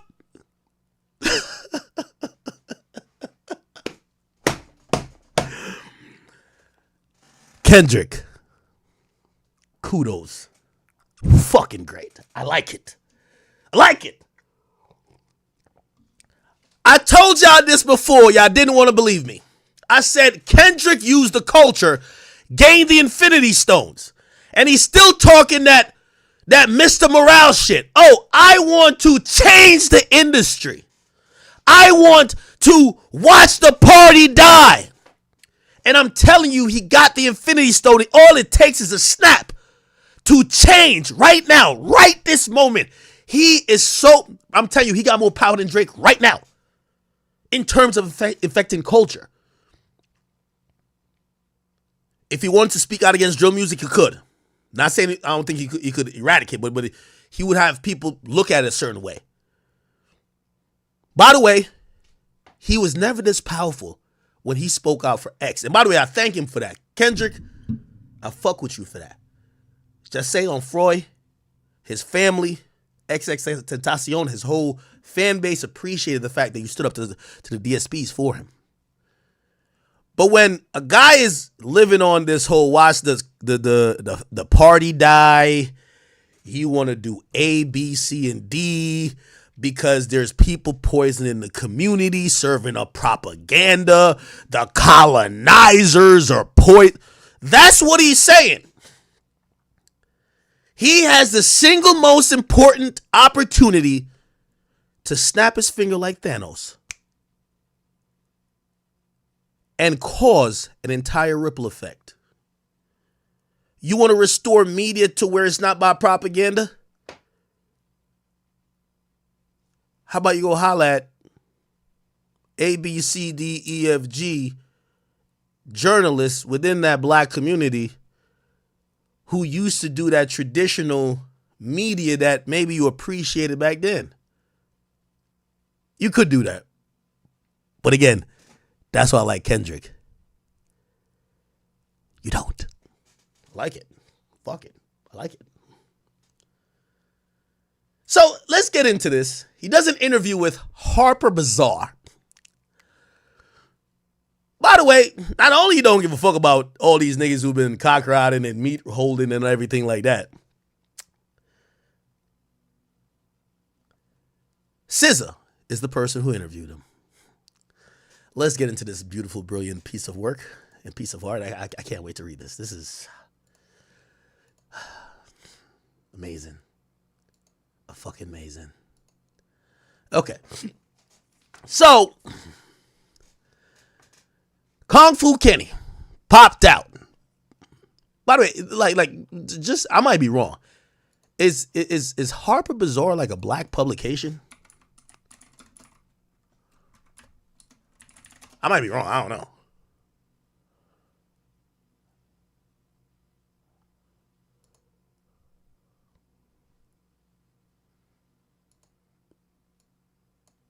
Hearst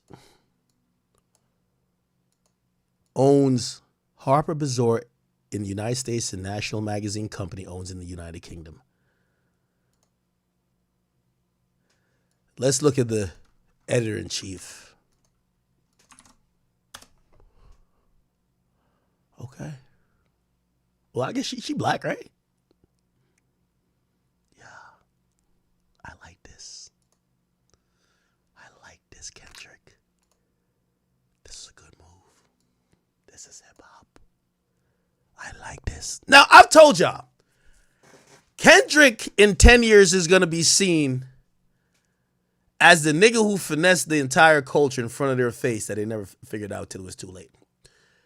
He talks black power, community building, going against colonizers and spreading to people exploiting the culture, yet he runs to the Met Gala thirsting for Grammys, and he's doing everything to collect all the white accolades and white accomplishments and the white pat on the backs that he possibly could. Doesn't seem like the guy who cares too much about culture. But I like it because you gotta play in the face of bitch ass niggas. I like how Kendrick plays in y'all face.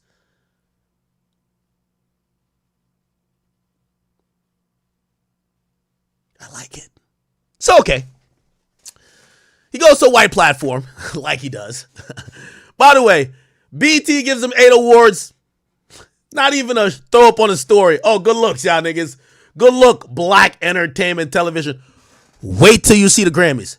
Who want to take a bet with me that Kendrick will have some type of reaction or presence at the Grammys? Who want to bet? Anybody? Does anybody want to bet? Classic Kendrick. Talk about making songs like "We Gonna Be Alright." And every time his supporters think they about to get a look after they have hyped them up to this kingdom, he looks at his own supporters and says, "Bitch, be humble. Sit your fucking ass down. I'm going to the white publication." My nigga Kung Fu Kenny. I like that. Anyway, here we go. So Kendrick talks to SZA about his record-breaking diss track for Harper Bazaar. November 2024 cover story, okay? And apparently he changed the game when he dropped Not Like Us. I agree. Diss track that was released this past May in his ongoing feud with Drake. The song debut at number 1 on the Billboard Hot 100, breaking the streaming records on Spotify, and went on to earn recognition at the MTV Video Music Award and BET Hip Hop Awards. But this is too black for him. Now, in an interview with SZA, SZA. Okay. Harper Bazaar 2024 November cover story, the rapper opens up about what the track truly means to him.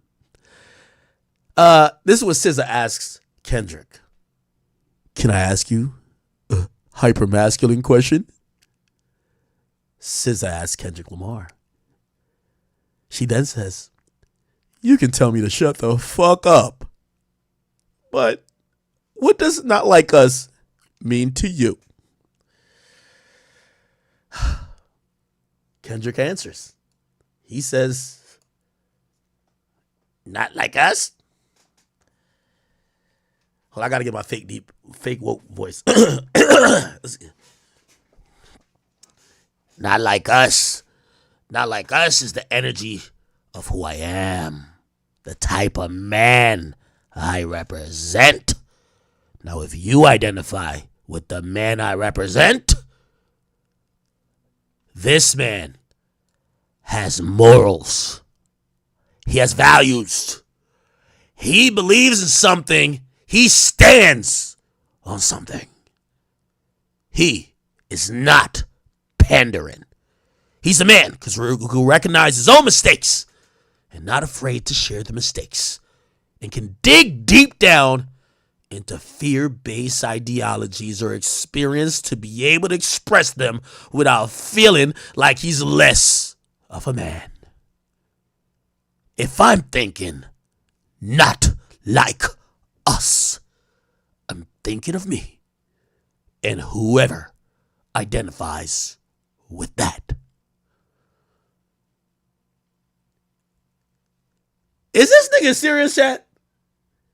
Bruv, this bruv just trying to make this shit like some high, like this spiritual morality. Like, what the nigga? This just a diss on to Drake. Yo, I hate when rappers try to make shit too deep.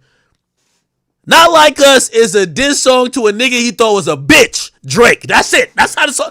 Like, I don't know why this nigga's trying to do this extra fake deep shit. Like, oh nah, it's about morals. And brother, Kendrick don't got no goddamn morals. Kendrick went on a song and said a nigga should die because he's a pedophile, and then says he said that Drake's son don't deserve to have a father alive. Then he went on and made the Not Like Us saying this guy is a pedophile. He just straight up lied. He straight up lied. You don't got no goddamn morals, bro. You just wanted to win a rap beef, and kudos on making a really good song. But the audacity, the unmitigated gall of someone who would get on a goddamn interview and just, rather than just describing what the song is, talking about it's not like us is the energy of who I am, the man I represent. Nigga, no it ain't. It's a diss song to a nigga you don't fuck with. Just keep it a bean. Why these niggas trying to be so deep? Pause. No Diddy. This man has morals. He has values. Like, what is he talking about? Bruv. I would have respected this if he just said more like, yo, Not Like Us is a song about a bitch ass nigga who ain't like us. I would have respected that and be like, all right, man. That's funny. I can get down with that, bro. I can get down with that. Bro, why is this nigga trying to be so fake fucking deep? The man you represent? What the fuck are you talking about? The man has morals, values, and believes in something? What the fuck did Kendrick show us he believes in? And stand on something. What did he stand on? Yo, Kendrick is doing an amazing job of trying to rewrite the history of the beef with Drake. Here's how the real history of the beef with Drake goes. Kendrick was salty that he was this Puritan type rapper, and Drake was this rapper that was trying to attract pop audiences and R&B audiences and a lot of women, and may have gotten help with this and third, and he was jealous of the fact that this guy was number one. He felt that talent for talent, he felt he was better, but he didn't want to do the work to get to number one. Instead, he slick hated all along his career, even though this nigga put him on his first motherfucking tour. Let's just be honest. Nigga put him on his first tour, gave him a feature, put his song on his goddamn album, and he slick hated the whole time. And then when he got called out on the first time he slick hated in 2014 with the Control, he said, that's not what, I ain't got no smoke like that. Then the whole time afterwards, the Black and the Berry, all that bullshit, nigga told me, yo, y'all niggas sharing bars like people sharing bunk beds. He kept slick dissing. The other nigga was never really giving a fuck. Like, bro, why you? If you're number one, in the history of time, have we seen number one say, man, fuck the fact that I'm number one. Let me hate on number two. This nigga was a guy that was number two, felt he had the talent for number one, didn't want to work for it, and just hated on number one the entire time. And to the point where I know we're now like reimagining why the beef kicked off. The beef kicked off because nobody even listened to First Person Shooter and said, oh, Kendrick's gonna be mad. Nobody. The nigga just came out of the blue saying, fuck the big three. Then the next song we hear from the nigga, he says literally, I'm the biggest hater. So this is like, I still can't understand what people even try to, this is nothing about standing on morals, principles. You know the morals and principles Kendrick could be standing on if you really try to break down how we got to not like us. The morals and principle of thinking you're owed something you didn't work for. The morals and principles of snaking somebody who actually helped you out early in your career. The morals and principle of actually doing the same things or being envious of the position that someone's in, even though you're not down to do what they did to get there. That's not something that I believe is filled and is the epitome of morals and principles to me. By the way, So just to be clear, I don't think there's morals in that. I don't think there's no value in that. I don't think that's standing on something when really it's rooted in jealousy. And also, if we're talking about pandering, you of course motherfucking pandered. You dropped the song with the fucking shoelaces and little dusty sneakers, and you literally said you said that what you wanted to watch die was the type of music that every nigga that stood on that stage with you at the pop-out did. Gangsta music, music that's aggressive, music promoting drugs and violence on the community. You made a song after the pop out saying you want to see that shit die, but you featured all them niggas on the pop out. But you did that because you know you needed a look. But afterwards, when you don't need the look, you're talking about the type of music they made. Is that standing on some shit? I don't think so.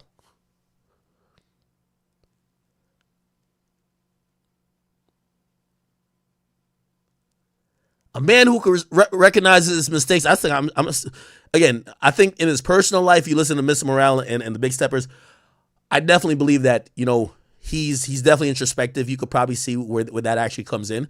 His own mistakes and not afraid to share mistakes and dig deep down. I think that's accurate. But if we look at him in music outside of that, I think Kendrick is just a very jealous guy.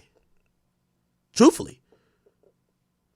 Bro, you literally, how could you call J. Cole your man when you allowed the noise and backlash that came from your song or your verse like that to force a guy who you claim you had love for to almost make a song dissing you, a guy who stood up to Puff, basically caught the beats because of you. You force him to make a song just trying to respond to you, or at least trying to show he wasn't pussy by even competing. Just to only then basically try to blame the whole thing on Drake. When you're the one who literally took this nigga, put him in a position where he had to diss you. The nigga is so even just, I want to call him bitch made, but god damn it. He dissed you, then apologized, and even then didn't even acknowledge his apology. I just don't know how Kendrick is embodying everything he's like saying. Kendrick is saying some really good, wholesome shit. But I'm looking at his actions, and his actions just tell me otherwise. Now, that was that. We could continue. Not Like Us is one of the several diss tracks that aimed at Drake that was released this past year, including Euphoria and Meet the Grams. And particularly Not Like Us, it ended up breaking the record for the song that spent the most weeks on the number one spot on the Billboard Hot Rap Song Chart, a title that was previously held by Lil Nas X and Billy Ray Cyrus, Old Town Road. Wait, is that the end of the thing? What the fuck? Nah, it gotta be a longer thing. What the hell? Maybe the longer thing is maybe they still put out magazines. How is it one question? The fuck? SZA, Kendrick. I'm trying to, what the fuck?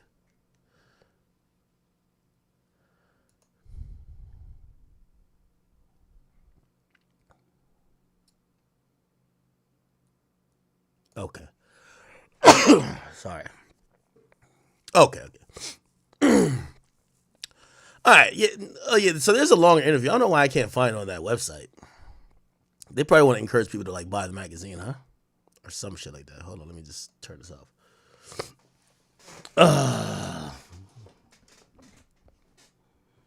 Jesus Christ. Let me see. Let me. Hold on. I gotta turn this ad blocker off. All right, man. Listen, shout out to Kendrick, but I love how Kendrick. Let me tell you this: for all y'all West Coast rappers, I love every day I love the fact that y'all all jump behind the cause of supporting, maybe for the in the vein of West Coast, y'all supported this guy, and y'all know y'all don't deserve nothing back. Y'all don't deserve a retweet. Y'all don't deserve a favor. Y'all music career is dwindling and failing while his career is at the biggest it's ever been, and he will not acknowledge you, and he will not say, thank you, bro.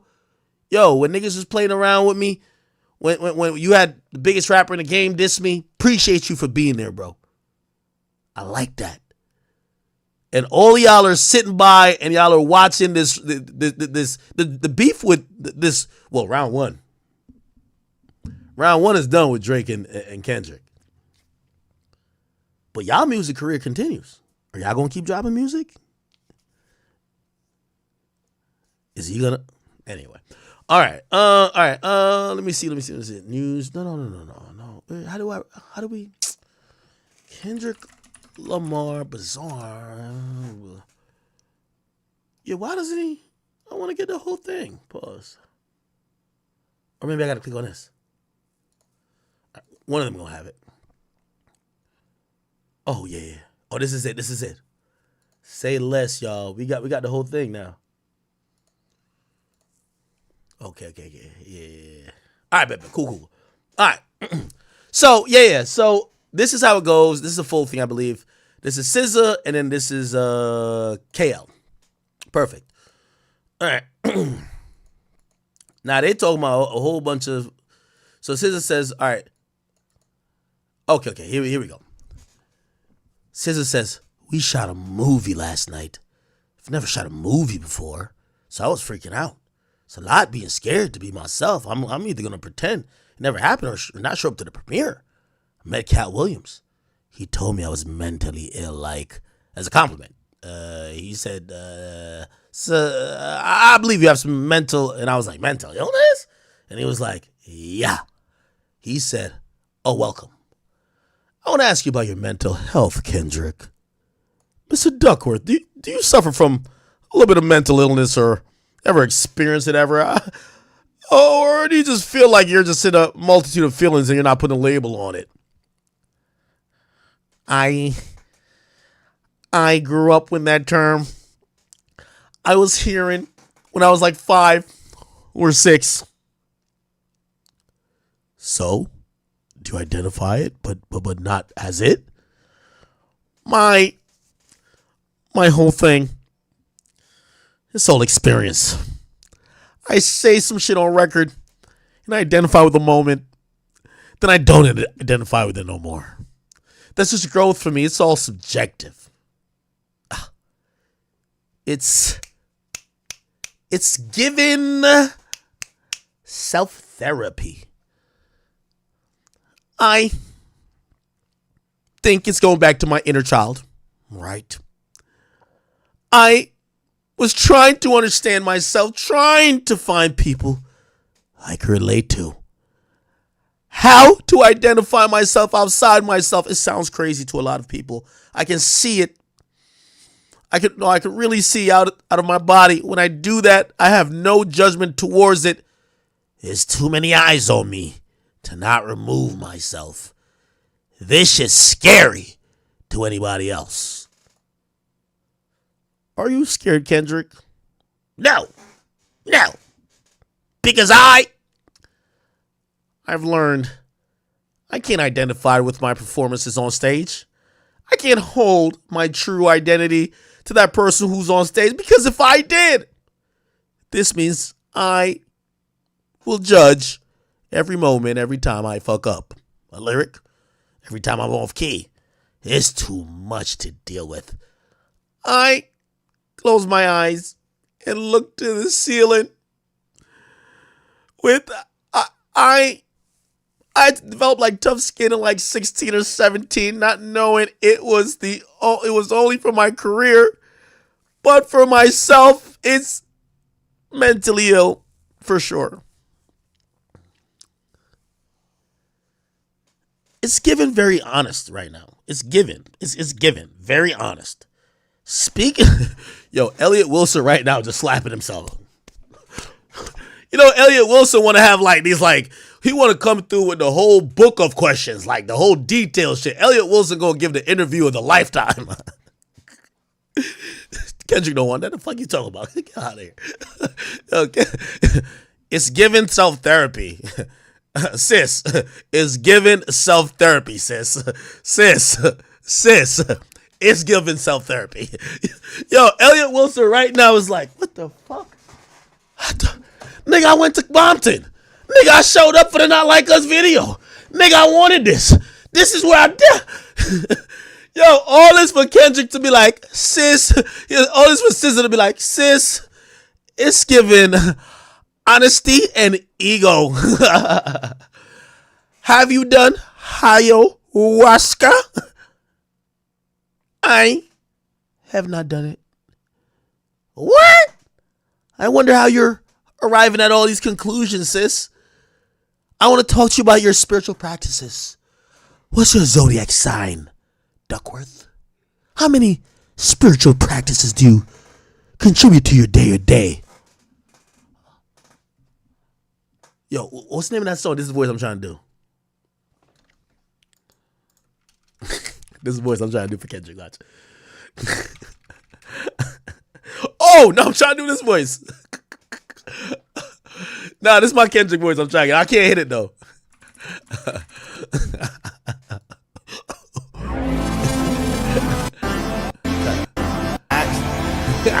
I will surely make the Oh, man, I ain't gonna lie, man. Let's take a fucking shot, man. How many people we got up in this bitch, man? Y'all having a good time? I'm having an amazing time. I'm glad you're here. Please, hey, we talk some realness. We have some fun. Don't take it too serious. Don't clip me. I have these rappers willing to crash out because I will just call the police on them, all right? I've been having too much fun today. I'm waiting for the first tweet. Fuck this nigga. When we see him, it's a green light. It's what they call it. It's a no-fly zone. Oh, shit. We still got like 20 bands in the bitch. Okay. We got 13 on K Academics, 6.5 on the Academy, and 2,000 on, what's it called? Okay, we cooking over here. Now we doing good. We doing good, chat. We doing good. Nah, this is the voice I'm trying to get, though. I jump right in and fall asleep. And fall asleep. I'm trying to get it, chat. I'm trying to get it. Hold on. Okay. Sis, all day ceremony? Ain't no bullshit. No, I can't do that voice. Ain't no cliche. But I literally talk to God like it's to a point where I'll be starting to think I'm going crazy. But then he has to remind me, no, this is really me. I don't know how. That's how I imagine the interview going. My early morning practice that I have to run. When I start running, that's where I started to understand. There was this threshold of pain in the spirituality for me. I remember my shins was aching, and I was like I got one mile ago. Then I get whispers and downloads and talking about the shit I want to know. The next thing, I'm 3 miles in, 4 miles in. I wake up, do that shit every day. Damn, sis. You have to break yourself. I ain't have to. I'm grateful for the God T, sis. Sidebar. What you feel about your top 3 contributing factors to self-transformation in the last few years have been? The power of honesty and being honest with myself. Perspective. I gotta cut that voice out. Let me just read it normally. Perspective about the person sitting across from me and learning the vulnerability is not a weakness. The last one probably been one I'm still developing. What the fuck is Kendrick talking about? I feel my work in music is just a start. I don't think it's my end goal. I know it's not my end goal. Music is just a vessel to get me there. Which one's the hardest? The last one. Why? We talk about our childhood. I hate going back to that. It's traumatizing. My pops, he was tough. He was militant. As far as every day goes, you are expected to go to work, take care of your family, get up and do it all over again. Being a man type shit, right? And he never showed no weakness. He never showed no emotion that could garner a one-up from the person sitting across from him. And I learned that experience, not knowing I had them same traits, right? But for what I do, there is certainly no growth without vulnerability. Yo, Kendrick been trying to explain to us why he told us his mom. He told us his auntie was a nigga for like the longest. Kendrick, we get it, bro. People have transformers in their family, gang. Like, it's not that serious. Yo, why Kendrick trying to make everything dumb deep? Yo, Kendrick, Not Like Us is a fucking diss song. Nigga, ain't no goddamn spiritual cleansing. What the fuck is you talking about? And your album you made, great. You did get some shit off your chest. But, my nigga, the craziest thing you told us is that your auntie was a nigga. It's cool. Mad niggas got transformers in their family. I don't know what the fuck Kendrick keep acting like this is some deep shit. Bruv. Nigga keeps saying vulnerability. Come on, bro, relax. But for what I do, there's certainly no... Oh, okay, we read this part. No, I didn't read this. But for what I do, there is certainly no growth without vulnerability. If I understand the power of vulnerability earlier, I could have had more depth and more reach to the guys that was around me in the neighborhood coming up. You know, our parents, they never had these outlets to express themselves the way they wanted to. I always looked at us as somewhat of a beacon of hope. I always wanted to know, how does your mom feel about your self-expression? Here's SZA. You know, my mama grew up dark-skinned in her 50s. Mama integrated in schools in St. Louis. She made herself smaller to be polite and non-problematic, Audrey. And growing up in the burbs where we were from one of the few black families, she passed that on to me. She developed this like delightful energy that she really truly does have. But I also feel like deep down, she really needs to be some ass and she'll feel better. When she told me about how she spends her time monitoring, so much of her time monitoring herself, people be like, oh yeah, we are our ancestors. Wildest dreams. What you're talking about is time to vote. But it's, what the fuck are they talking about right now, bro? Okay, let me just get back in it. But I'm my ancestor's wildest dream because I can be a bitch. It was crazy how people use, if I ever use this word in relation to her, they would fucking castrate me, right? I didn't use it. All right. I'm reading her words. This is SZA's words, okay? And I'm okay with that. Because mama wasn't allowed to be a bitch in her space or in white spaces. Yo, you know what's crazy? They told my white spaces, y'all are in a white spaces doing this interview. This is crazy. And I feel like it's my duty to literally get in there and be like, I'm going to do what I want. And I feel like my mom at first was really uncomfortable with me saying crass things and behaving a certain way. And she was embarrassed, even though she was proud. And then something just happened when it started to free her. She started moving around things in the house, designing the house, started being free. She didn't grow up with money or anything, so it's scary for her to think that about renovating the crib or having something for herself. She never imagined what her dream house could be, so it was like, it scared her. That's true too. She's snapping right here. It fucked her up. She was upset and embarrassed, but now she's like freed by the proxy type shit. You gave her that. And she gave to me. When was the last time you cried, Duckworth? Kenny, when's the first time you cried?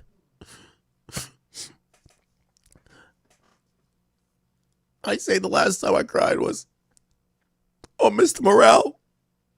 On Mother I Sober. That shit was deep for me. All right, let's go read what the fuck he was talking about on that. Here we go. Mother I Sober lyrics. This is the one he admit that his auntie was a nigga, right? Or the one that he was getting his gooch fondled with or something like that?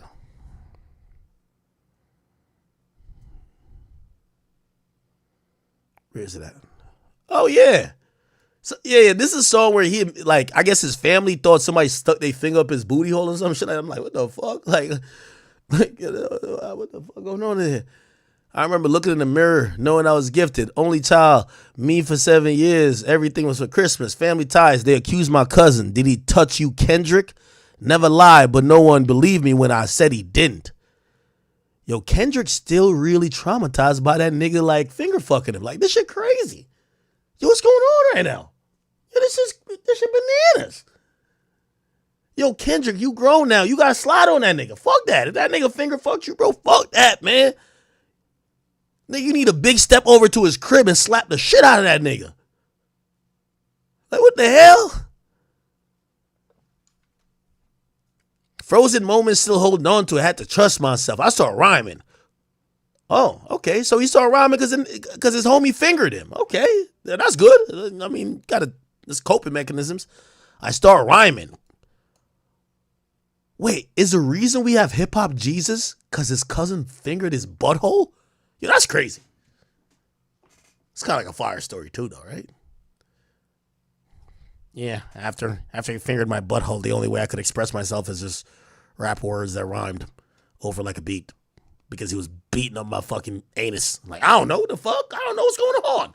God damn it. I don't know. Damn. That's a fire story still. I'm not even gonna lie to you. This is a fire ass story. My boy said he got fingered and he started rapping. I like that. You know why? That's vulnerability. You know all these rappers be like, yo, 50 stories like, yeah, I got shot 9 times. I couldn't move. Like, yo, I got shot through my mouth. Kanye, like, my mouth was wired shut. I just came from an accident. Kendrick's story is, yo, that nigga fingered my butt. I ain't know how to tell nobody. So the only time I could really talk about it is when the beat was popping and I had a rap in my mind. That's lit. I like that. I think that's fire. I think that's fire, bro. That's a fire-ass rap story. I hate hearing the story. So when did you start rapping? Yeah, I killed 5 niggas. I did like a 3-year. No, I killed 5 niggas. I did a 10-year bid. Now I'm ready to rap. Heard that too many times. Yeah, I ain't gonna lie, man. I killed 3 niggas in the hood, but I beat it self-defense, so I had to just rap my story. We ain't hear no story like this, nigga. We ain't hear no story like this. Yeah, I was getting finger popped by my brother. Like, he was just like up in there, in and out type shit. Keep it real. Shit, the way he was doing it, like, I was speechless. The only time I could really talk was when I got in the booth. Because, like, he was in my booth. Pause. Okay, I fuck with it. I like that story. I like it. I started rhyming. Coping mechanism to lift up myself. Shit. Nigga finger popping him was uplifting him. I ain't gonna hold you. Talk to his lawyer. Oh, you should snitch on that nigga. Yeah, that's my type of nigga. Kendrick, my type of nigga. I wouldn't be talking to the lawyer. I talk to the police, the DA. He going to jail. What are you talking to your lawyer? Told me not to be so hard on myself. Pause. Pause. Yo, imagine telling your lawyer, yo, I'm so fucked up over my cousin finger fucking me when I was 8. Bruv, chill out, man. Don't be so hard on yourself. He was hard on me. Oh my God, this is bad. This is bad. This is crazy. He has an aura. Yo, this nigga talking about his nigga. He's talking about his cousin like he's Duke Dennis. This shit crazy. Yo, this shit's out of here, man. What's going on, bro? What's popping, bro? What's going on with this shit? What's going on, bro? All right. Congratulations. Made to be famous. Still I feel uneasy. Damn, okay, all right. You know, I fuck with Kendrick still. That nigga really going through it. Water watching, live my life in nature, only things that relieve me. Holy shit. Yeah, I don't know what that feels like. Getting your booty hole violated so much you gotta watch the water for shit not to hurt. Oh my God, that shit sound crazy. Just got vigorously finger popped by your homie. The only thing that could soothe your soul is watching the water.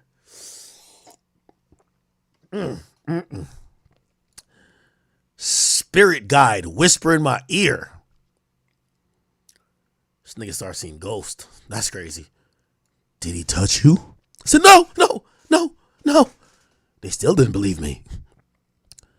Brother said he got revenge. My mother's brother said he got revenge from my mother's face. Oh shit, they slid for that nigga booty hole. That's crazy. That's lit. I'm down with that.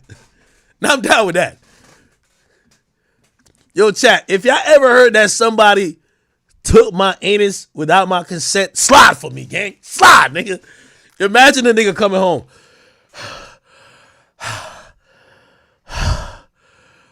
Bruv, it's done.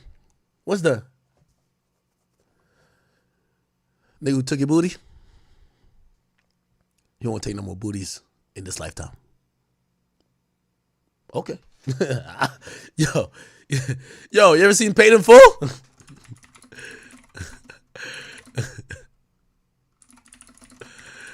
Rico, when he came back, remember when Rico was like, yo, Rico, it was like a chain. It's like, yo, hey, I handled that.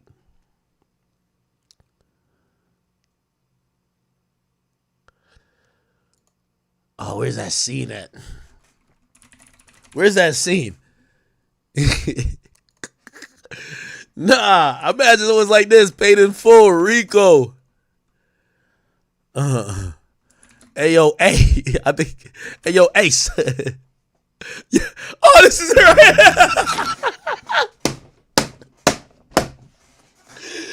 Yo, Kendrick bandaged up, and the nigga pulls up. Yo, Dot.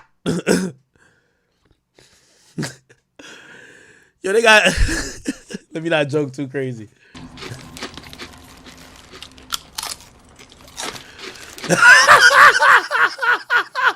Hey, niggas get shot every day, B. Yo, niggas get their joint took every day, B. What's poppin', B? You be alright, nigga. Be alright, nigga. You tough, right? Yo. I don't feel the same. My body. Look at this. Listen to this. I'm out, Rico. You understand what I'm saying? Look at me. Yo, Dot, what you mean you out? I've been shot in the head, baby. My body different. I'm breathing different. You understand what I'm saying? The doctor said I wasn't gonna walk the same. You understand what I'm saying?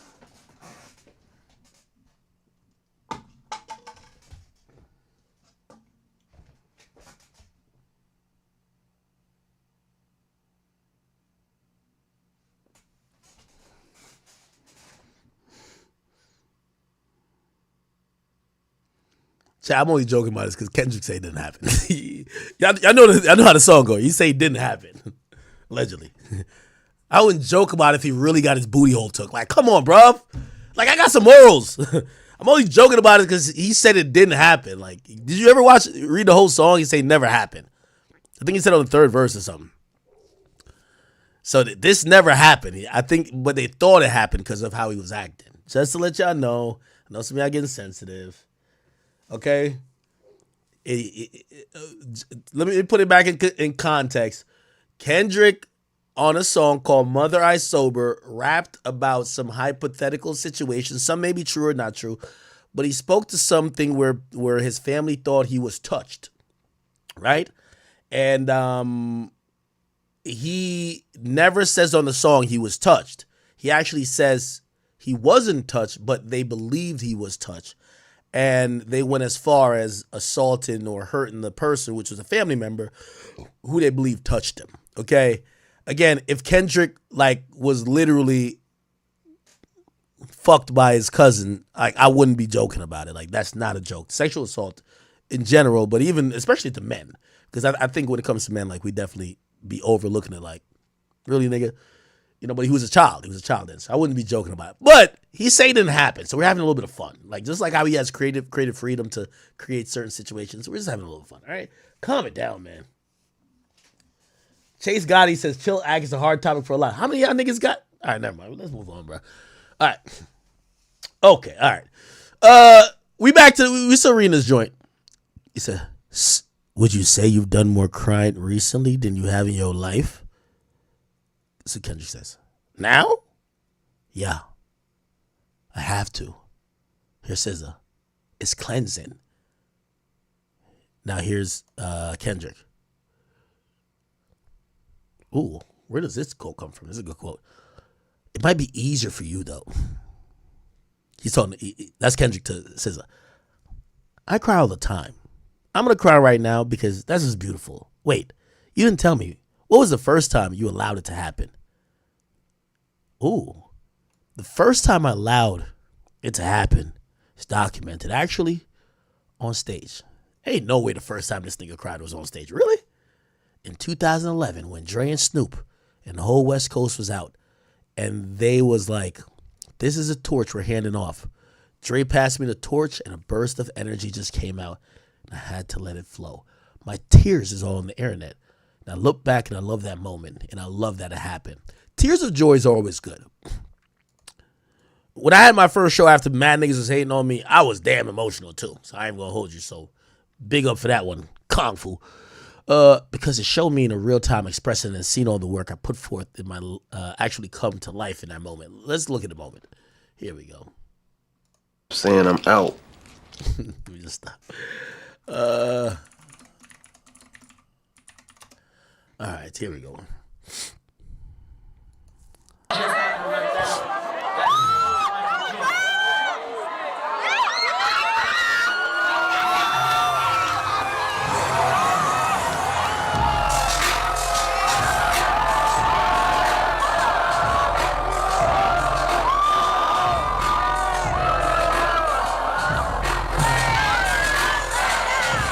Whose show was this? Oh no, this was a TDE show. I see the TDE thing right there. Oh, so I guess Snoop comes out. Was this planned? I never heard the story behind this.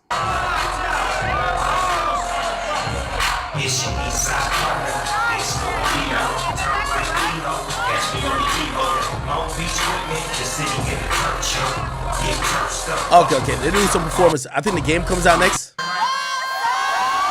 All right, let's see what happens. Oh, I think the game just walks out, right?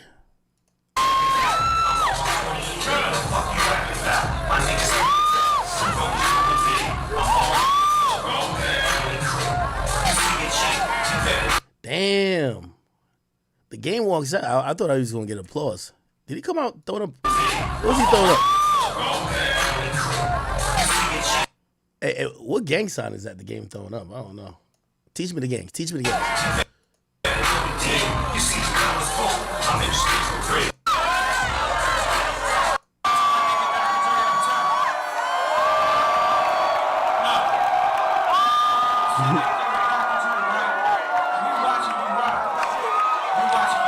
All right, so we got the game, Kendrick Lamar, Corrupt, and Snoop Dogg. pretty good representative of the West Coast. We watching all this love. It's a beautiful thing, my nigga. You great at what you do. You ain't good at what you do. You great at what you do. Nah, chat. They got a little too set. No. I only was cracking on it because, bruh, Kendrick said he didn't get fucked. Like, I I think people always misconstrue that verse. He never said he got fucked. Like, even when Drake dissed him about it, remember when Drake was just like, Drake said in the Hard Part 6, he mentioned, yo, you sensitive about that because you was touched or something like that, right? But if you listen to the verse, Kendrick never said he was touched. You get what I'm saying? He actually denies it. But he talks about how that's a real situation in families where, like, you know, I mean, shit is happening online now. I seen someone accuse, you know, the YouTuber CJ So Cool. They're accusing CJ So Cool. He dated some woman that had some kids. I guess some weren't his, but they're accusing him of touching one of the kids. You get what I'm saying? Now, he said it's not true. Like, we don't know what's up with that. But, you know, and I think the daughter is actually doubling down on it and saying it was true. Who knows? Anyway, Kendrick was the kid in question. Kendrick is saying even now, he tried to tell him that the dude didn't touch him. And that didn't matter to people because they still either beat the dude up or whatever the case is. So please, like, nobody's clowning Kendrick for getting fucked. For all we know, he didn't get fucked.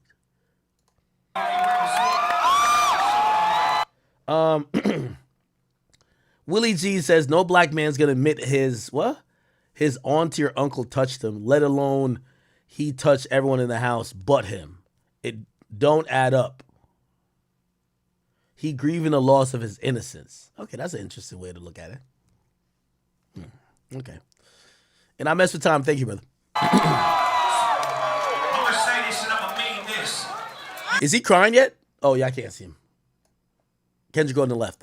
You got the torch, nigga. You better run with that. It's yours.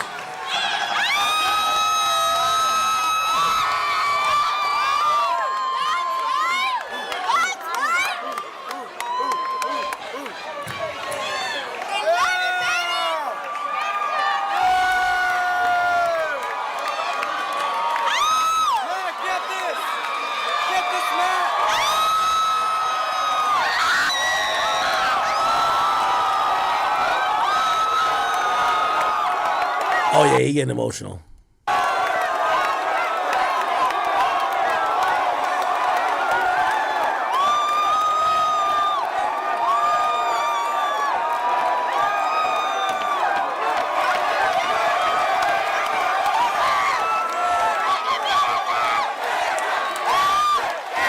That's Absol. It's Q, ain't it? I think J-Rock back here. This was 8/19/11.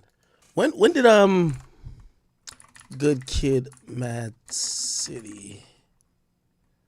When didn't that drop 2012? Unless I'm tripping. It dropped 2012. I know Section 80 was out. Why did people just say, like, why did they already pass the throne or like the torch to him? I know the game had cooled off. Huh. I'm pretty sure it was a good race. I just don't. I'm trying to remember the sequence of events. Yeah, I'd be crying too. I ain't gonna lie.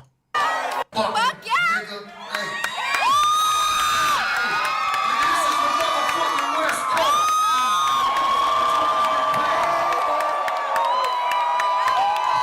Yeah, acknowledgement by your peers, it'll definitely do it to you. Ain't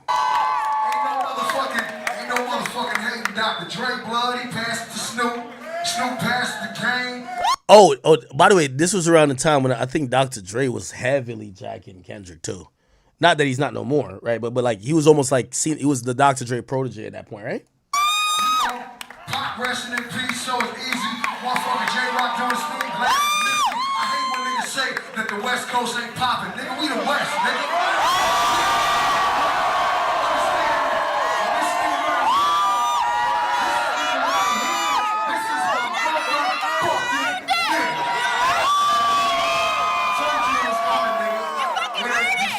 Before it was Kendrick Lamar, it was Kodak. Before it was Kodak, it was just a little nigga with a cool haircut that could rap his fucking ass off. You see, one thing me and this little nigga got confident. I mean, yeah, one thing we got confident is confident, nigga. I love you, nigga. Dre, I love you, Snoop, I love you, J-Rock, Schoolboy Q, motherfucking Roscoe, man. Hey.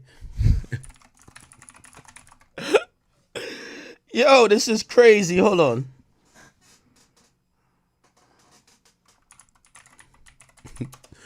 Yo, so punch from TDE. Yo, I ain't gonna lie to you.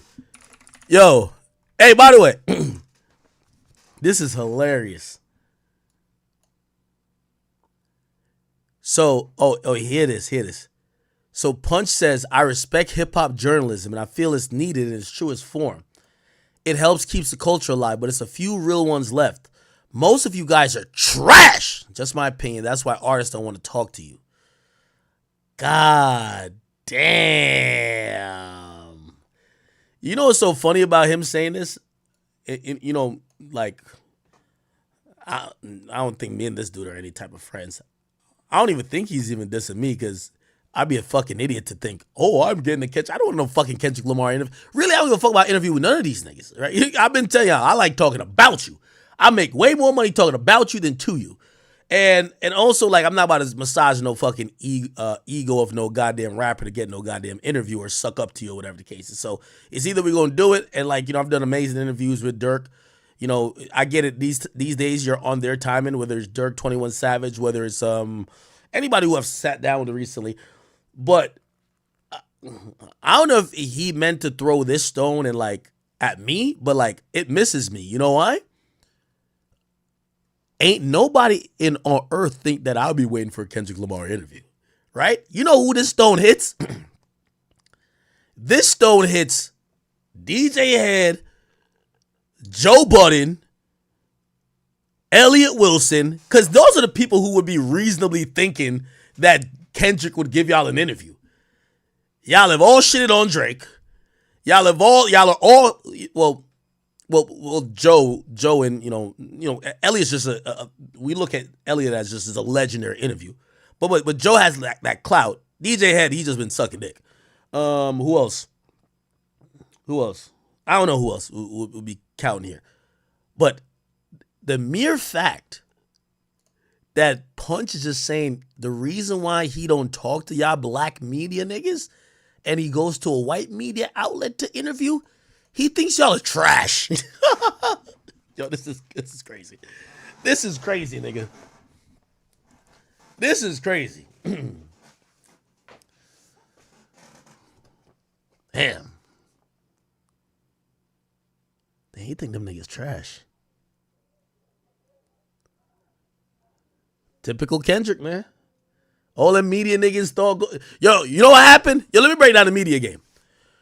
Yo, by the way, I've never asked Drake for an interview. Anybody can ask Drake. I got $1 million. I've never asked Drake for an interview. That's facts. I've never asked Drake for an interview. Even when, remember that time y'all was like, oh, I'm mad at Drake or like whatever. And actually, he told me I was mad at him too. Because y'all were like, oh, he went on Kai's stream. He presented that. He's like, yo, I'm going to call up on your stream. It wasn't me like, please call up. You get what I'm saying? One other time I've brought him on stream, I think, remember when I passed out? Like, this was at my old apartment.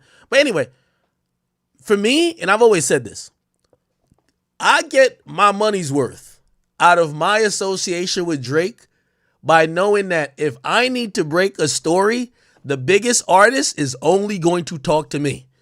You feel what I'm saying? Like, bruh, that just is what it is. Like, nigga, that's my way and go. I don't want no fucking interview with these niggas. The fuck? By the way, I also tell them they should want to do interviews. You know why? I think even Drake should want to do an interview. You don't got to be with me. Because anytime people don't hear it from your mouth, pause, it's always going to get misconstrued, right? Like, the fuck? I think some of the cronies, I won't even mention that. Anyway. Yeah, so for me, I look at it like that. And I always used to say, I said, if Drake was going to do an interview, this was before the beef, I said, there's a few people I don't even think, I wouldn't ever feel entitled because there's people in line. I thought Elliott was ahead of me in that line, pause. Obviously, we all want a big interview. What I'm saying is that I just not going to feel entitled. I never did. Elliott Wilson, I would feel like is ahead in that line because he's done so many Drake interviews. Joe Budden has this interesting relationship with them. And I think he told Joe he was going to do some shit. He's told Nori and them he was going to do some shit. He told Gilly and them he was going to do some shit. So now here's the thing about like this whole interview thing. This is why like this is so funny about Kendrick. And I love how Kendrick shits on people because it's going to make you fuck niggas appreciate Drake a little bit more. I ain't going to lie to you. At least Drake lied to a couple niggas and told him he was going to do interviews. Kendrick didn't even promise niggas interviews. Kendrick just did a white platform and sent his mans out here to tell y'all he thinks y'all are trash. You get what I'm saying? That's why most people switch. You know that's what happened, right? Half of these media niggas got mad at Drake and switched because they like, yo, he been gassing us all up, promising interviews. He don't really fuck with us. He's using us, blah, blah, blah, blah. Yo, this isn't like a mutual relationship, whatever. We're going to go dick ride Kendrick. Kendrick is going to, he's for the people. He's not a colonizer. Drake did a colonizer thing, gas us up. But as soon as he felt he didn't need us, he didn't give us an interview. Kendrick, he's not going to do that because he's for the culture, black power. We going to be all right shit. And Kendrick gets his chance to do the interview, goes to the white platform, sends his mans out to say he thinks all you niggas is trash. He ain't doing no fucking interview with y'all niggas. Perfect. Perfect. This is hilarious. You know what I'm saying? This is hilarious.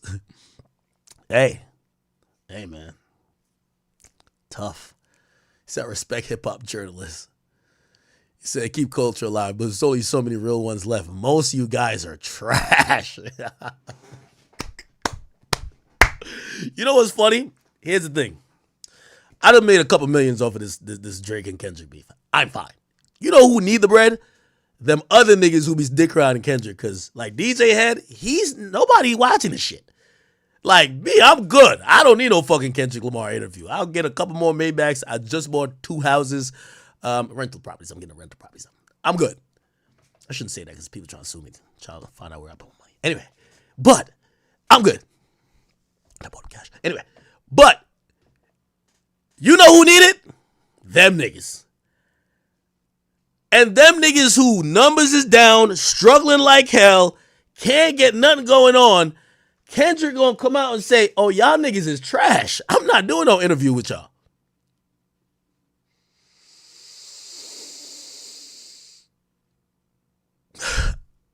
I hate to say it, chat, but I'm becoming a bigger and bigger Kendrick fan as we speak. Finesse the culture, clown him to their face, call them niggas trash who supported you. Tell them bum-ass rappers who be just riding your dick you not give him a feature. My type of nigga. I like it. Okay? I like it.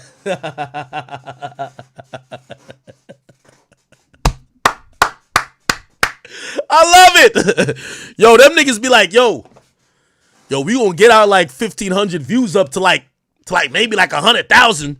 Like every time we talk, as long as what Doc gonna come through. He sent the message. Y'all trash. Oh man. Hold on. Oh shit, nah. Oh fuck. What's this shit called? Bumbleclad. I can't remember it. Oh, hey. Oh, hey DJ Head, I'm gonna give you the shout out that Kendrick won't give you, nigga. All right? Don't ever sneak diss me again, talking about you glad I'm getting banned.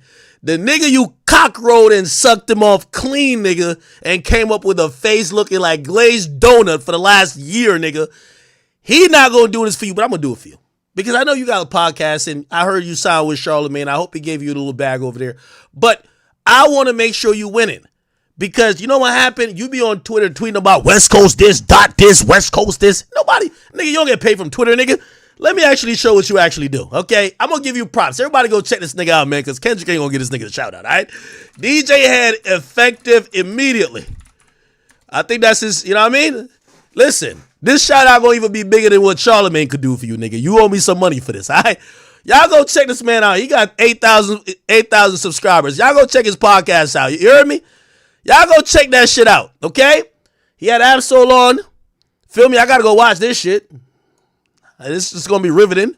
Feel me? Even the TD package, stimulus package ain't getting him really far. You know what I mean? Yeah, we gotta. This thing got 1,000 views in a Tusi interview? All right, fuck it. Who cares? Y'all get my man numbers up, man. Kendrick not finna hop on his podcast and get him lit, bro. Kendrick gonna take him, dick around him on Twitter all day. Trust me, I get more engagement than all of y'all.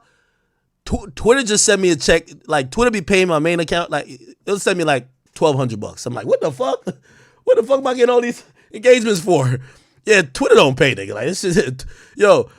Shout out to Elon, but Elon is not cutting the check, bro. That's why I was about to stream on Twitter. Remember, I was breaking all type of numbers.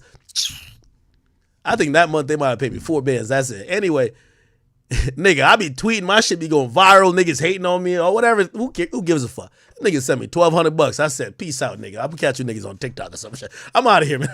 I ain't try. Anyway, that nigga tweet like he's going out of style every 20 minutes. West Coast. Okay, we know you're not making shit there. Please, could y'all go over to this guy's podcast and show him some love, okay? Because Kendrick Lamar is not going to give him no type of credit. And instead of him hating on Big Act for having 20,000 people watching him for 7 hours on his live stream, you feel what I'm saying? Doing damn near 20 to 25 million on YouTube cumulatively via all our channels. Could you please just go help DJ Head get like more than 100,000 views per month, please? Anybody. Could y'all do this? Now, y'all gotta do it for me. I gotta give a nigga a stimulus package. Yo, this Tusi interview right here? This one right here? You know, Tusi said he was gonna quit if he ain't sells 20K? Well, this nigga might have to quit if you don't get this to 10K. Come on. Get this interview views up and help my boy out. Shout out to DJ Head. This is a stimmy you was waiting for because I know Kendrick ain't giving you shit, nigga. Okay, that nigga probably told you, nigga, I made you DJ to pop out. What more you want? Like, what the fuck was that? You get a couple more Twitter engagements? Like, this shit don't do nothing.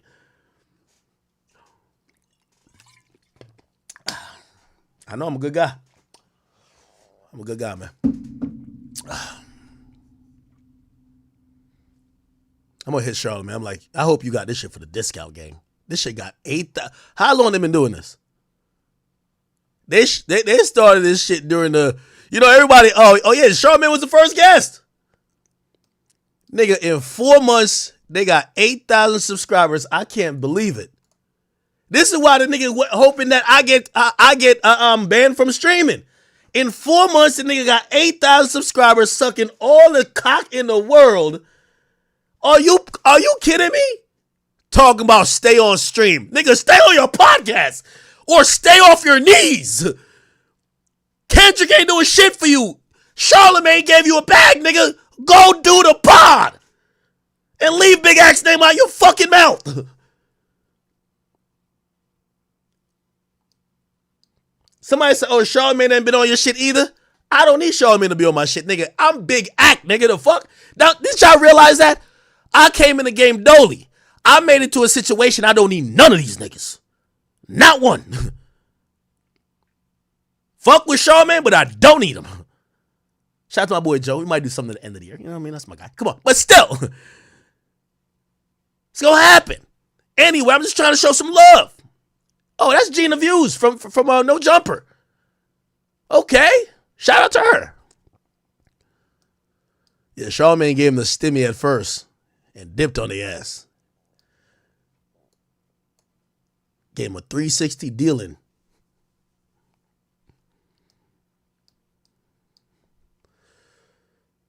All right, man.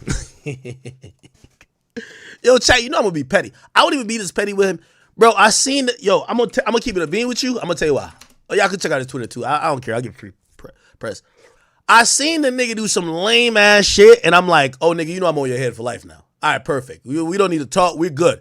Now I'm gonna be on your head because it be the loser niggas who try to get on my bad side. Talking about Complex, I'm gonna be on y'all bitch ass too, nigga. Talking about, academics has been banned on Twitch. Hi, Twitch. After streamer Aiden Ross told me stay on stream. Oh, word? Oh, you think it's funny? You know what I think is funny? Is that you a bum. Don't tell me salute King, none of that shit, nigga. Salute your views. And by the way, hey, Just do me this one favor. His last video on his channel, just put at least like 200 comments in it. Just tell him the chat niggas just coming over here to check out the graveyard to see what it's like to be making content that nobody watches. Tell him to stay on Twitter on his knees sucking Dot's dick. Okay?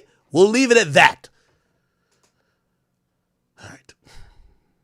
Yeah, when I came back last stream, I couldn't give that moment to him, but the Espelon is great today. All right, cool. Are we still reading this goddamn interview or is it done? Oh, it's still going. All right, fuck. Like, oh, they really was talking. Okay, we back to this shit, bro. All right, so SZA says that was emotional and pretty. What do you want for yourself? What's your driving force? Do you feel like you've done it all? Do you feel like now it's all for the plot? Is the plot you? Is further self-discovery the plot? Is it domination? It's funny. I was asking myself that this morning.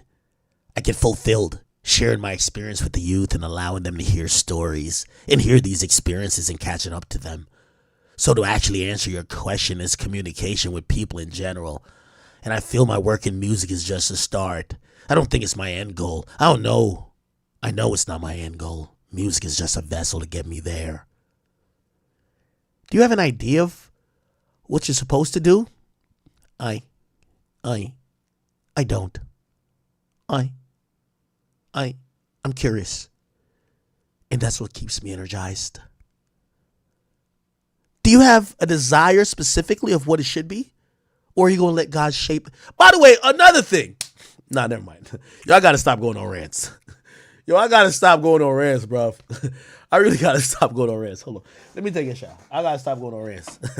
I got to stop. I got to stop, Chad. I got to stop. I got to stop, bro. I got to stop. Hold on. Let me drink a little bit more.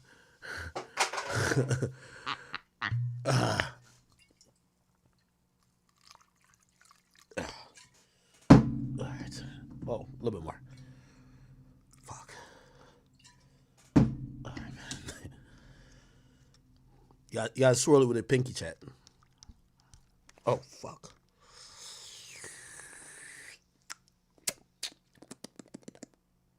Good.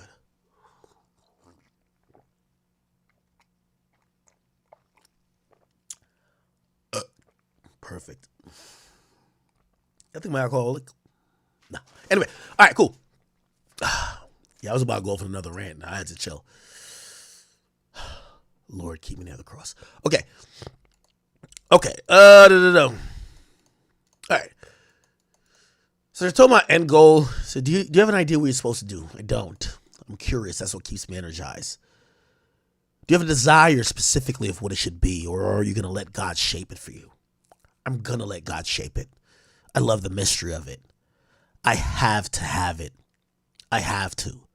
The chase of it all. You know what I'm saying? You're so teachable. Shut up. You are.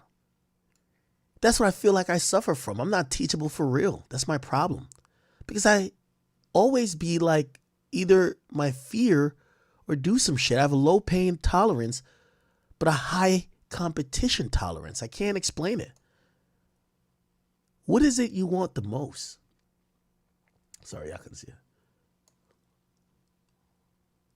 If you want anything, information. I want it all.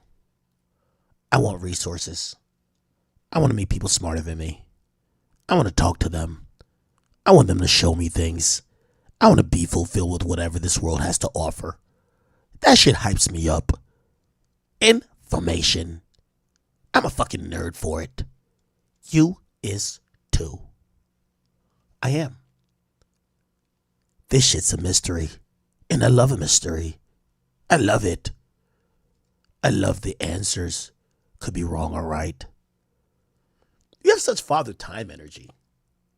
It's given universal dad vibes. Actually, it's more like a universal sensei. It's almost like gender ambiguous.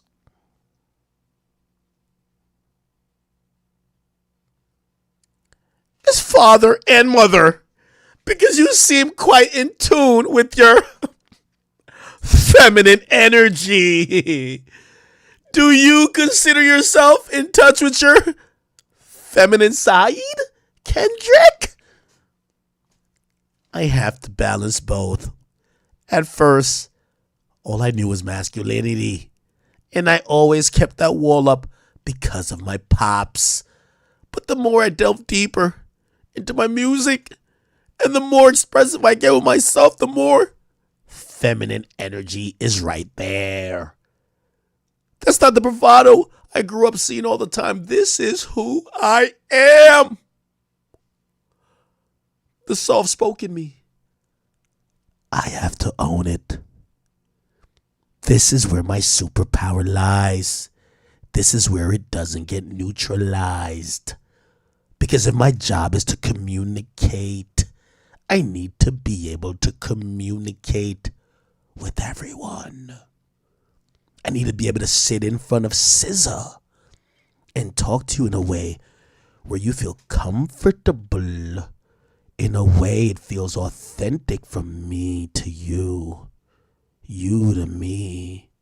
And I can't do that with a wall up. I can't do that with my full masculinity.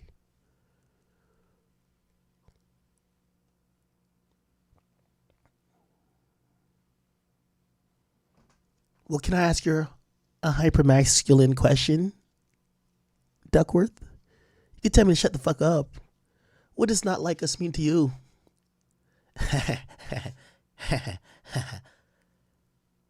Not like us.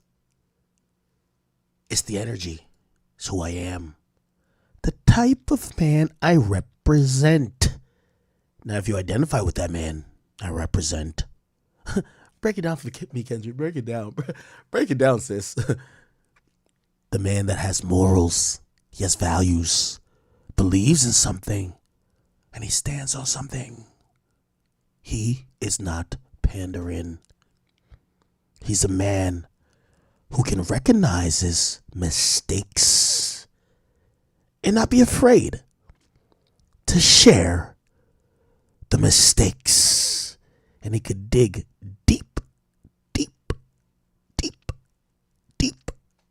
down into fear-based ideologies or experiences. Yeah, imagine Kendrick saying this is some ASMR type shit. That's why I'm talking like this. To be able to express them without feeling like he's less of a man. If I'm thinking of not like us, I'm thinking of me and whoever who identifies with that. Now, can I say something else in that realm, or you want me to get away from that? Can I ask you something else, Kendrick? Is it mean? No.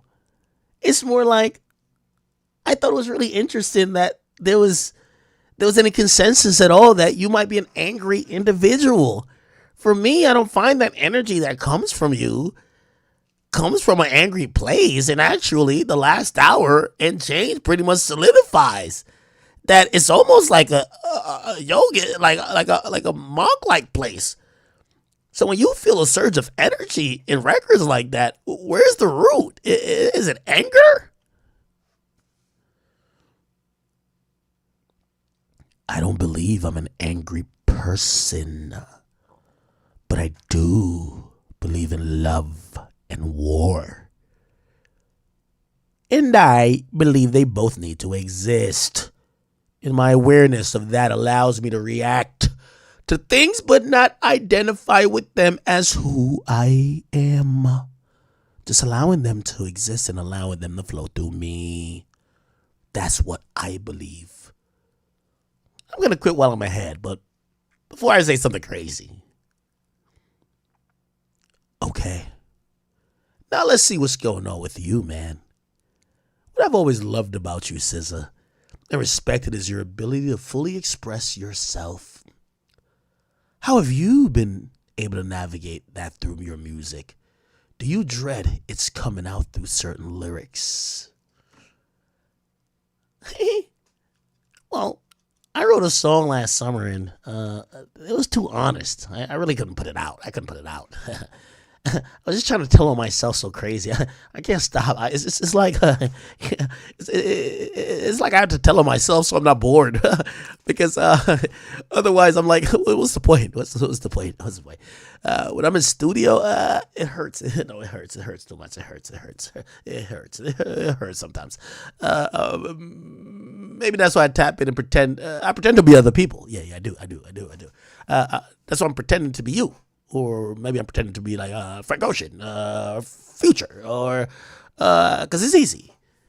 It's just easy for me through their eyes, man. That is to sit with some of the really harsh things I say about myself to myself. I guess I just want to say nicer things about myself, like something like I guess I should look through my eyes. I should look through someone else's. But when I heard Mr. Morale, I was like, I'm not digging deep enough. Not into my art. I'm running from so many things. So now I'm like in my bag, okay? I'm codependent and I'm like a people pleaser. And I'm afraid of all these things. I'm so fucking selfish. All of these things I tell myself because I have to.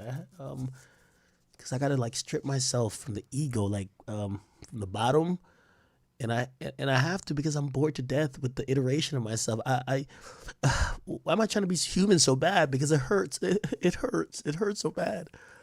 But that's the job, right? Right? No matter how much spirit you talk to or any of that, it just doesn't matter. You have to be here. You're gonna be in the ether eventually, just not now. That's what I'm talking about. I appreciate you. I'm laughing to keep myself from crying, but thank you. I appreciate you too. I'm proud of you. Not only your artistry, but I'm proud of you in the sense of caring and respecting who you are and being able to grow or go through emotions and be aware and say, okay, this is me. I can either grow from it or put it away and come back to it. That's what I get from you. I think you got a good sense of it. Just knocking out the fear of it all. I got to do what you're doing. Yeah, I got to do what you're doing. Your philosophy of when it gets too hot, and that's where you got to go, like a little closer. Closer through it and all the way through until your shit's burning. I want to take it there. Yeah. There you go. I do like this conversation. This is a conversation between artists. And even though I think both of them are talking on some fake, woke, deep shit, like, bro, I'm sorry to tell y'all, like, y'all shit is just not that fucking deep. Y'all could sit here and tell me all y'all want to tell me that Kendrick is just some, like, philosopher and that SZA is just some fucking emotional guru. No, they're regular humans making songs with an intended purpose based on how they feel at the time. Kendrick probably felt, fuck this corny ass Canadian nigga. He's not like us, and he made a song. I think it's that deep. I don't think it's nothing else. I don't think it's all this moral shit, all like 50 definitions. I get trying to put some meaning towards it, but I don't think that's what he thought in the booth. And for SZA, I think SZA is, is a complex person with emotions from what I've heard about her. Sometimes she's insecure, sometimes she's confident, and whatever song you hear is probably going to be at a slice in the time of what she feels at the time. Cool. It's not that deep though. Okay. We gotta stop these artists from thinking they're fucking Picasso. Chill out, bro. Even though we could say for Picasso too, he's not that deep. So maybe I should let them rock. Art could have interpretation to it. Who am I to say it's not deeper? It's deeper, right? Okay, cool. Yeah. Yo, I ain't gonna lie. For y'all journalists, y'all are cooked. Let me tell y'all this. Yo, chat. And Punch, I wanna say this to you directly. Hey, I love when I always say this. Every artist can stop doing interview and academics is going to be at the top of the fucking game. You know why? Ak is the best in the entire music landscapes of running narratives, not talking to no one, talking to himself for 10 hours on the mic. No one could defeat me doing this. You know what I mean? I could sit here and talk for 20 days to myself. It's fine. A lot of y'all aren't doing that. A lot of y'all are podcasters. And I do podcasts too, where you rely on someone to bounce off of. Good. Then some of y'all are interviewers. When I hear the rappers say that they don't do interviews, I don't. Yo, you know what's so funny? I said this, like, I won't mention the exact episode. I had to miss a day of stream to do a podcast with a rapper. And it's a rapper who sells. And I literally said, listen, if I didn't like doing interviews and I like diversify my content, I make way more money sitting on stream and motherfucking doing content than ever interviewing a rapper. Like, it don't hurt me. So when I hear the rappers saying that they don't want to do interviews, I'll be looking at these other niggas who need interviews and I'm like, what y'all think? Because it ain't hurt me. What you think? Because you like doing interviews. You're the interview guy. What about you? You're the I have a guest on my podcast guy. What about you? I don't give a fuck. When I hear Kendrick, like when I hear Punch say, "Oh, they're trash," I'm like, yo, y'all niggas better slide. Yo, Elliot, you ain't got a response to this shit? I talk to myself for 10 hours and make millions. I'm good. No one could be like, oh no, Ak needs these people. I will sit here and talk till my voice box goes out. And people will be like, hey, we'll just tune in. He gonna make some jokes. He gonna be cool. We chilling. Don't want to talk to these niggas. And I ain't gonna lie to you, that's what I like about Joe. Joe told me this when we were back on Everyday Straight. You know what Joe said? Ak, if I had my way, I would never talk to these fuck niggas. They have inflated egos. They think they don't want to do interviews. They all think that an interviewer is begging them for something. And then I realized, especially once I like doubled down and got back into streaming, he right. That nigga was right. Yeah, I don't want like shit. Yo, these days, like we don't even go actively booking artists anymore. Like shit, if artists want to hit us up, shit, Rollo hit me up recently and said, Ak, yo, we gotta tap in. I want to do some shit. I said, yo, I like your content too. Yeah, we should do something. Cool. But I'm not over here begging these motherfuckers to do a motherfucking thing. I'm like, I'm good. You know what I mean? And by the way, it doesn't mean I do like doing interviews and shit like that. But yo, you know, what Russ was saying is so funny how, like, I'm watching all the journalists who should feel offended. I think they think a lot of people in journalists, I get it. Ask the big dog. So y'all think that they're dissing me. They're not dissing me. None of this shit disses me. It disses y'all. Like Russ said, you know what Russ said? Look, let me find it. Russ. What the fuck? Did he make the... Probably got to put rapper. Oh my God, I can't find it. Anyway, Russ got into a back and forth with a rapper. No, with a journalist. And Russ's point was like, rappers don't do interviews anymore because they're all now looking like they don't need the medium of where the journalists, the people who say that they're good at asking questions or they're good at being journalists, they're not looking for journalists, they're looking for platforms, right? So let me explain that. Rather than go do an interview with some chick who claims she's a good writer or whatever that works for whatever hip hop publication, they want to come kick it with Big Ak. They don't give a fuck if I troll them for 3 fucking hours. You know why? Big Ak got the biggest fucking platform in hip hop. When I sit with them, it's viral. When you sit with them, it's like DJ Head sitting with them. DJ Head sitting with Tusi, not one person talked about that. If me and Tusi kick it for 20 seconds, we gonna go viral. That's true though. So I get it. So when a lot of times they be saying, because I like even that tweet I pulled up, they were like, yo, we went from Angie Martinez to Academics. Academics is not upset that these artists are saying this bullshit. Y'all niggas need to be upset. Kendrick could say every day of his life he don't want to do interviews. Great. The more he don't do interviews, the more I go get sources to report shit about him. And I'm going to make millions. I don't give a fuck. Same with Drake. Well, now Drake just tells me whatever. But cool. I was doing it before Drake told me whatever. Nigga, I was asking for no interview. Like, I just figured it out. The actual journalists, I'm wondering when y'all gonna slide on these rappers. Because here's the thing. I'm gonna give y'all, and I'm really speaking to y'all plight. And I don't even want to, y'all want to mention people's name and throw them under the bus because, you know, everybody not like me in terms of like, just speaking honestly. I was talking to somebody who you could consider a traditional journalist, right? And they said, you know what the problem is? When a rapper is coming up in the game and they have to go do this platform, they get with some people like me, who are going to do some really good journalism on them to give their background. We're going to see that into the ecosphere. People are going to pick it up. And that journalism we did is going to be the backbone of what is going to spear some of the media career or the media light that drives narratives. Of course, their music and their personality on social media does it too, but eventually they blow up. And they were complaining to me about one particular artist. Actually, I'll even say it. J. Cole, it was you, fuck nigga.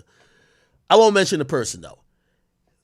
It was a journalist. They gave you one of your first motherfucking interviews, nigga, when you was one of them young niggas with a fucking short haircut, okay? And you gave that journalist a great interview. They did a great interview for you. They circulated it everywhere. But once you got big, you would never give that person the same look. You know why? Because, and this is what I'm trying to say to y'all media niggas, artists use y'all. I know artists use y'all.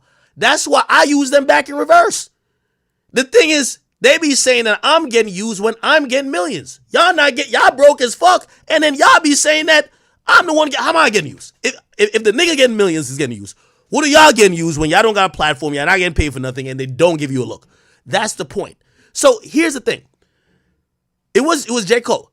J. Cole did an interview when he was very young, coming up in the game with a particular person. J. Cole gets big. J. Cole won't. You know, the artist is always gonna get bigger than the media outlet. J. Cole wouldn't give that person another interview again. Actually, I remember J. Cole gave Adam 22 an interview. J. Cole, Adam 22.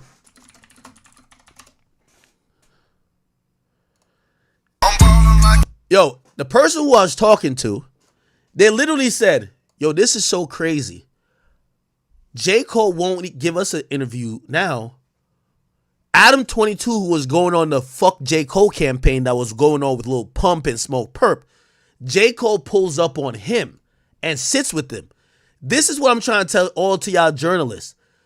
Your journalistic integrity don't matter. The act didn't kill it. The rappers killed it. Technology killed it. Fans killed it. That's the reality. The act didn't do shit. These rappers, they use y'all. So get out your feelings. Stop thinking that you're important.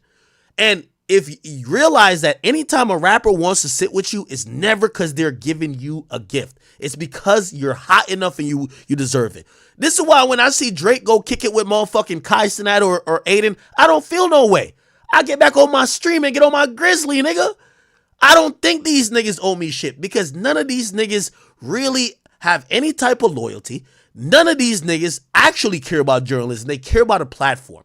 So Adam 22 at that point, because he was covering all the little colored hair niggas, had a platform. J. Cole didn't go back to that same person who gave him the interview when he had nothing going on. J. Cole went to the nigga who was slandering him, but had a platform. Tells you everything you need to know, and this is 6 fucking years ago. So when I hear, like, even with people with the Kendrick Lamar shit, if you, all that bullshit Kendrick done rocked y'all to sleep with, like he gonna change the game. Nigga, he done looked at all y'all niggas that supported him and summed up y'all platform not popping. That's what it is. If y'all platform was like Kai, that nigga would be fucking with y'all. But y'all platform is not. So that's when you get to realize, bro, stop thinking these artists is like on some holistic, they care about journalism shit. They care about platforms. That's it. They want your platform to open them up to other people or to a certain basis. The same thing with politics. Donald Trump, Donald Trump and them was trying to do some shit with me. You think it's because they like Act? Fuck no. Yo, Act, we know like the bunch of niggas probably watch your channel. We're down to go do some shit with you. That's it. Y'all keep talking about journalistic integrity. Don't listen to motherfucking TD Punch. Don't listen. Yo, put like this. And I hope every media outlet realizes this. You have listen, shout out to even our generation and Kids Takeover, all these platforms that cover people early on. Bruv, just remember this. When y'all cover some of these artists and they blow up to get mainstream, they won't look back at you. So make sure you plan that. Just plan that to know. They only fuck with people with clout. That's a fact. These artists clout chase. You know what's funny? I'm probably closer to some of these interviews. I don't even give a fuck about talking to them. You know why? They're gonna like, oh well, Act got like this amount of numbers. We'll just go do it with Act. They'll come up with a weird angle. Oh, we'll kind of phrase this as we're stepping to Act. We're checking him.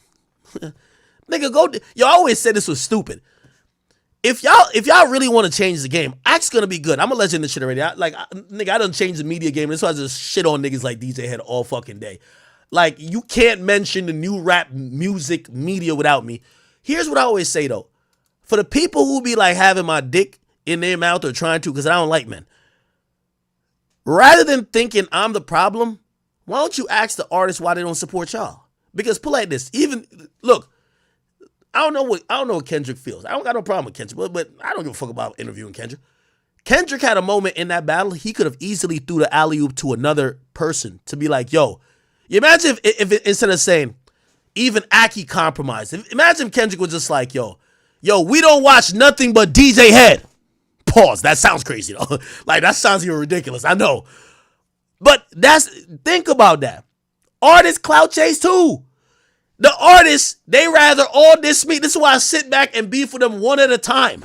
And you know why I like beefing with them one at a time? Because they think, look, Meek Mill, his stupid ass spent 5 years beefing with me rather than saying, hey, I'm just going to ignore Act and give every interview to this other guy. Like, this is the dumbness of like, that's how me and 6ix9ine really start doing our 1-2 duo. 6ix9ine was like, yo, Act, I'm only fucking with you. All right, man.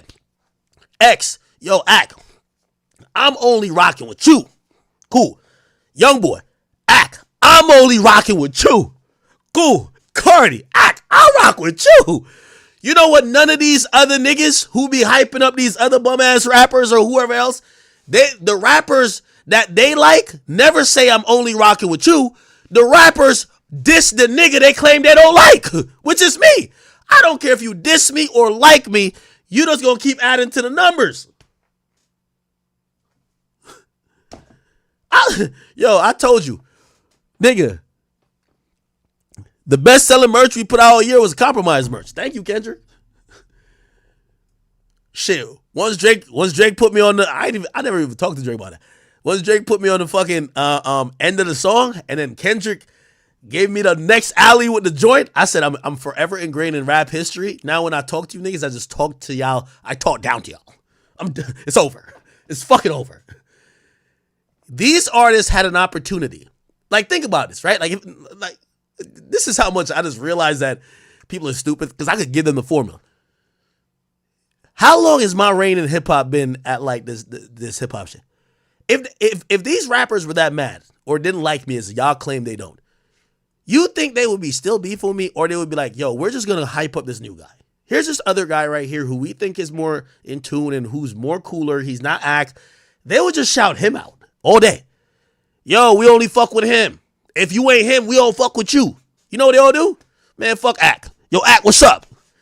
All right, cool. I don't give a fuck. Whether you like me or hate me, it's the same metric. You know what I mean? I've never went to the bank and my accountant said, yo, this $2 million right here was from the niggas you like that liked you, but that $3 million was from the niggas who didn't like you that watched too.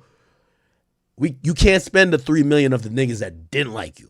We got to take that away. I'm like, what? You know what they said? Bro, you got 5. That's it. I'm like, perfect. So anyway, I only say that to say this media shit. Yo, respectfully, Elliot Wilson, everybody else, y'all stop saying these rappers don't, bruh. These rappers don't fuck with y'all, bruh. And actually they do fuck with y'all. But these rappers are clout chasers. They're looking for ways to connect to audiences. If they don't do an interview with you, they don't think they need to connect to your audience. It's not even personal. If they don't do an interview with you, they don't think they need your audience. And that should be like, it should put like something embedded in your mind. I'm going to treat y'all niggas different from now on. If that's how y'all rocking with me, I'm gonna treat y'all different. Watch. So anyway.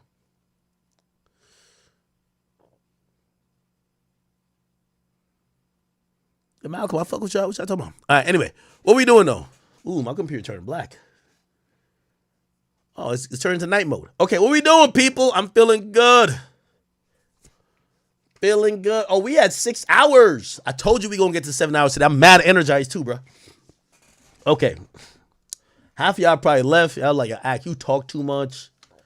This is why y'all gotta catch me at a 10 o'clock stream. At 10 o'clock stream, we're gonna react more. You catch me at a 1 o'clock stream, bro? I'm gonna talk a lot of shit, bro. Chat, keep it being. If I just talk too much today, keep it on. It's okay. 1 in the chat if I talk too much. 2 if you're okay. You don't mind. Because I ran my mouth today. I ain't gonna lie to you.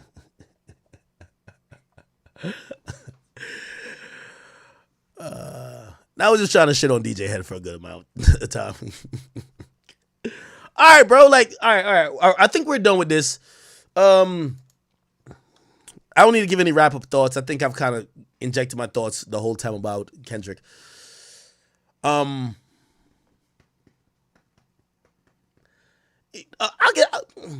fair too. I'm fair. You want me to be fair? I'm fair. I'll get at some Drake fans too. Drake fans. You know what I mean? I won't call y'all OV hosts. Nah. I do want to say this. I've been seeing this on social media. Hold up. I think y'all are incorrect.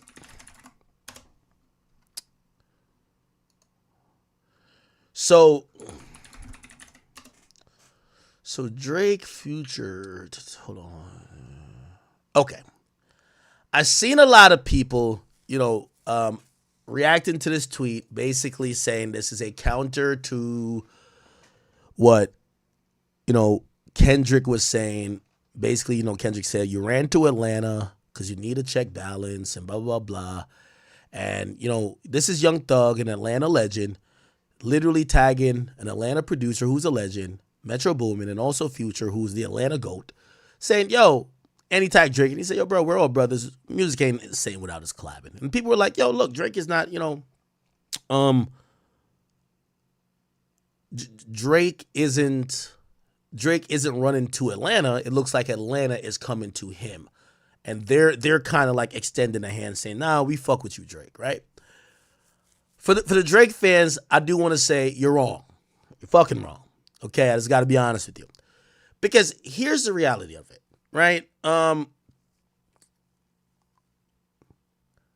don't think everything is in the context of what Kendrick says, right? Atlanta has never thought Drake runs to them. What they've really thought is that, while Drake collabs with them, there's a certain type of, maybe power disbalance or imbalance that I think that they have realized. The majority of artists there now, like Future could do a tour by himself. And the reason why I said that, for the Drake fans who feel like, oh, this is like Atlanta begging Drake to get back cool. Here's the reality of it. None of them believe what Kendrick said. None of them. None of them think that Drake is a colonizer. That's only Kendrick saying that. By the way, none of them co-sign Kendrick saying that. If anything, the proof is in the pudding. Drake assisted more Atlanta rappers than any other regions when they were on their come up, giving them looks, showing them love, sometimes on a song or not on a song. They've never looked at him like he's some colonizer who came to steal. Right? Especially after, a certain point, like his collaborations with them, he was hand in hand with them and giving them looks. Now, obviously, in the beginning of the early 2010s, could you try to make a point to say, well, Future had this gripe because you hopped on a song, didn't do the video? You're right. Could you have that gripe with, okay, the Versace video, but you're right. But once we get to Drake really locking in with, the people of Atlanta, especially even Future, you see a very different relationship between him and not only subsequently Gunna, Lil Baby, Future, of course, even though, again, and their issues was never over music. Like Future and Drake didn't have a music issue. It's like some brotherly, like we hear like bitches stuff, and then they got a little weird, and then allegedly Future felt a little way. I guess it was music a little bit because Future felt slightly away about Drake doing the collab, not with him, but it's not necessarily, it wasn't like really about music. It came from other shit. They're like, well, does he fuck with me? But it's like petty shit. So this whole like Drake colonized Atlanta, Kendrick just made that shit up. Now, is that thought maybe prevalent among certain artists who maybe Drake hopped on their first single and them niggas fell off and he never spun back around? Yeah, I wouldn't be surprised about that. But this whole thing about like Atlanta feels like Drake's a colonizer, like how the hell would Kendrick know? Like, let's be honest. And it's interesting because Kendrick he used points like other regions felt like how he felt. But then he was saying, nigga, it's not a 20v1. But he was just saying shit. And in reality, I think a lot of people gave him a little bit too much credit of, bro, it's a diss song, bro. I'm going to tell you anything. Nigga, you fat. You got flat feet. Bro, like, yo, nigga, like, your clothes got a hole in it. You're going to say anything. Like, it's only like these, like, weird Kendrick fans that take everything he says so literal that they put wild meaning behind it. Atlanta never felt like he colonized them. Atlanta never felt like he stole their sound. They felt he collaborated with them a lot, right? Now, obviously, he has personal issues with certain people. He did with Metro. He did with Future slightly. I don't know where their full relationship is now, but you can't find Atlanta artists who felt that way or who would say that, especially the ones he's collaborated with the most and the ones he's helped. Especially, it would be interesting if Future would say something like that. Man, he gave Future like 2 gold plaques. Now, recently, remember I told you that it was understood that it was a possibility that Drake could be in the same building with Metro Boomin. That was going to be for 21 Savage's party. From what I heard, Drake, I don't know if it was facilitated by 21 Savage, but it was understood that, hey, listen, man, like, how y'all feeling, like, collectively, both of y'all, about this issue? Y'all feel like is immediate violence when y'all see the next person, or what's up? And it was supposedly understood that they could both attend the party of 21 Savage and there wouldn't be no fuckery. There wouldn't be no BS. That's the last I heard. And then the next thing that happened is that I don't know what happened in reality because both of them didn't show up to the party. And I don't know if that was a decision or it was just by happenstance, but Metro was out of the country and Drake seemingly just wasn't there. Okay? I'll show you some highlights of 21 Savage's birthday party, which had a 2018 to 2013 theme. 21 Savage birthday party.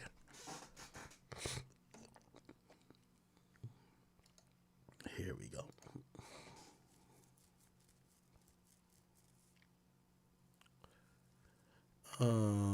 Where is that? Wait. Where's the videos from it? Could never find the videos, man. It was on everybody's stories, but I didn't stream that day. 21 Savage party. I don't know. It looked lit, though. I ain't gonna lie. It definitely did look lit.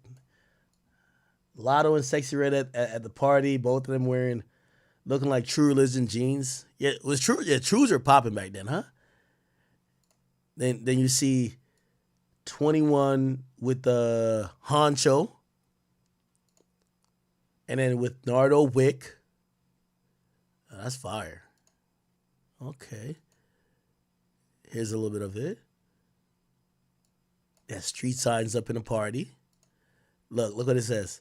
East Side Avondale, Stone Mountain. I think Meezy's from Stone Mountain. Reading, Lithonia, Brockett, Clarkston, St. I don't know where some of these places are. Okay. This is the front of the joint.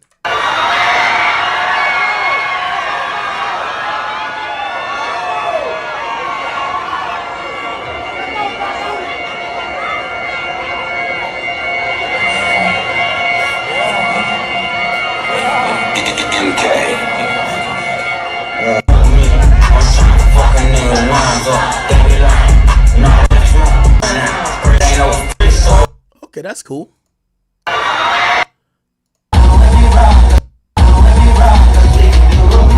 Who's this?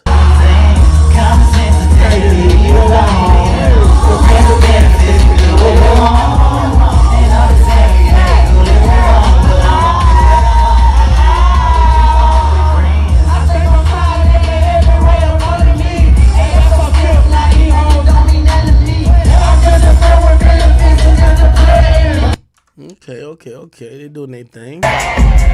And that's a little bit more of that. Okay, all right.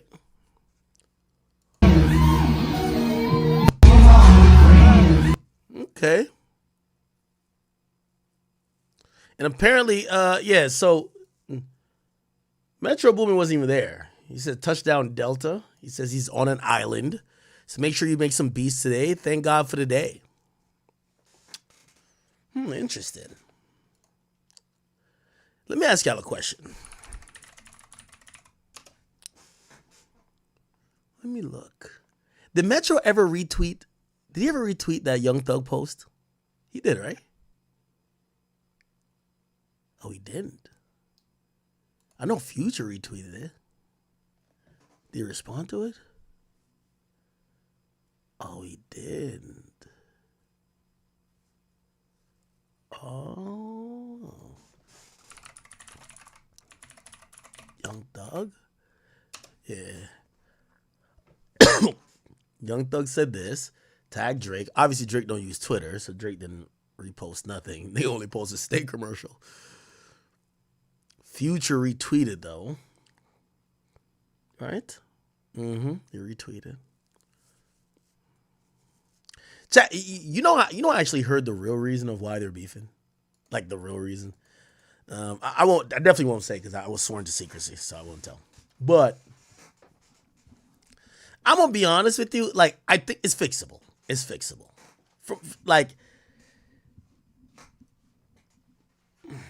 Okay, how can I describe it? Or I won't describe it, but it's not gonna make sense to y'all because I'm just not gonna say it, and maybe I shouldn't even give these hints if I'm not gonna say it. But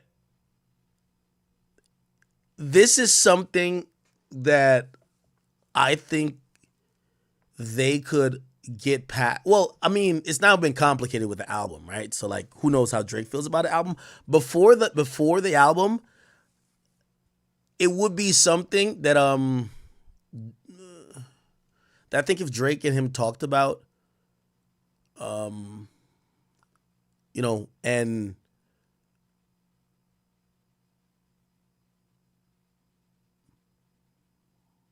and Metro was open to, they could have. Yeah, I'm not saying shit. Yeah, that's the thing. It's hard for me. I can't explain it without saying it. I can't explain it without saying it.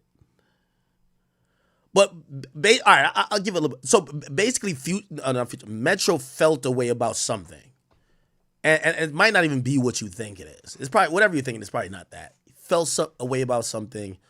From how it was explained to me, Drake, there was no intent on Drake's side to like make him feel that way, but he felt a way. And I guess, sometimes in the natural course of things, when communication is just, everybody's trying to get whatever they're trying to get done, Metro felt he was disrespected, and, he just, from then it's been, I don't give a fuck who you are type shit. And, it just never kind of came back together. Right. That's how it was explained to me. Obviously, there's a more in-depth and there's actual thing. I just can't say it and won't say it. I was sort of secret. But, yeah. So initially, before this whole album and shit, I would think if Drake had hit him up like, yo, bro, yeah, my bad about whatever, if you felt this way about whatever, if Metro was cool or like, had a cool head or, maybe wasn't emotional about it at the time, you would probably be like, all right, man, I accept your apology. But then I think it gets complicated because then Drake probably then feels a way about being left off that song Trans, right? And then feels a way about the album, right? And now does Drake even feel like is Drake gonna go back to him and be like, yo, bro, like, I know you did all this, but that's some J. Cole shit, right? Like, yeah, I know you like violated me, but let me just apologize anyway, right? Like, so yeah, I know I said a lot without saying anything. Shit, I can't tell y'all. Fuck. And let's move on.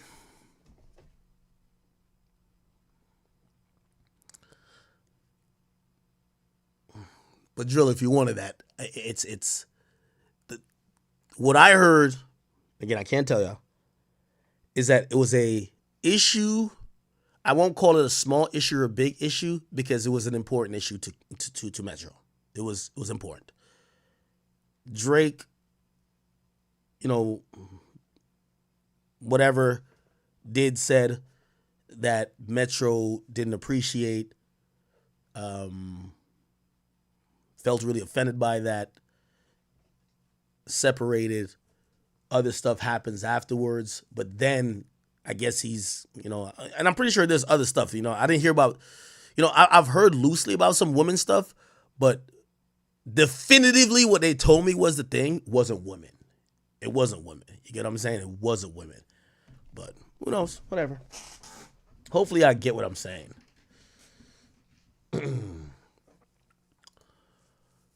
All right. Ain't we cooking? There probably was some woman shit, because as soon as Drake don't fuck with you, he start hitting up your bitch, right?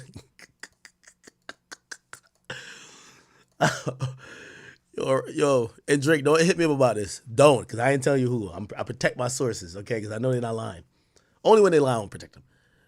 Yo, you know what nigga told me? Nigga's like, it's like, yeah, I work with Drake, blah, blah, blah. And it's like, yeah.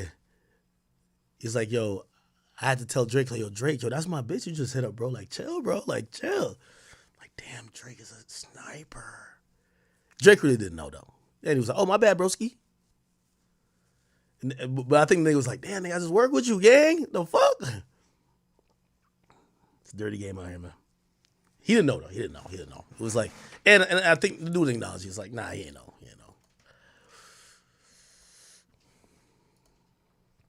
Okay.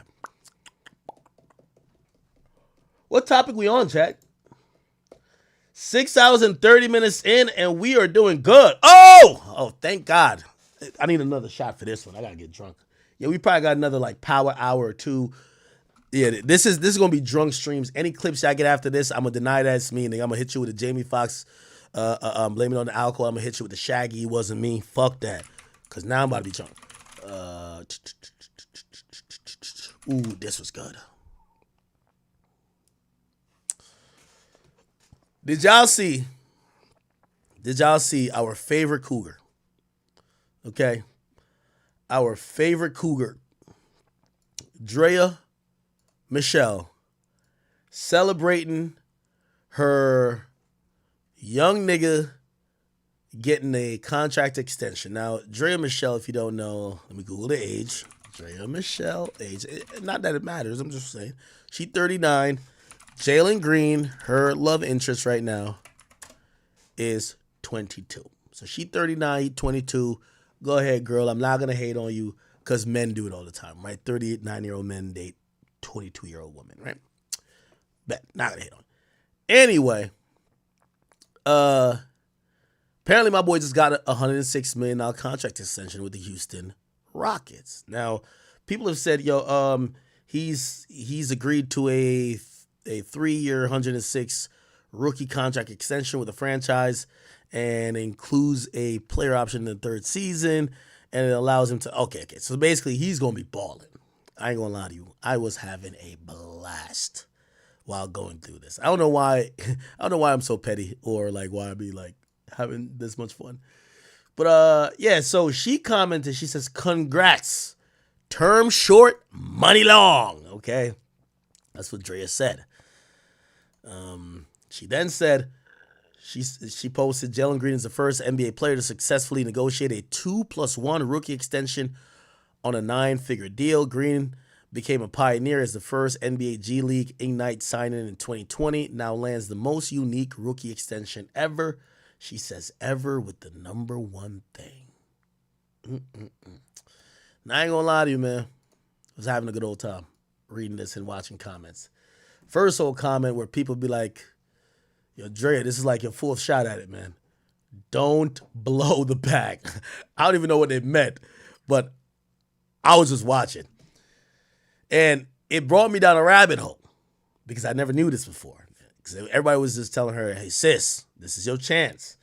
You got to rob the bank. Homie got 106 mil. Hold on for dear life. I know you're 39, 22. Don't fall off the wagon. And then someone told me, they said, Drea better calm down. I said, why? They said, Drea better realize she's in the I forgot what it's called. They said a cash register state. I said, what do I mean? Now this put me on game. By the way, chat, I've realized, but what states did I say I love? I love Florida and I do love Texas. Georgia is too much Batimano. I can't deal with that. Georgia and Texas. No, not Georgia. I mean Florida and Texas. So if I move to one of those. Okay? Then I found out some shit that I didn't know, chat. They told me that, they said she better not celebrate too early. In Texas, we've been reading about DJ Mustard paying $30,000 in child support. They said child support is capped out at $2,500 per kid. And I was like, that's my type of state. Chat, I ain't gonna lie to you. Look, Texas state child support. Oh, this is great. Let's put max. Texas state child support max. Look, they said one child. They said there's a maximum of amount of child support in Texas, varies by the number of children, and it's based on the first $9,200 of the payer's monthly income. So one child, you get $1,800 a month. Two children, $2,300 a month. 3 children, $27,000. 4, $32,000. 5 or more, you're only getting $36,000. They said the courts may deviate based on a few things, but they say in general, when you go to Texas, you can't. So here's the thing, which shout out to all the dudes who be trying to have like 55 baby moms. I don't know why y'all go to California. California is gonna have you paying like $55,000 for 2 kids. Now I just found out that in Texas, you could go to Texas, you could be making like $5 billion. And your children, like, not saying that they shouldn't get more, but I'm just saying you can't have people abuse the child support system based on some random stuff. They pretty much just kind of have like, yo, hey, this is what you got to pay. And I was looking at this and I was just like, I think she just had a kid for this nigga. I said, all right, bet. So out of that $106 million, she only gonna get $2,500 a month. $2,500 a month each year, that's $30,000. All right, that could work. Because if he getting 3 years, he getting $30 million, she getting $30,000. He getting $30 million a year, she get $30,000 for the kid. Not bad. I'm like, this nigga better not get traded, man. This nigga better not get traded. So mad people were commenting, which this is how you know, like, there's so much gold diggers in the world. People were looking up what the child support rules are for where he plays basketball based on the fact they got a kid and he got this money. But apparently Texas be holding niggas down. That's kind of dope. That is kind of dope. Let me see. Did someone point it out here? I ain't gonna lie. I found this shit on like some other website. Because some people were saying, nah, she hit the lottery. And some people were like, oh, hell no, she didn't. Not in Texas. Texas is my type of state. You got your guns. You can do what you want. Child support. We gonna put a cap to that bitch. But I mean, like the fucking child support payments, because there ain't no reason you should be paying $30,000 for one child. It don't even make no sense. Texas is a really logical state. So anyway, congrats to Drea Michelle and Jalen Green. All he got to do, bruv, whatever you do, do not get married to her. Nigga, run away. Don't get married. Put 2 more kids in her. You feel what I'm saying? She's 39. She look beautiful still. Put 2 more kids in her. You know what I mean? You could pay $100,000 a year. You be straight. You getting 30 mil. But don't get married. That's when she gonna come to you. I don't think they protect you on the goddamn spousal support. Spousal support, y'all gotta cut that bitch in half. But definitely, Texas is my type of state. Holy shit. I ain't gonna lie, man. All right. Anyway, I just want to point that out. All right, here we go. What else do I got going on up in this junk? It's too late in the game for me to talk about some music business stuff. I got some real music business stuff. Oh no, let me go look at this. Yo, did y'all watch no, not yet. Yeah. Did y'all see Lil Durk? Lil Durk Chicago birthday show. So Lil Durk returned to Chicago and had a birthday show at the United Center, and everybody said it was lit. Let me see if I can post this. About this. Okay, I'm trying to get some footage here. Here is some footage here. Where's the footage I need, man? Okay, here's some right here. Here we go, child. This was him walking out.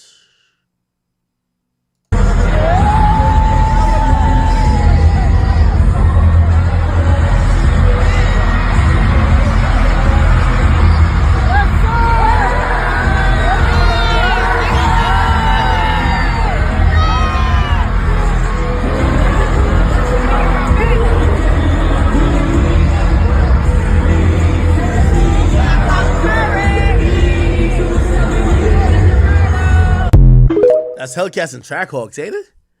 Oh, shit. Here's some more footage right here. Turn up a notch. Back then, them hoes turn brought out Nardo Wick, Honcho, Sexy Red, Little Baby. Like, a lot of people really showed out. I'm not even going to lie to you. Like, it looks pretty good. I can't even lie. Oh, he brought out FYBJ Maine? Oh, shit.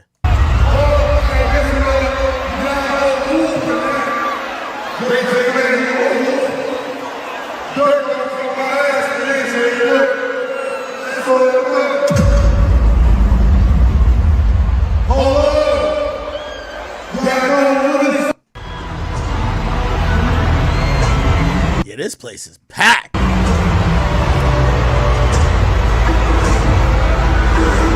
What do y'all think about Durk showing love to FYBJ, man? I think it's cool. Like, I love the fact that, bro, yo, at some point, you know, I think Durk had to realize, bro, dog, everybody who was instrumental or who was responsible for killing or doing anything to anybody who you loved, you done gave them belt already, bro. Like, yo, and I'm not saying it's about necessarily that. It's just that, like, dog, at this point, like, you want to just keep, like, at some point, be like, yo, bro, if y'all still breathing, man, bring your whooping ass up here, man. Like, come on, man, let's go, let's do some shit. Like, all of Durk's real enemies dead. Like, you know what I mean? Or they're not, like, that relevant. So Durk don't give a damn. You know what I mean? People want Durk to still be, like, beefing heavy. Like, he's actually keeping it authentic. Every nigga, like, the niggas who was violating and doing all them shit, they're dead. So he's cool with making peace now. Yeah, Durk a different type of nigga. Durk ready for peace once he killed all of his enemies. All of his enemies dead. He's like, yo, it's time for peace. All right, it's time for peace. Let's get to the peace now. Now it's time for peace. Now it's time. Yo, when all them niggas was alive, there was not time for peace. Right now, yeah, rest in peace, them niggas, but it's time for peace now. Yeah. It's time for peace right now. Nah, Durk ain't shit, bro. But he's healed. Anyway, they also paid respect to a lot of fallen Chicago legends. Check this out. Hold on.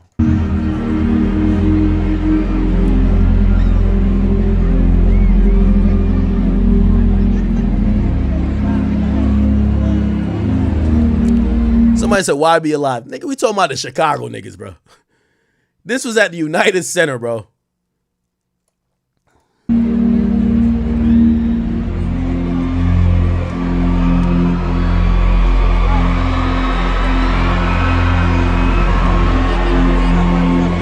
Hey, can I do something for y'all real quick? We're in a building tonight, you know what I'm saying, Chicago. You know, we show a lot of love and the world love us deeply, you know what I'm saying? If you here with your best friend tonight, if you here with your family tonight, make some noise. But this is what I want y'all to do, right? Look to your left, look to your right, you know what I'm saying? Don't do it with nobody you know one time, right? I want you to show love to them, shake their hand, give them a hug one time. See, they don't want to see Chicago like this. Y'all family, y'all give us some love, show us some love. Real give us some love one time. Shout out my brother J Man one time in this motherfucker, man. So look, right? You see FBG does. I'm gonna do. Yes, so these are all the like fallen Chicago, you know, we'll say legends. Wow. When you look at it like this, wow. This was a really grown-up move by Durk, man. Because there are people that are on here that other people that are on here are responsible for getting into it with, and, you know, maybe even responsible for, you know, whatever. And, man, I ain't gonna lie to you, bro. I want to say overall, yo, watching Durk, man, watching Durk makes me proud, bro. I think Durk is everything somebody in Chicago should probably hope to be, especially when you come up in that life. He's a nigga who stood on business. And when I mean stood on business, that nigga never, you could never, ever say Durk was on some pussy shit. Ever. You could never say he abandoned his guys. You could never say he was like Durk, that guy. But also, man, watching Durk grow spiritually, watch him grow as a person, watch him grow as a man, watch him grow as a father, watch him grow as an artist. I'm so proud of Durk. I'm so proud of Durk. Man, I know it.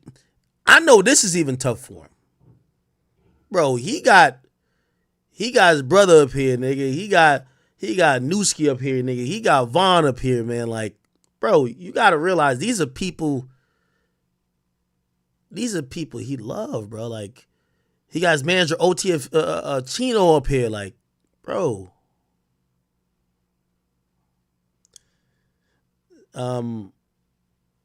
I really respect the growth that Durk has shown. And I also think it takes a very courageous person to, while being in the position he's at, to extend his hand to the other side, because he could still be dissing him on the biggest stage possible. Let's be honest, right? But I'm watching this man get into religion. I'm watching him realizing, probably from both sides, that, you know, no matter what, even this moment is a bittersweet moment. He's having one of the biggest moments in his career. But no matter how much money he gets, no matter what we think of this moment, none of that actually could bring back the memories, the lives, the people that were lost in all this. And yeah, I know some of y'all go like, well, it's easy for him to say blah, blah, but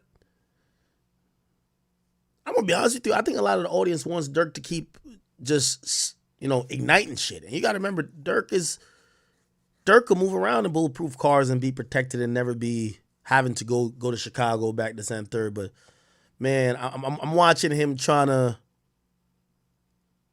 move Chicago music past beyond, you know, some of that petty shit. And it'd be different if I thought he was just doing that on some different shit. But I really feel like he's changing as a man. I'm keeping it honest with you. I really feel Durk's changed as a man. I think Durk's next interview is going to be like really important. And I don't know who's going to be with it. I'm not saying it's going to be with me. But I'm watching somebody who's grown, and it's